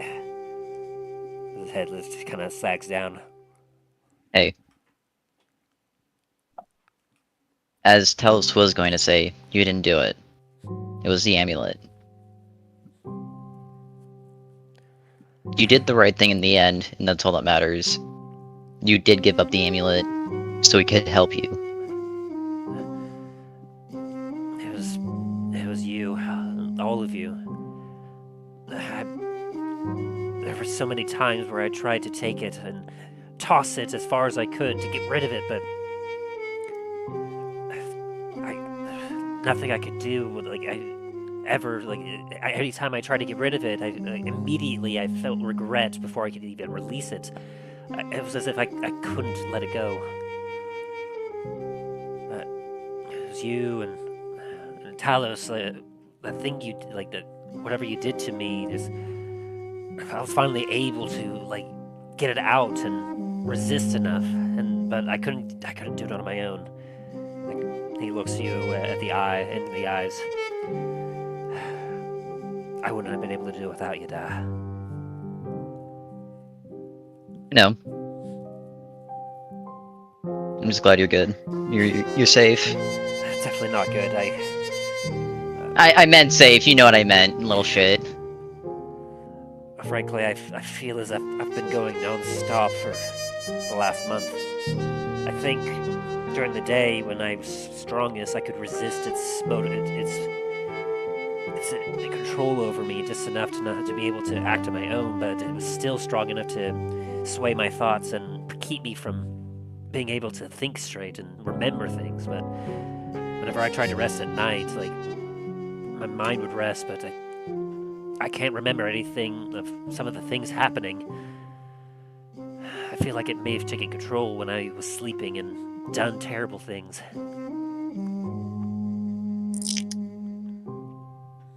Go get some rest. You deserve it. Yes. But still, the whole mess with the crime families and everything. We he looks over at the aboleth. Maybe if you cut off its head and it's got some nasty teeth to it. I'll take care of it. Don't worry. Go get some rest. As he drags himself up the stairs and makes his way back to the master bedroom.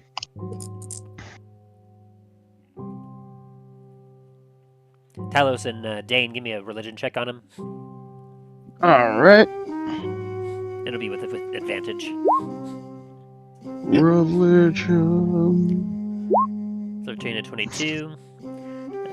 Dane, you hadn't seen Garrett too much, but you can't tell if it's just his exhaustion or whatnot, but he definitely does not seem to be glowing as he was earlier. And Talos, as you look at him going back up, you see a broken man, an individual that, earlier when you were initially talking to him, he definitely seemed to have purpose. He definitely seemed like he had that glow of oath about him. But with the control of the aboleth gone, he's back to the state he was before, back in Dundras when you initially saw him. No purpose. He's lost that radiance about him of being assured of himself.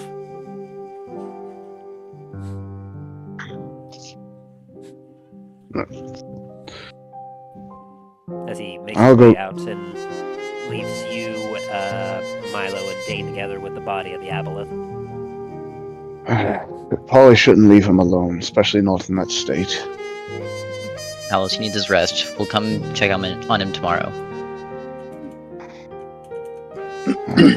Alright. But he definitely needs some kind of at least some religious guidance of some kind, because I could sense it in him. He's lost. Talos, we can deal with that later. He really needs just to get some rest. Talos gonna just look. His eyes still linger on where he left the door, and then just nods.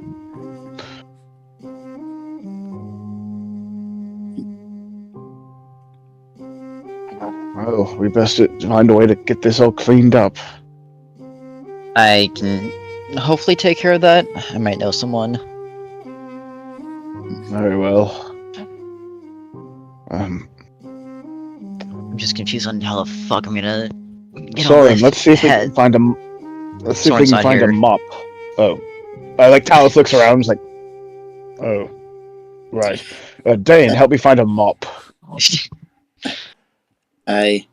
Before we do that, though, I think Garrett had an idea with presenting its head.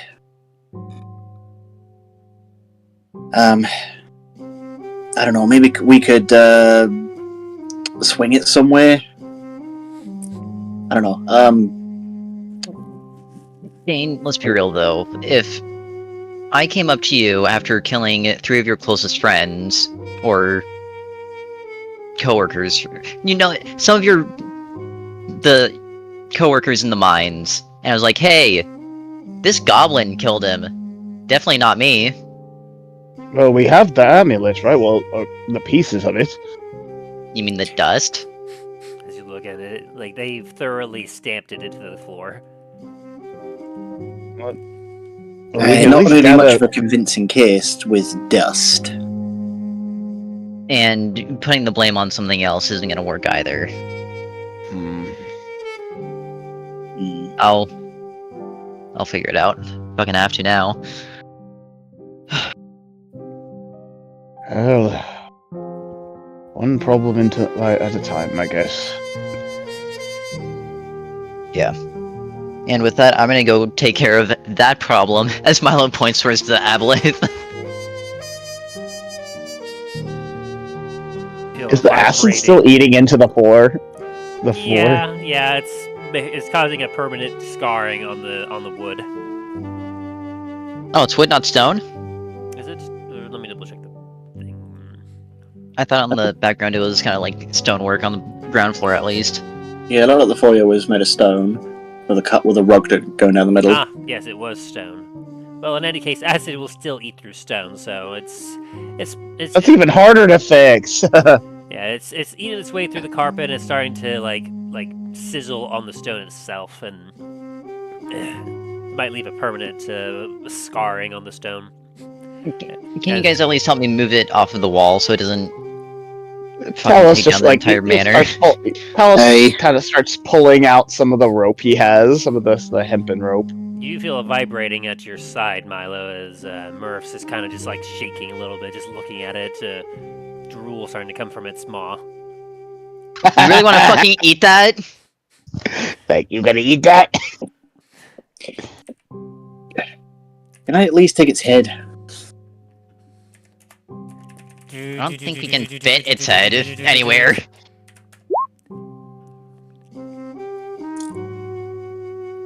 Milo's going to...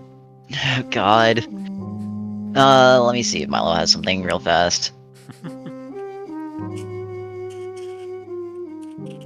Milo's going to take a piece of paper and just scoop up some of the acid and feed it to Merce. He slips it out a little bit and just his eyes like squint a little bit, like woo, and then.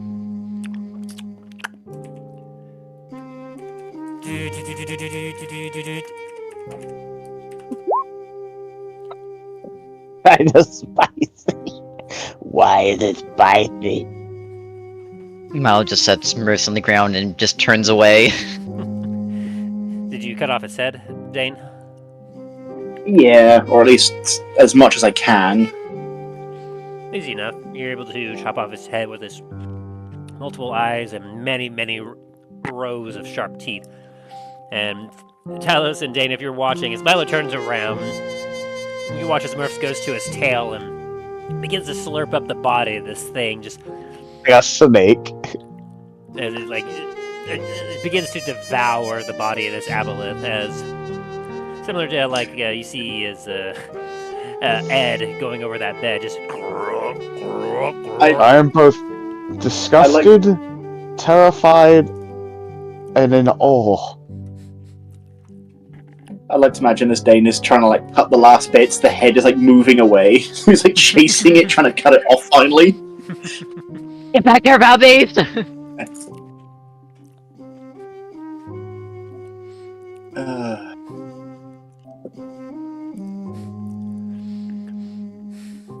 Meanwhile, Soren is getting a drink, knowing very well without the others, he could have very well died, because from Soren being the only one that actually knows anything about these things, due to the fact that his family in the past has spread stories about this. Like, Soren, you know that aboleths are amongst one of the most dangerous and most powerful creatures in the world. As well, a lot of information about it is unknown. From the stories, there are legends that from your family that say that aboleths somehow they're highly intelligent. Some even going as far as hinting that perhaps they may even possess the knowledge of their ancestors from birth, making them insanely deadly predators with high intelligence. Yeah, Soren is drinking his ass off trying to forget that he saw one of those. Yeah. Because this thing with 3 large eyes and rows of teeth is terrifying just to begin with, and its tentacles, like, being an aberration, like, this is something that is almost beyond comprehension to the normal mind. This thing should not exist in our reality. Abomination. And so, as the rest of the body gets consumed by Murphs, and you have the head and toe, Dane, as it is now cleaned up. Carpeted scar has gone, and where it lay, and where it was traveling, and especially where it globbed those balls of acid.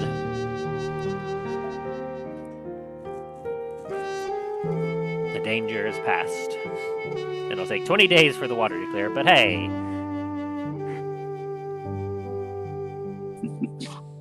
So, what do you all do now?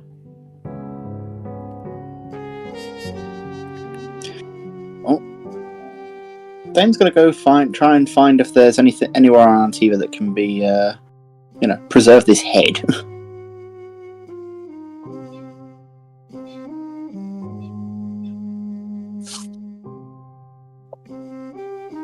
Give me a perception check, I guess.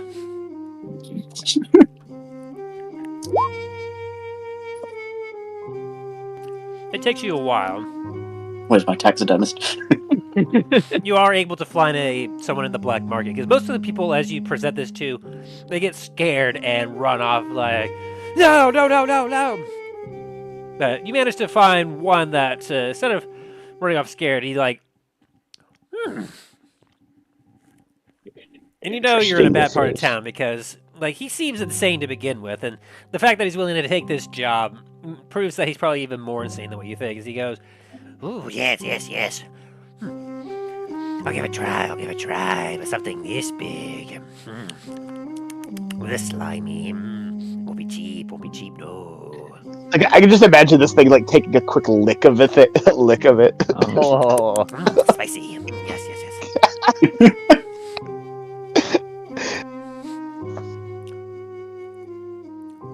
Hey, how much would something like this cost to preserve? Something like this, very difficult. 3,100. Hey, 3,100? Yes. Powerful enough that you may be to slay this thing. I doubt you could even afford such a thing.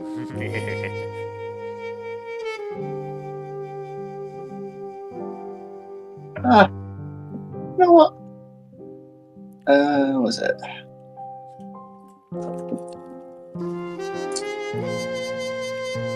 Sorry, I'm just trying to, 1 plan.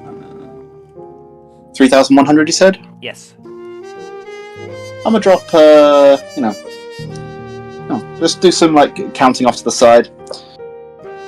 Hey, here is, 310 platinum. That ought to cover it. As he's just like, check himself, he stops, and he goes, do it. And he looks in, does a quick, like, he looks at you with wide eyes and looks at it, and he's like, mouth opens as if he's about to say something, closes, looks at the head, looks at you, looks at the head, looks at the money, mouth opens again. As in a sly smile goes over his face, he goes, you, sir, have just bought yourself a perfectly preserved head of thing. I'll get right to work. Where do you want this dropped off? I believe it's called an aboleth. Aboleth, yes. I'll take this apple and I'll get it nice and preserved. Where do you want it dropped off? Hey,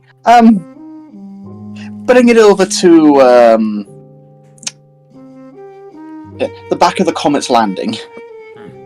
Alright. Hey, let's.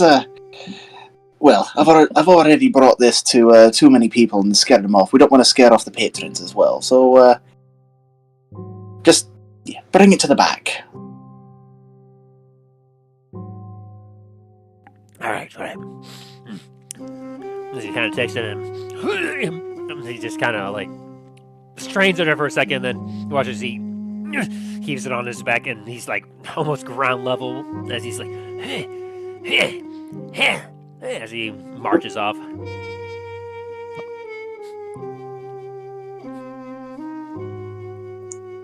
Dane's just going to give a slight chuckle at the sight and then wander back off to the tavern to meet up with the rest of the party. So do all of you head back to the Comet's Landing? Nay. Alright, Soren and Dane are going there. Talos? Talos is gonna take a minute to try to help clean up as much as possible prior, because just even though place is owned by Milo, he still has that familiar, like now, especially now the stuff that he knows now. It's like he feels that like a little bit of a response. He's like, you know what? I'm gonna try do something. So you hang around at the manor with Milo, and then what are you doing now, Milo? Milo's gonna go back to where the Baron's men is stationed. Alright. As you kind of go back, you meet up with Jonathan, who kind of looks at you and goes, "Sorry, boss. Lost track of whatever it was that attacked Machete.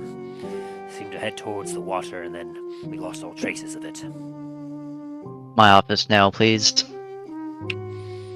Blinks a little bit. Goes, "Right away, boss." So he just sat out there, like kind of just with like a somewhat of a mop, like a makeshift mop, just trying to get as much of the slime. Oh, Milo would have had Merce clean all that shit up. It's like as I'm trying, I feel like a crunch, and I look down, and Merce is just eating the mop. Eating the broom.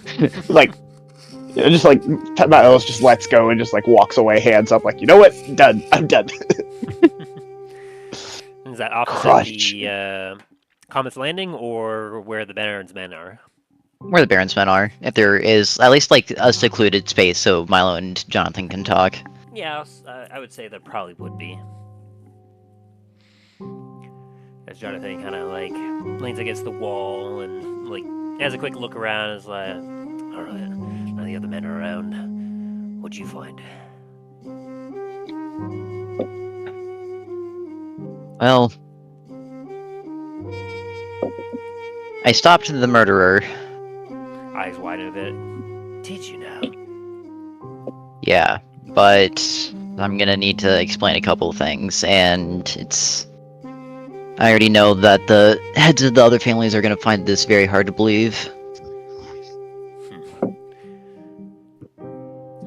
mean, as fantastical as it is, the Baron was killed. Imagine they might be receptive to whatever fantastical thing it might have occurred. Okay. I'll try it for you then. My son, who looks very similar to me, worked for the Baron. However, he stole an amulet from me. And once he took that amulet, came over here, got hired to work for the Baron, amulet grew stronger in power. And kind of controlled him. That's why this murderer looked like me, was able to get into here, and that night, before his shift, he killed the Baron. Roll me a persuasion check. See how convincing you are with this. As you say that, he kind of stops for a moment and thinks about it. He's like, "Huh, that does sound incredible. A son that we had no idea about, that looks almost exactly like you, being possessed by some sort of evil amulet. That is very incredibly fantastic. But then again,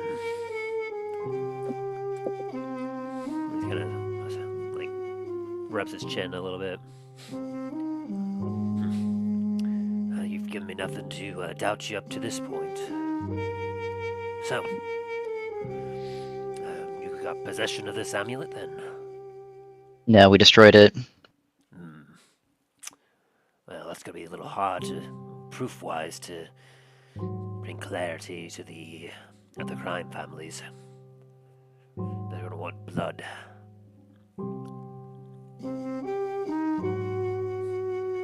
So, Hence why I know you would believe it, because I've gained your trust. However, those other crime families, they're not going to believe a damn thing I said. Only one that would possibly believe me is Machete, because I saved his fucking life this morning. that would certainly help with that. There's nothing at all, no physical evidence as you can provide. These cutthroats, they only believe in what they can see. Got a head of an aboleth, where the fuck that is. An apple? What? Wait, what does this come in?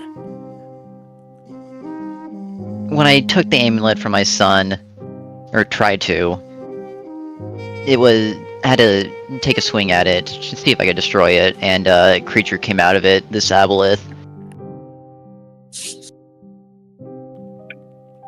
So this magic amulet had a thing in it. Yes, a very big thing.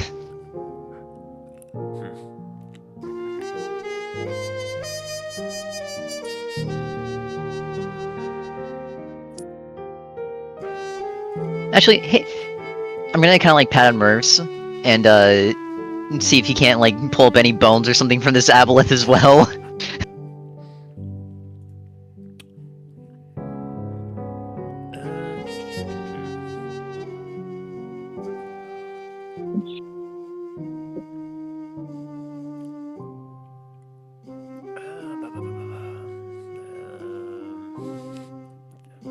Fish-like amphibians.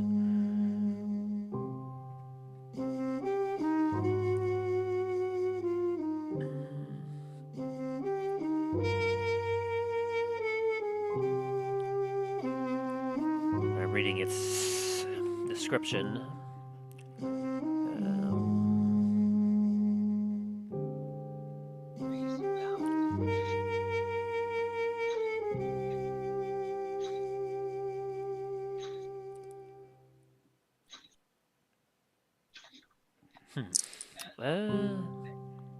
Well, it says it's eel-like, so let's see. Do eels have bones? Yes, they have bones. Let's see. They have backbones with 100 vertebrae. You can break down parts of their skeleton to release minerals and nutrients for migration. Oh, that's interesting. I didn't know if, like, because, like, some fish, they have bones, obviously, but it's usually, like, it's very thin, help keep them, like, you know, light enough to swim, and then usually those bones will break down and whatnot with digestion pretty easily. I was like, it's like for when you said that, the first thing that popped in my head was like, we found this skull in the woods. It has a full set of teeth, and he asks, "Is this a bird?" So yeah, Merce is able to like belch out some larger vertebra. As he... I got that with me. There's some rather large bones there. What happened to its head? One of my companions took it. I think he's getting it taxidermied or something. Do you really think that would actually put closure to this entire thing for the crime families? Kind of cocks his head a little bit and thinks about it and goes, well, if we could dig into the history about whatever an aboleth is and have that to prove it, we'd have a story and a face to put with that story. We could probably make them believe anything.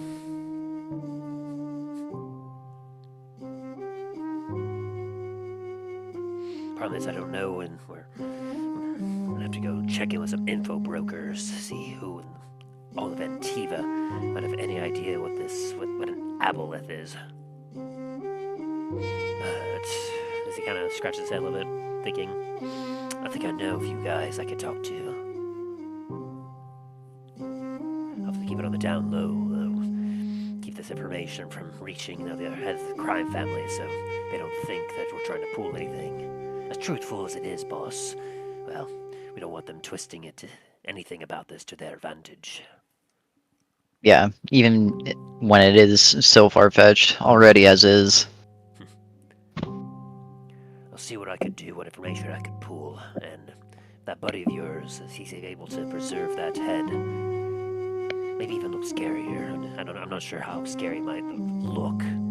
But based on the bone size of this vertebra you brought me, it's gotta be pretty decent sized. Yeah. So, Alright. however extra scary you can make it look, that'll probably help sell the story better. Alright. Tomorrow, if you get the information by tomorrow, come meet me up at my manor. Will do. Do you want the boys to start spreading the rumors that the murderer of the Baron has been found and brought to justice? Not yet, not until we can get our story straight. Understood.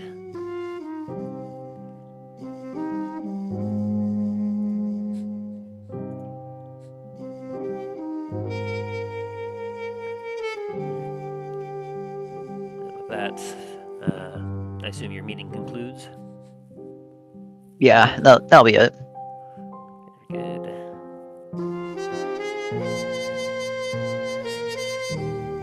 So at this point, Talos, Dane, and Soren, you all are back at Comet's Landing. Yes, Soren has been drinking a lot. Give me another Constitution saving throw. Yeah. Nat 1. God. Constitution saving throw. Well, Oh! I'll say with how heavy you've been drinking, you would have needed at least a 16. Alright, so You are Soren is very now much drunk. Yes, nice. That's what I've been trying to do. So Soren is drunk. Dane, are you drinking?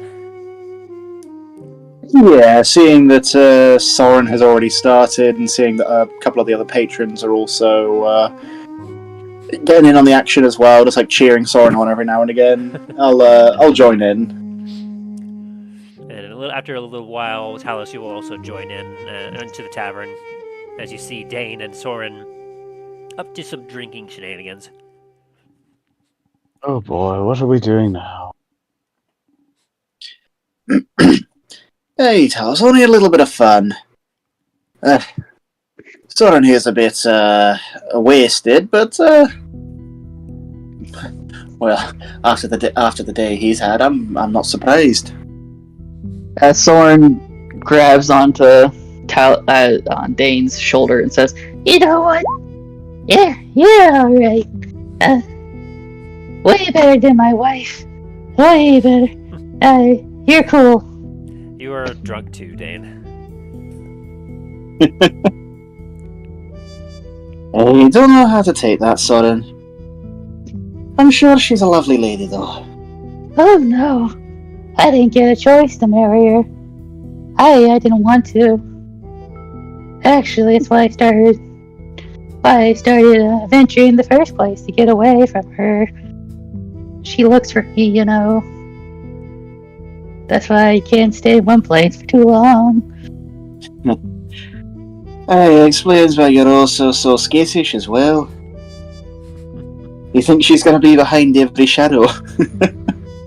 She used to be. She used to know where I was a lot. I got really good at hiding, though.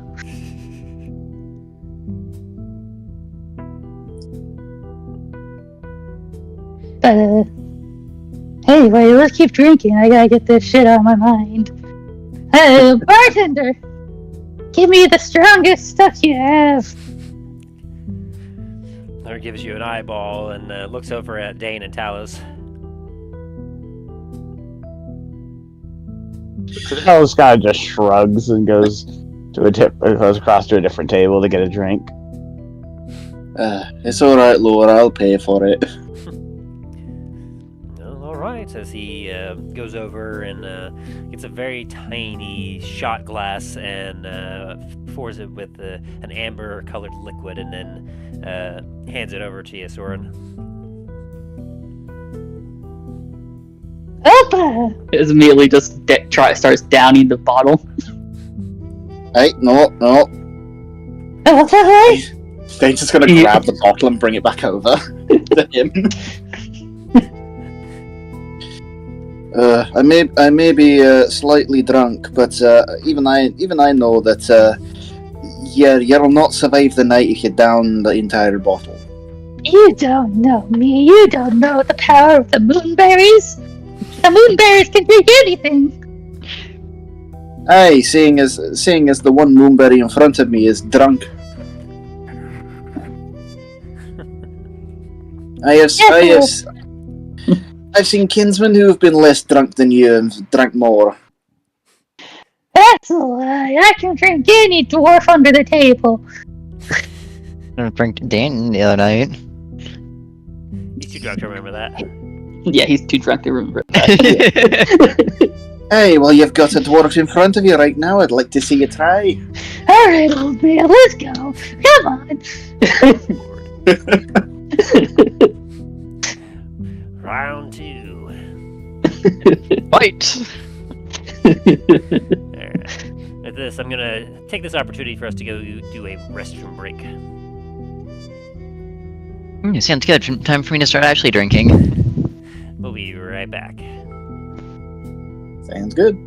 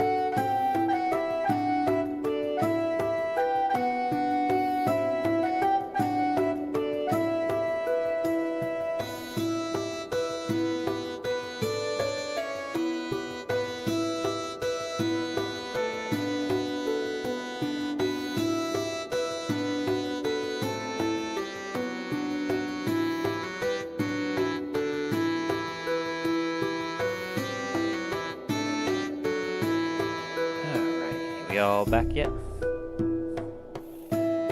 That is a good question.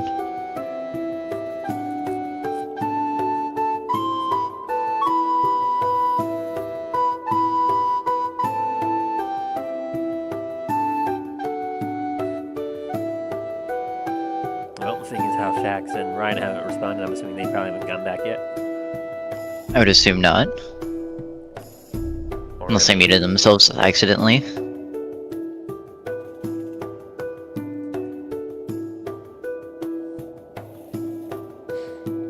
Alright, well.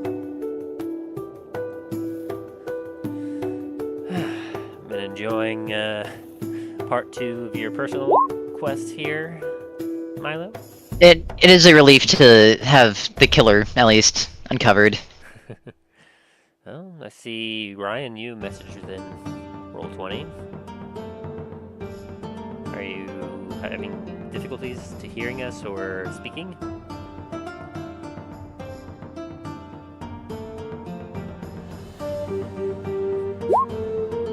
Nah, you just don't want to chat. That's okay. I see how it is. Not good enough for Ryan anymore.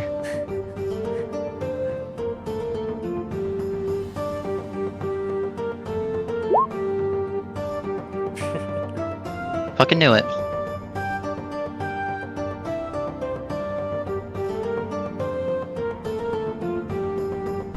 Alright, well, just gotta wait for Shax and Remy then to return and continue.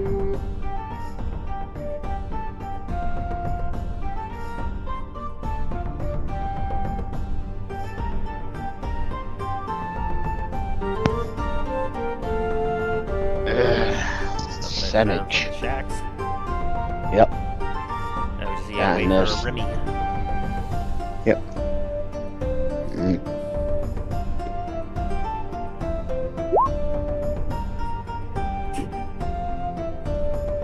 Ryan, what the fuck are you doing? Hmm?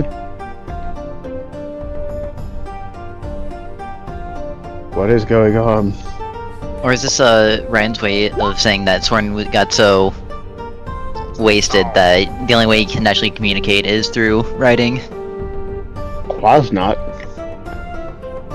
What's a Quasnot? I think it's croissant. Croissant! Hey, there's a Remy. Yes, and I've returned with a slight beverage. Nice, very nice. A croissant. Are you going to finish that croissant? Knock yourself out. Why is everyone spiraling over YouTube? What the heck? Okay, I was not expecting that. Anyway, now that we all have returned, we can get back into it, shall we?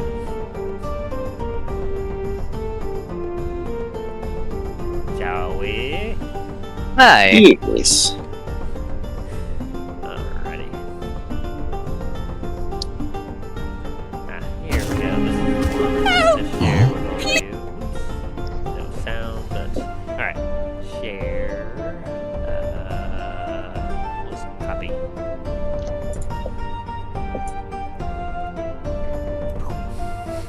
When you earlier when you guys were all like, "Be gone, foul!" like I don't know if you've seen this video yet. I was actually watching that earlier today. I love the very end of it where he was like, "Oh, wow," and then chugs the holy water, and then oh, that was great. So when you were saying that, that reminded me of that. I was like, oh, like that is perfect. The slow descent into the pile.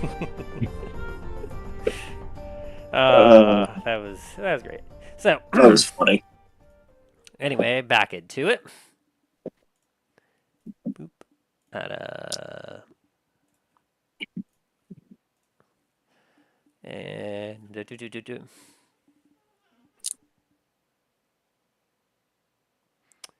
And yeah, let's do that one. So, Milo, you enter the tavern as night begins to fall, where you see Talos is generally sipping a drink by himself. Dane is drunk, Soren is drunk, and they are drinking other patrons under the table. Should have known what I was walking into. Smile's gonna go up to Dane.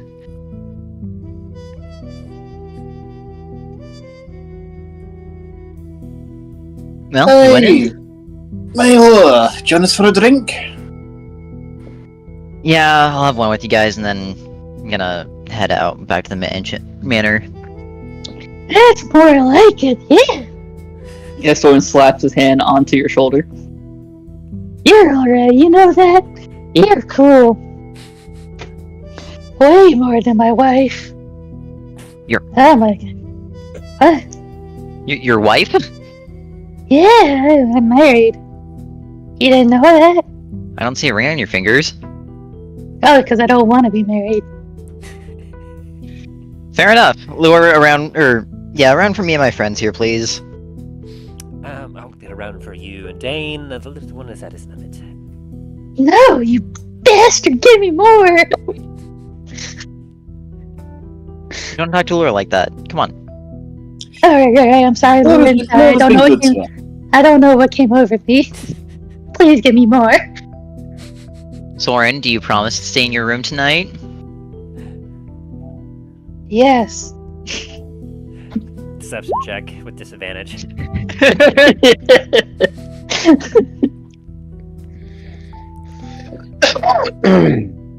Deception. He's lying through his teeth. Yeah, you're cut off a little, buddy. Sorry. Alright, yeah, round for me and Dane then, please.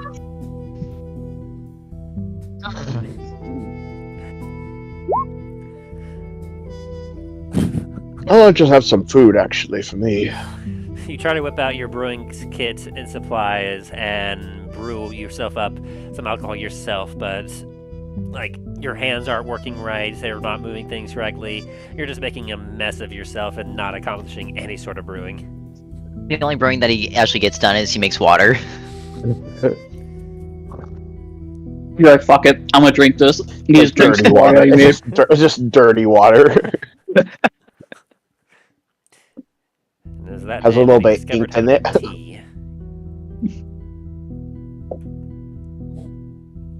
Yeah, Talos is just gonna order some food. At this point, he's just like, you know what? I haven't eaten anything since breakfast. Would you like to? No, he accidentally makes the thing that makes him sober up. That gets rid of hangovers. Of eel and scallops. Talos takes a moment.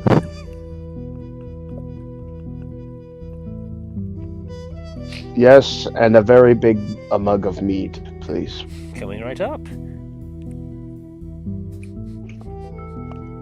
Soren is just pulling at your cape like a little child trying to get your attention. What do you want? Can you buy me some more mead? I just pat him on the head and start to ignore him. Please? Why don't you drink that thing you made? It looks delicious. It's water. It doesn't look like water to me. It doesn't have the right color for water. It's clearly some type of beverage. Maybe you just can't taste the alcohol.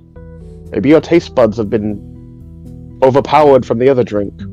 Here, Soren, if you say it's water, let me give it a try. Alright. Gives it to you. Milo's gonna take a sip. It's some bad No. water. Soren, that is absolutely a very fine beer. I think you're just so drunk that you can't actually taste the alcohol in it at this point.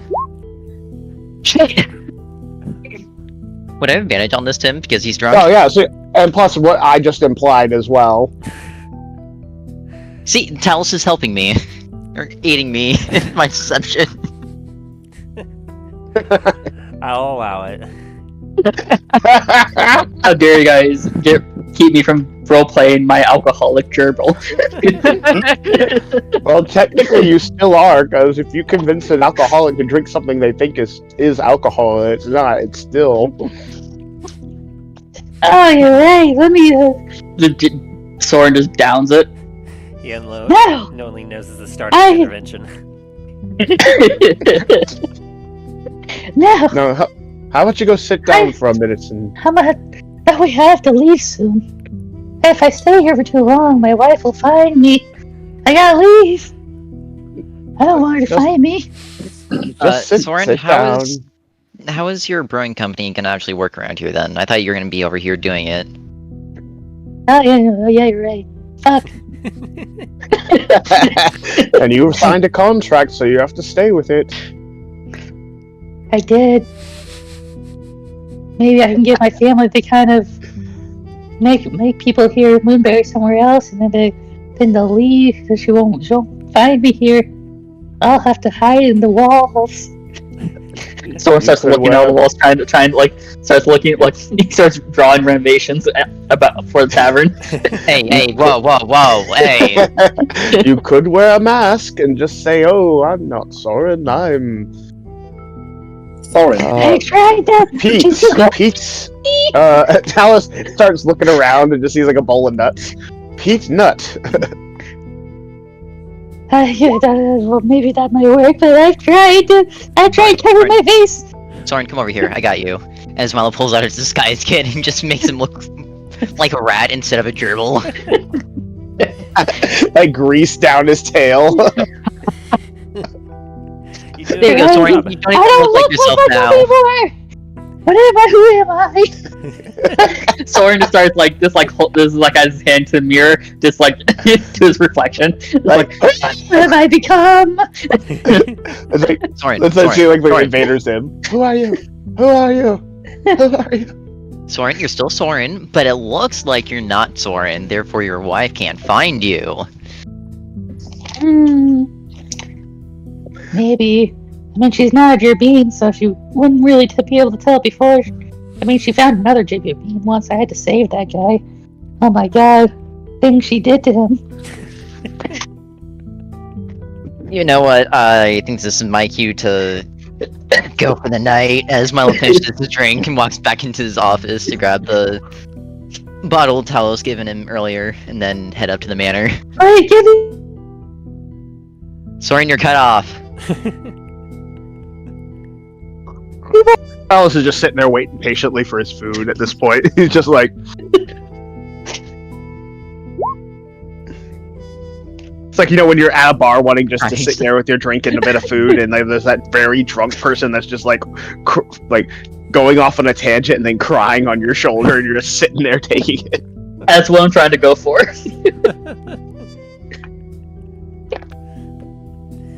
And what are you trying to brew now, Soren? Just anything. Well, Soren just wants to get alcohol in him, so he's more drunk. He invents cough syrup. roll me a D100.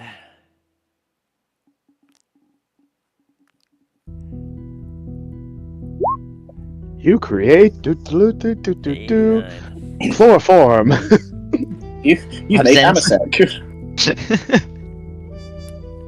Dane, Aye.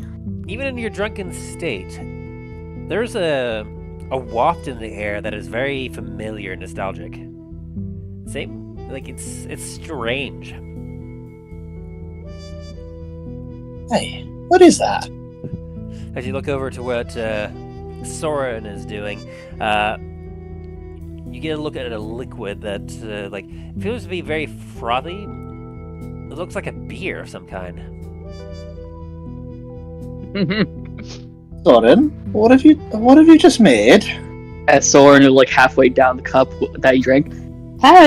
It's alcohol. Here, try it.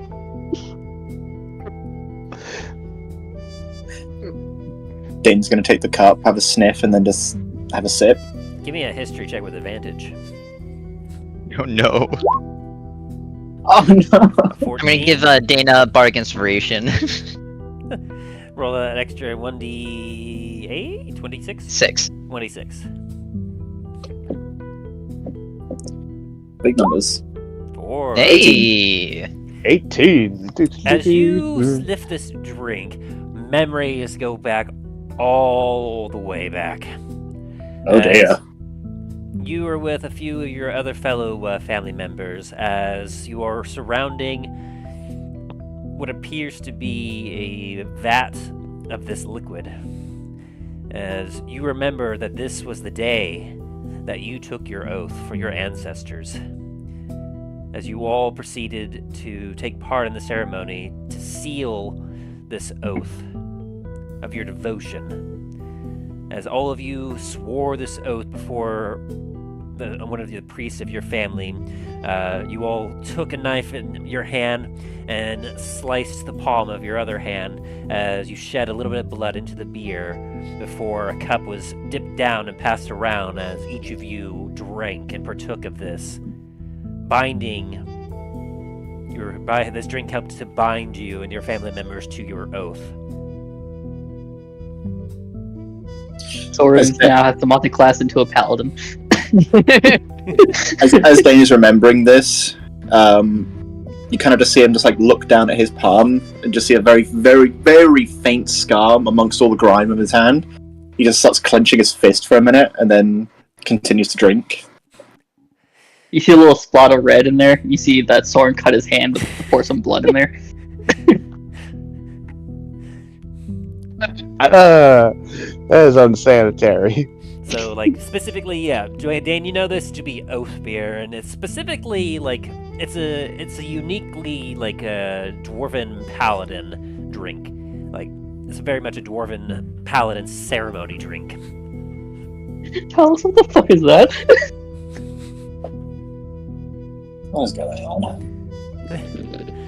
And so, as you have a sip of this oath beer, obviously, like, you're not making any for different oaths or anything else, and, like, there's none of your blood or anyone else, like, nothing else that, no, there's not a priest that's doing a ceremony or anything else, so, like, you have a drink of this, and it's got a very much a different taste from when you first had it all those hundreds of years ago, but the taste of it is still warm and nostalgic, as it's a good drink. It reminds you that violating your pact will bring a curse upon you. Hey, that's good alcohol. Stop drinking all of it. That's mine. I haven't had that in an age. You drank all of it, you bastard. Give me your alcohol now. Dane's just gonna look to the bottom of the cup and just see that there's not even a drop left in there. Oh.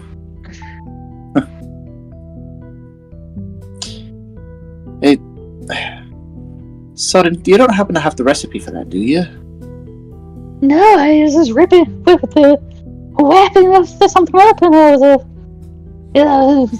I just made it. A pity. That brew hasn't been made in over 100 years. And, well, it can't be made anymore. Soren kicks him in the shins. You owe me a beer. Thorn, if you keep this shit up, I'm gonna have to have the guard escort you to your room. Now calm it down, please. Oh, fine. It's fine whenever Soren doesn't get to drink something, but when someone else gets to drink, it's all fine. Soren, you're also about a third of the size of anyone else in here, so you having the same amount of drinks as me, for example, it isn't going well. So, Soren, you're starting to become an alcoholic, alright? Let's be real here. I am an alcoholic. I thought you guys knew this by now. I'm trying to drink the dwarf on their table. Hey, he's got a point there.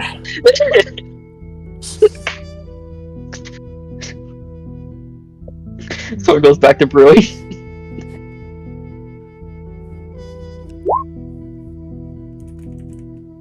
$14.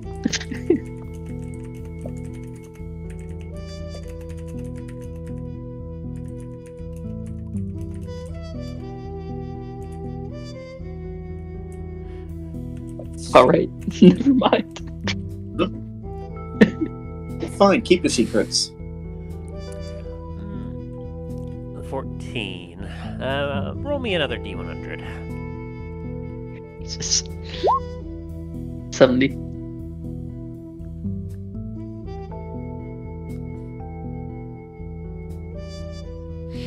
As you desperately brew and whatnot, you get a black as ink stout.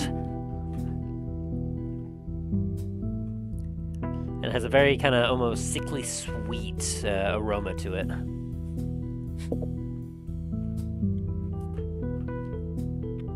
Okay, and Soren starts downing it.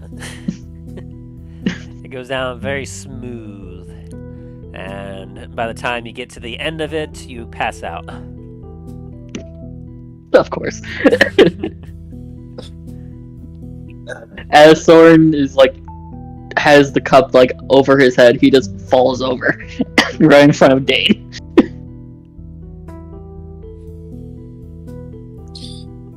Dane's just gonna catch Soren. It's like, well, I think he's had enough for the night.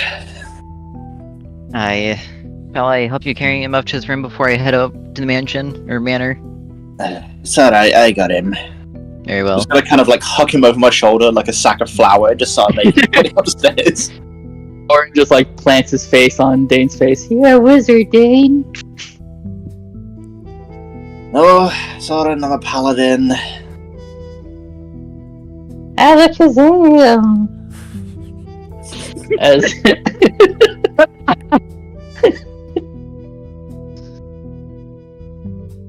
Alright, Dane, before I head out, can you bring that head up to the manor tomorrow when you get it? Hey, Might will borrow do. it. I'm getting it taxidermied currently, and the rather slightly odd chap is going to bring it to the back of the tavern tomorrow, so there's not to scare your patrons away. I'll bring it up to the manor tomorrow. Well, I Storm- do appreciate you not bringing it in here, and thanks. Soren Hey, pokes Dane in the face and says, "I'll Taxidermy. Alright, No. that is that's my cue to leave. hey. Have a good one, Milo. See you tomorrow. Carlos, if I don't see you, enjoy your evening. I'm probably going to throw this one in his room, lock the doors and windows, and then probably pass out. I love that it's probably going to be a theme now that whenever Soren gets drunk in the group, they're just going to lock the windows too. One of us is gonna start sleeping in the same room as you. Make sure you don't fucking sleep. Yeah. To be fair, Soren doesn't usually take a room. He usually just finds a hidey hole and digs it to the dirt. And now that he That looks is like a also rat, true. a hole will actually work. It's like goes crawling out of this hole in the wall. It's like, it's a big rat. Kill it. I'm a customer. You'd hear a comically loud bonk.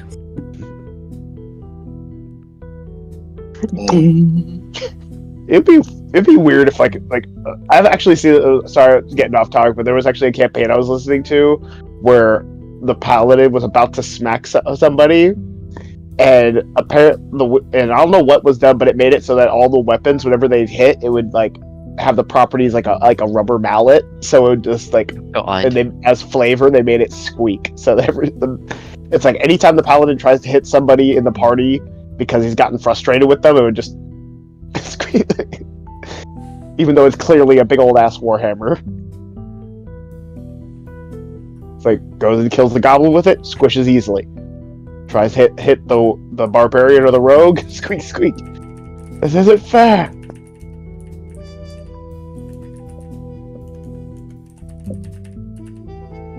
I was just still waiting for that food.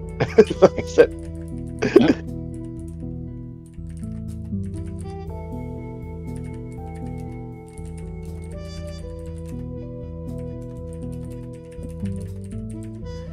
Alright, so you all head to bed for the night then? Yeah. Yeah. Guess Guess I was so. gonna be heading up to the manor to make sure Garrett's alright, and then just spend the night up there with him. But yes. What a loving father. Now, the three that remain at the tavern, you all do get a bit long rest in. Milo, it takes you a minute to get back to the manor. It still smells a little bit of fish and sea salt in there, but as you check on Garrett, you see he's got a peaceful face on him as he is in a deep sleep, and you also spend the night there. A very much uneventful night, as everyone benefits from a long rest. Woo. Rooster on the roof. We're gonna fucking do it. No matter a rooster or a cockroach. God. His job is only to wake people up, and everyone hates him. And that's the only words he knows. Cock a fucking hoodle doo.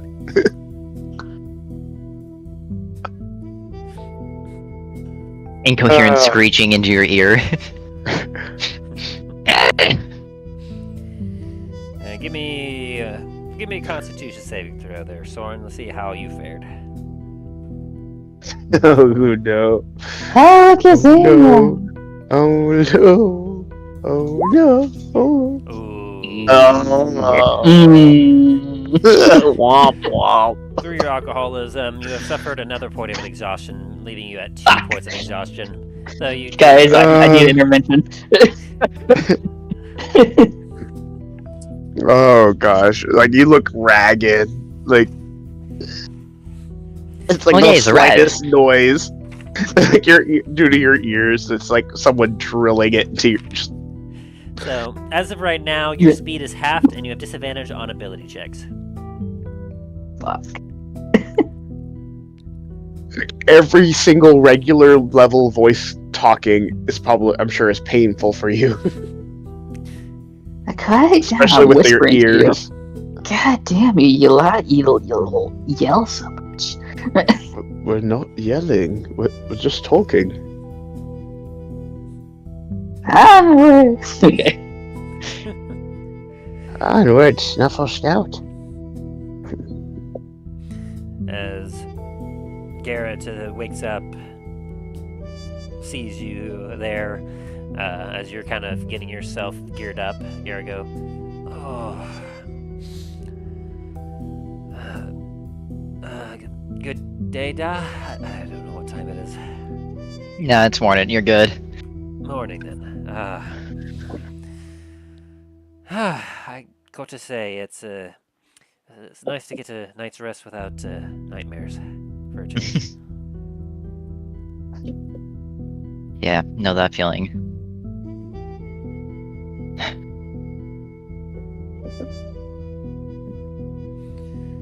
So, Still get them every. Yeah? what'd I miss? Nothing. I mean, other than the fight yesterday, that's about it.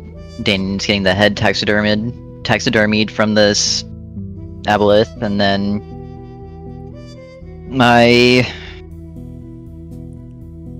one of my men from the Baron is coming up here later today.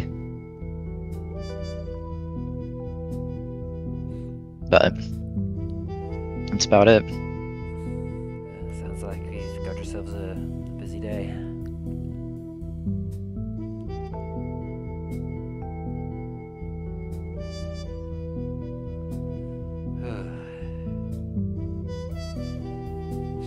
Garrett, I got a question for you. Yeah. You said you wanted to make Antiva a better place, is that right? Yeah, when I got here, honestly, I don't know how much of it was that thing and how much of it was my own desire. I was lost. I wanted to take one shitty place in this world and just try to make it better. I don't even know if that's possible. No, it can be. I mean, Baron's dead. Antiva needs a new person to lead it. His eye kind of cocks a little bit as he looks at you. What exactly are you implying?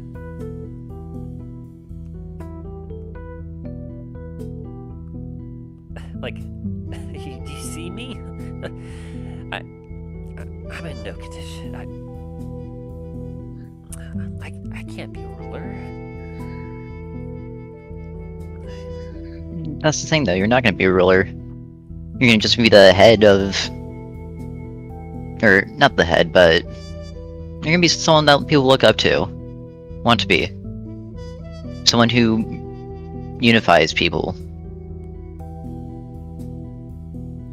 I mean, after my life, after everything I've been through, I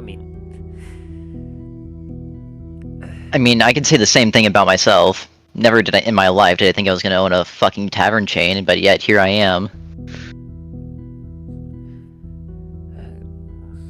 I suppose you got a point there. Listen, Garrett, I know you are still trying to figure out what you want to do in life, and I get that. However, from your passion in just wanting to better this place, I think this could really be your chance at it.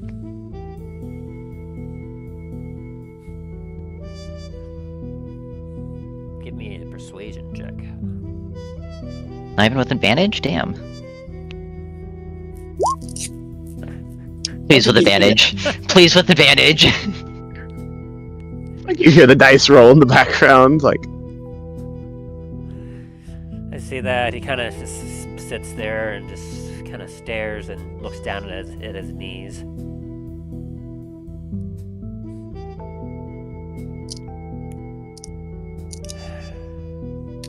He kind of looks at his hand as he kind of holds the palm up and kind of flexes it out a little bit.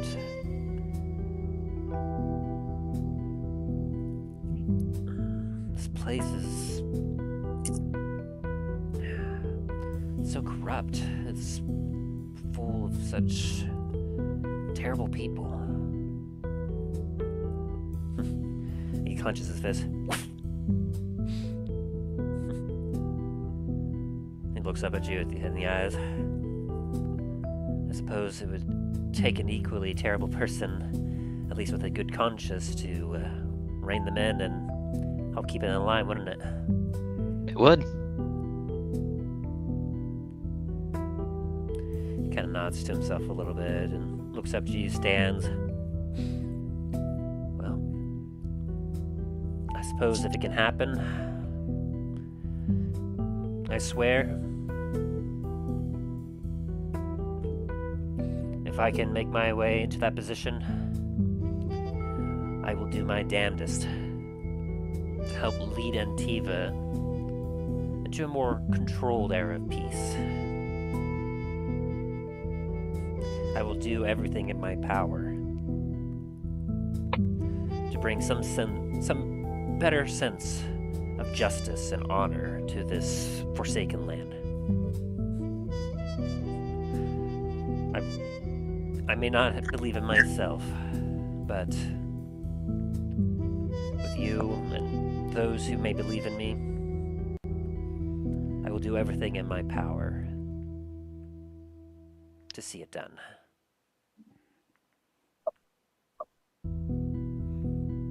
And you watch. Can I roll a... Oh, Yeah, go ahead. go ahead. No, go ahead.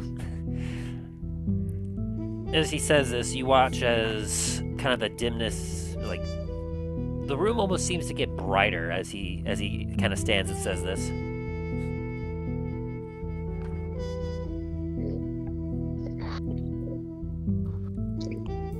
And what were you wanting to roll for? I was gonna roll to see if that kind of glow came back, but I don't need to.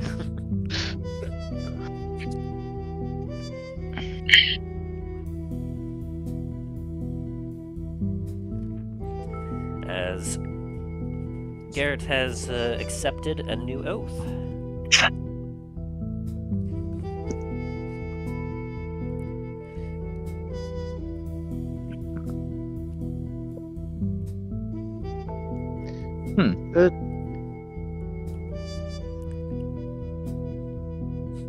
while that's going on, can Telos try to see if he can find the local cemetery?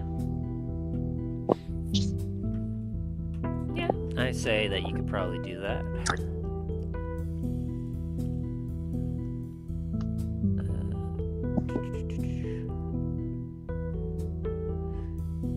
So you ask around to see if there's a cemetery or something? Yeah, so but some place where you can inter the dead with respect. Emphasize on that. I gotcha. Do me... Let's see, what kind of... And I'm still covered up. I'm still obviously making myself, like, less obvious, but... Do me a... investigation check. 16. Yeah, 16. As you kind of look around, you're not having any luck finding any sort of graveyard or anything like that. And eventually, your curiosity gets the better of you, and you ask a couple people, and you're able to learn that on Antiva, burials are done in the water. People are given sea burials when it comes to death around here. As being an island, a lot of it being taken up as space, they don't have the necessary land in order to actually inter the dead in the ground. Instead, believing more in the sea, embracing essentially the dead, and many of the beings here like worship the ocean, the sea, and other such gods similar enough that many believe that. A lot of mankind, a lot of humanoids came from the sea, and hence that is where they should return.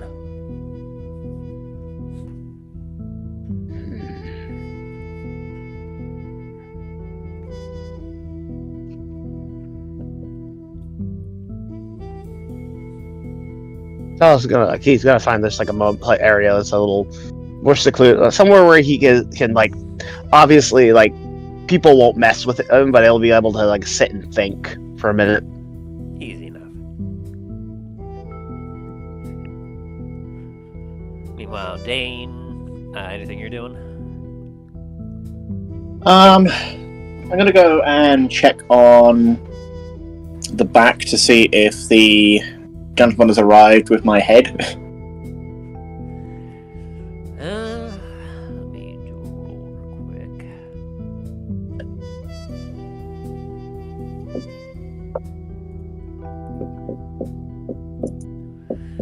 Not yet.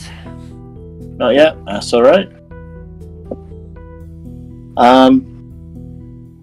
In that case, just until the guy arrives, Dane's gonna start playing around with jewelry and start trying to remake a new ring. Sounds good. You can roll me a jewelry tools tech then. See, that's good. And Soren, you got yourself a bad hangover. Ooh, wow, Dane. I'll say with that check, like, what were you going for exactly? So I'm gonna try and remake the remake the gold ring that I lost. Using some of the leftover gold that I've got, like from one of my necklaces. But this time put in some garnets in there. Alright. I'll say with that nat 20, you get about 75% of the way done, where you're able to get the ring made up, and you have the jewels ready to go, but you may find that you're a little out of time to actually inlay them into the actual ring. You make some incredible progress. And as you look at it, like, you almost, you had some weird inspiration as the ring and the sockets that you make begins to almost take the form of the aboleth face in a way, where, like, the places where you would inset the jewels almost look like places where the eyes of the aboleth were. Okay.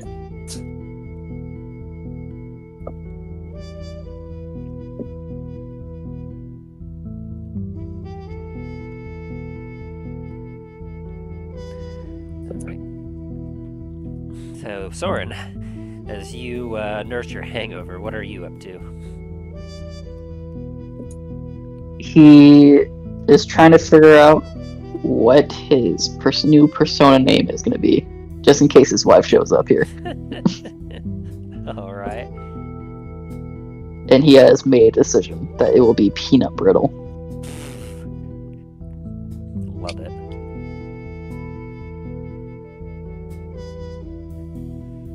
And he will head down to the main tavern, and he will try to make something for his hangover. His family's signature anti-hangover brew. All right. He will probably fail because of how bad it is right now. Good. Oh, 24. Soren is very determined. He's like, I will say that you were able to produce it and ease one of your points of exhaustion. Oh, hell yeah, okay. Is it specifically something that's made to combat alcohol itself, alcohol hangover, and that's what's causing these exhaustion is the alcohol, so you're able to eliminate one of them. So you will have disadvantage on checks still, as your head is still pounding, but you no longer are feeling so dizzy that you can't stand properly. Hey, I'll take it. I wasn't expecting you to allow that, but hey. I am a merciful god. Yes, you are, and I thank you for that. I am a merciful god. Proceeds to have a meteor drop on you. It's so merciful. It's a quick death. Not if you don't. Not if you make all your saving throws. All right, so But you can't intentionally fudge them. that's what the three of them are up to. As Milo, you and Garrett enjoy like a quick breakfast at the manor. As Garrett is looking a lot more determined, and he's looking a lot like better than he has been. As he kind of looks at you, and goes, "All right, so what's the plan?" Well, right now, Jonathan is trying to get more information on what the fuck that creature is that we fought. Soren said it was some kind of aboleth. Yeah, Aboleth, that's right. I don't know Yeah, much about them, but I don't know either, but I suppose we should see about finding and checking in with them and figuring out. Well, I guess you can. I'll still remain in the shadows for right now, unless you think it's better otherwise.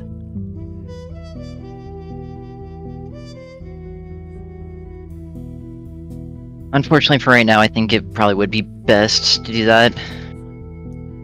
I'm still trying to figure out if the other houses are gonna actually believe what actually fucking happened here. Well, you have a good way of words about shit. I feel like you could probably make him believe. I really fucking hope so. It's either that or else they all declare war on you and me, and we won't live to tell a tale either way. Or that, or we'll have to flee Kentiva, never to return. His eyes just go mile long stare. I mean, we got the Baron's men out on with us, so I think if it comes to that, but we'll see. This Malachi just takes a drink of whatever the fuck he's drinking.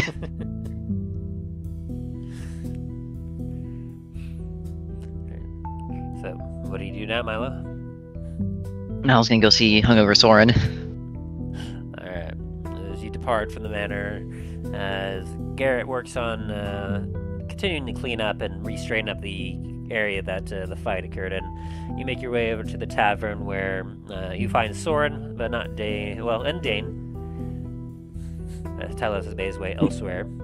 You see as Dane is kind of polishing and holding up a very lovely looking ring.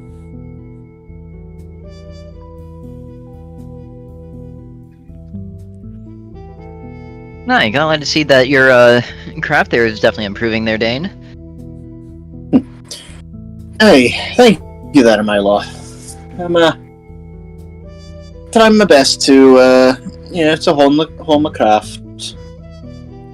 Never really was one for jewelry making back in Blackspire, but it's growing on me.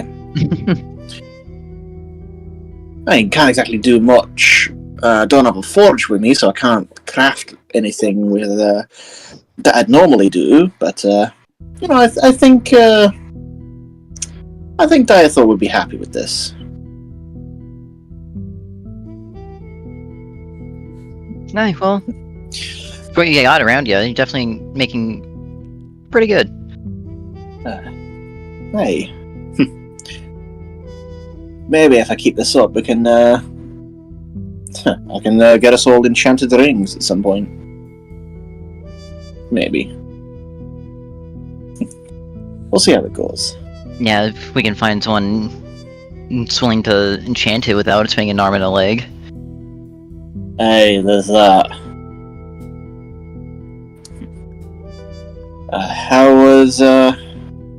How's Garrett doing? I know you were up at the manor. You know, after I talked to him this morning, he's doing a lot better. Finally got that Hey, glow back that's in good. him. Hey, that's good. You've got a good lad there. Aye. Annoys the shit out of me sometimes, but he does the right thing.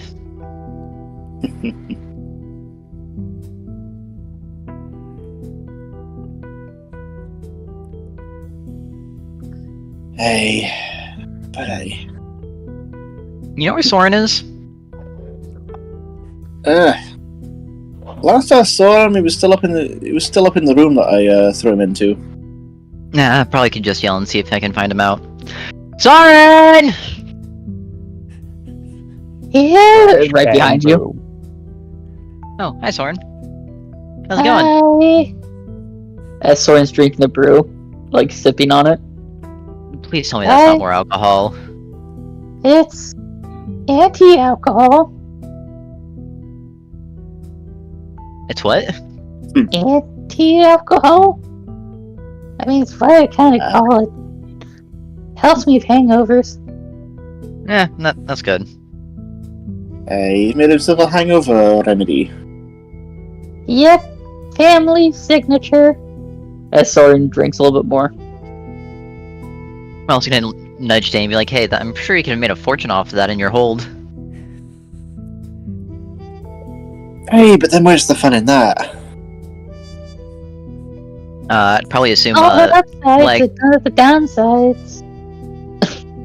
I'd assume that it's, would cause, less accident in the mines, but what do I know? Hey, well, the thing really about the hold, it was kind of a thing in the hold that if you were drinking in the mines, well, the mining foreman wouldn't exactly be kind to you. What? Why Not not? Yeah. Not only would you have your wages garnished for anything that was damaged, including any resources that you managed to lose or damage on the way back up, but also, and this was the big one, you're banned from the brewery for at least a month. Damn, a month? Well, Holy that's why shit. that's why it still standed. That's why it still stood anyway.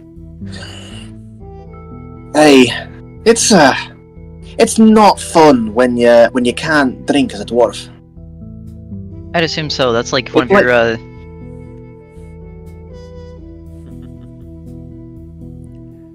Hey, well, it's like for humans when you can't drink water. It's like that. Aye, we can drink it. It's not fun for us, but we'll in our needs. Hi. Anyways, Soren, what can you tell me about these, aboleth that we fought yesterday? Oh, they're, Wisdom saving throw. Oh god. Fuck.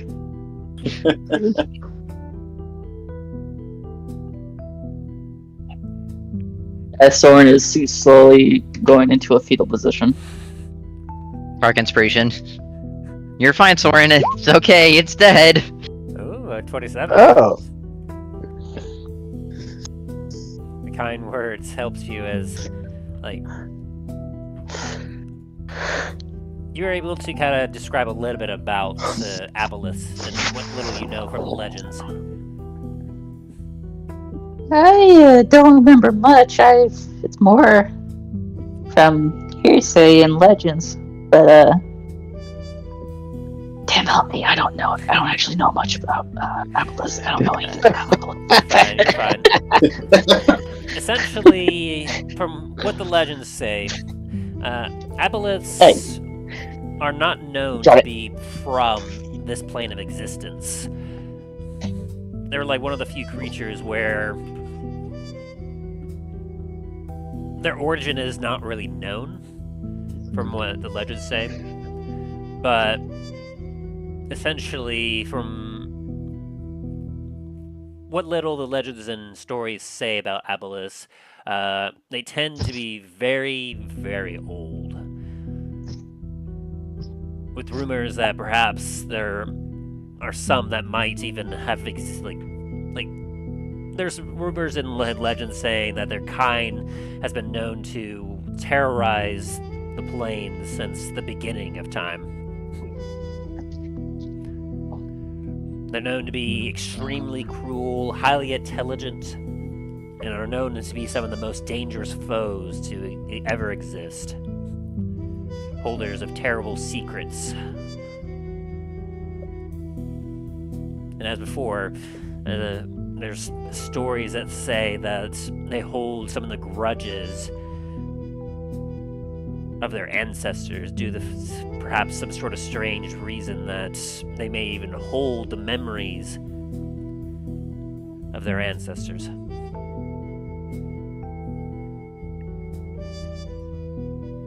They're very self-centered, knowing how powerful and how dangerous and intelligent they are. They believe themselves to be fairly superior to many other different races, and according to the legends, just due to how dangerous they are, if you happen to be unfortunate enough to catch one in their most comfortable environment, the water, only the greatest heroes are known to have been able to slay and survive encounters with these things. Soren will relay all of this over. And he will now go over and try and buy some food. They're gonna say start drinking again. I was like, Jesus Christ, Soren. Soren, I was tempted to say drinking, but Soren, I don't want Soren to be hungover twice over again. It's like you just got sober. But they would end up at last session where you were just passed out for 3/4 of it. Yeah. I was really fun role playing that though. Who is your favorite fearless? Hey, bartender, what you got for food here? Sizzler kind of looks down at you and goes, "No, we have a good broad selection for the morning. Can offer you some sausage, bacon, pancakes, eggs, muffins. We got ourselves some. We got ourselves some biscuits and gravy, some grits. You got any cheese? Oh, certainly. Making an omelette or that if you want. Can I have sausage and cheese? Coming right up.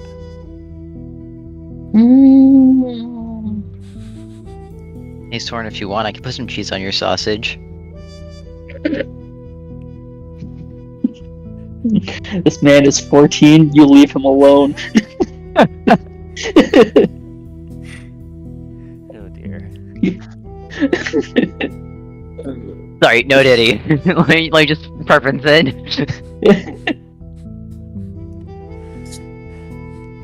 I will say, as you kind of look as Soren is doing that, you do see the doors to the back room crack open slightly, and an eye peeking through towards you, Milo.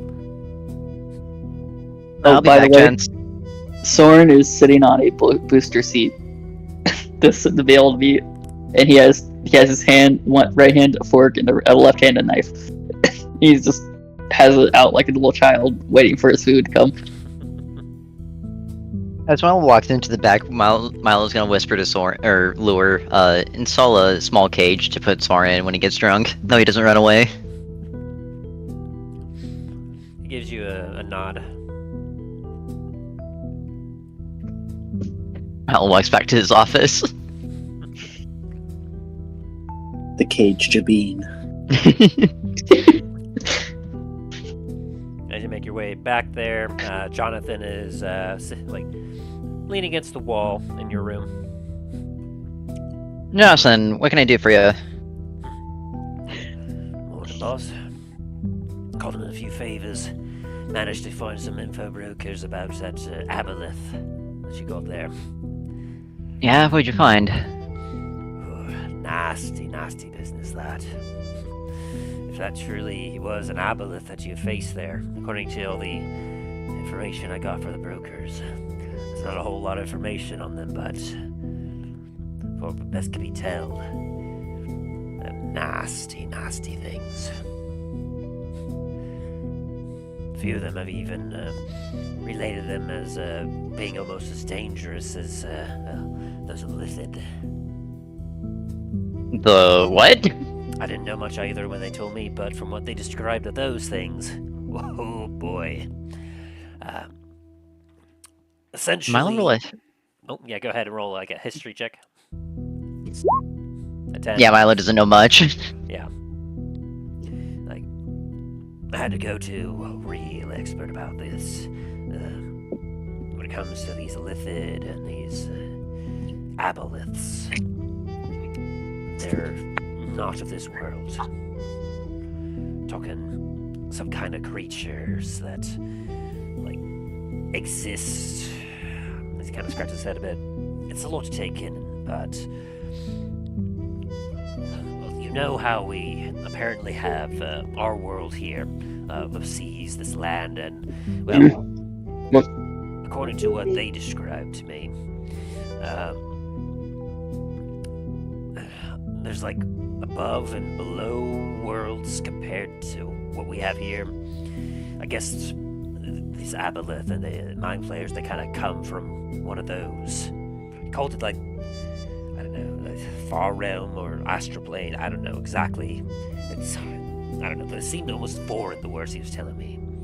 In any case, So kind of like the Feywilds? Yeah. Just kind of like another... Okay.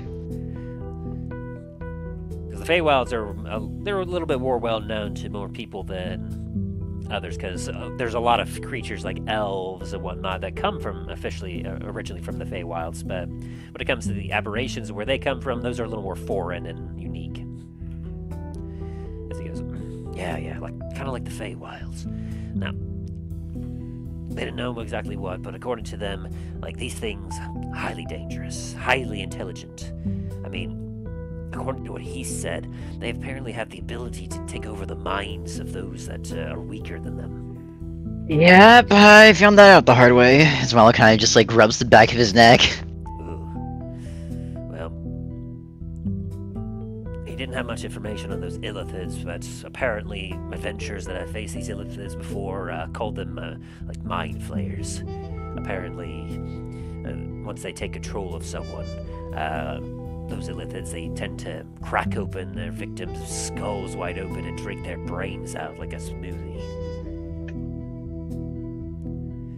So, I don't know if you'll ever come across one of those, but if you do, don't. Because I don't know about you, but I don't want anything to do with something that could suck my brain out. I mean, I just dealt with the... Not a lizard, but... God damn it. An aboleth, I mean... Yeah, aboleth, and survived, so fuck it. Well, from what these aboleths do, from what I understand, I mean, they're definitely predators. They seem to use their high intelligence to essentially get their meals and deal with their enemies. But he didn't have too much more information than that, other than the fact that aside from having an insane amount of intelligence. It's apparently high enough so that they can still do stuff with their minds. Well, explain how I could control my son's mind even when he was asleep. And that's why it seemed like he was fine during the day. Probably had the intelligence enough to know when he could strike, and that was the one thing that stood above all else when it came to these things, was that these aboleths are dangerously smart. Not known to currently exist is just due to how dangerous they are. They tend to be the targets of wannabe good doer heroes and whatnot that tend to hunt them down. But they're also hard to find, as apparently they're very much ocean and deep water dwellers. And seeing as how there's a lot of ocean around us, hard to say exactly how many of them there could be out there. I don't think there's gonna be that many around us. At least I hope so. I found that amulet over on the other side of Dundras, so should be okay.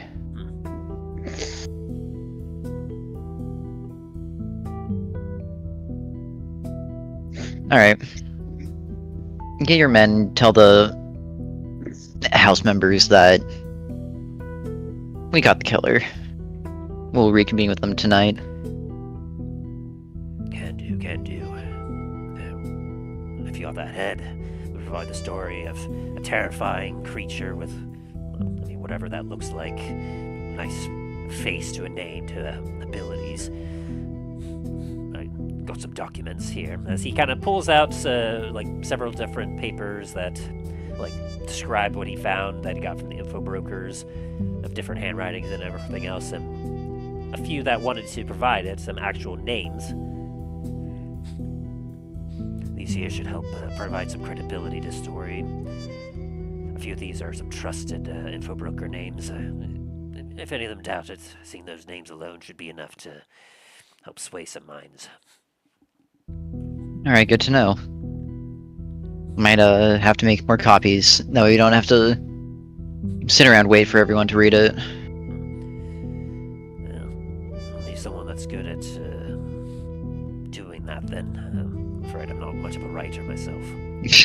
Come on. I got this. If you say so. I'll get the word out. I'll have the convening of the heads in the old Baron's place where they used to have it. It should be somewhat familiar to them, and with little threat of killer and the fact that no one has really possessed that abode since the death. It should be a relatively neutral ground. You know what? If you can, convince them to go up to my manor. That's where the battle took place. They can see the damage that was done inside. The manor. He kind of rubs his chin a little bit. It used to belong to some Lord Shax. Oh, him. Didn't the Baron want to have that guy offed months ago? He did. That's how I came into possession of it. And so I used to know the Baron. That makes some sense. Right. Yeah, it's a relative, from what I understand, that whole district area. I'm not sure exactly where it is, but there have been lots of reports of death, and that whole place has been vacant for almost a mile, square mile area. That's actually also because of the Aboleth, from my understanding. Oh. So, that would also definitely play into our favor even more. I suppose that is fair, according to some of the info here.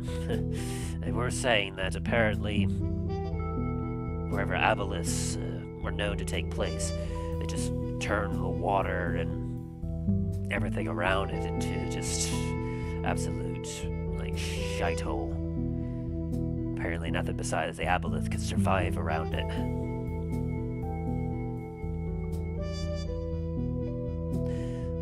I'll see.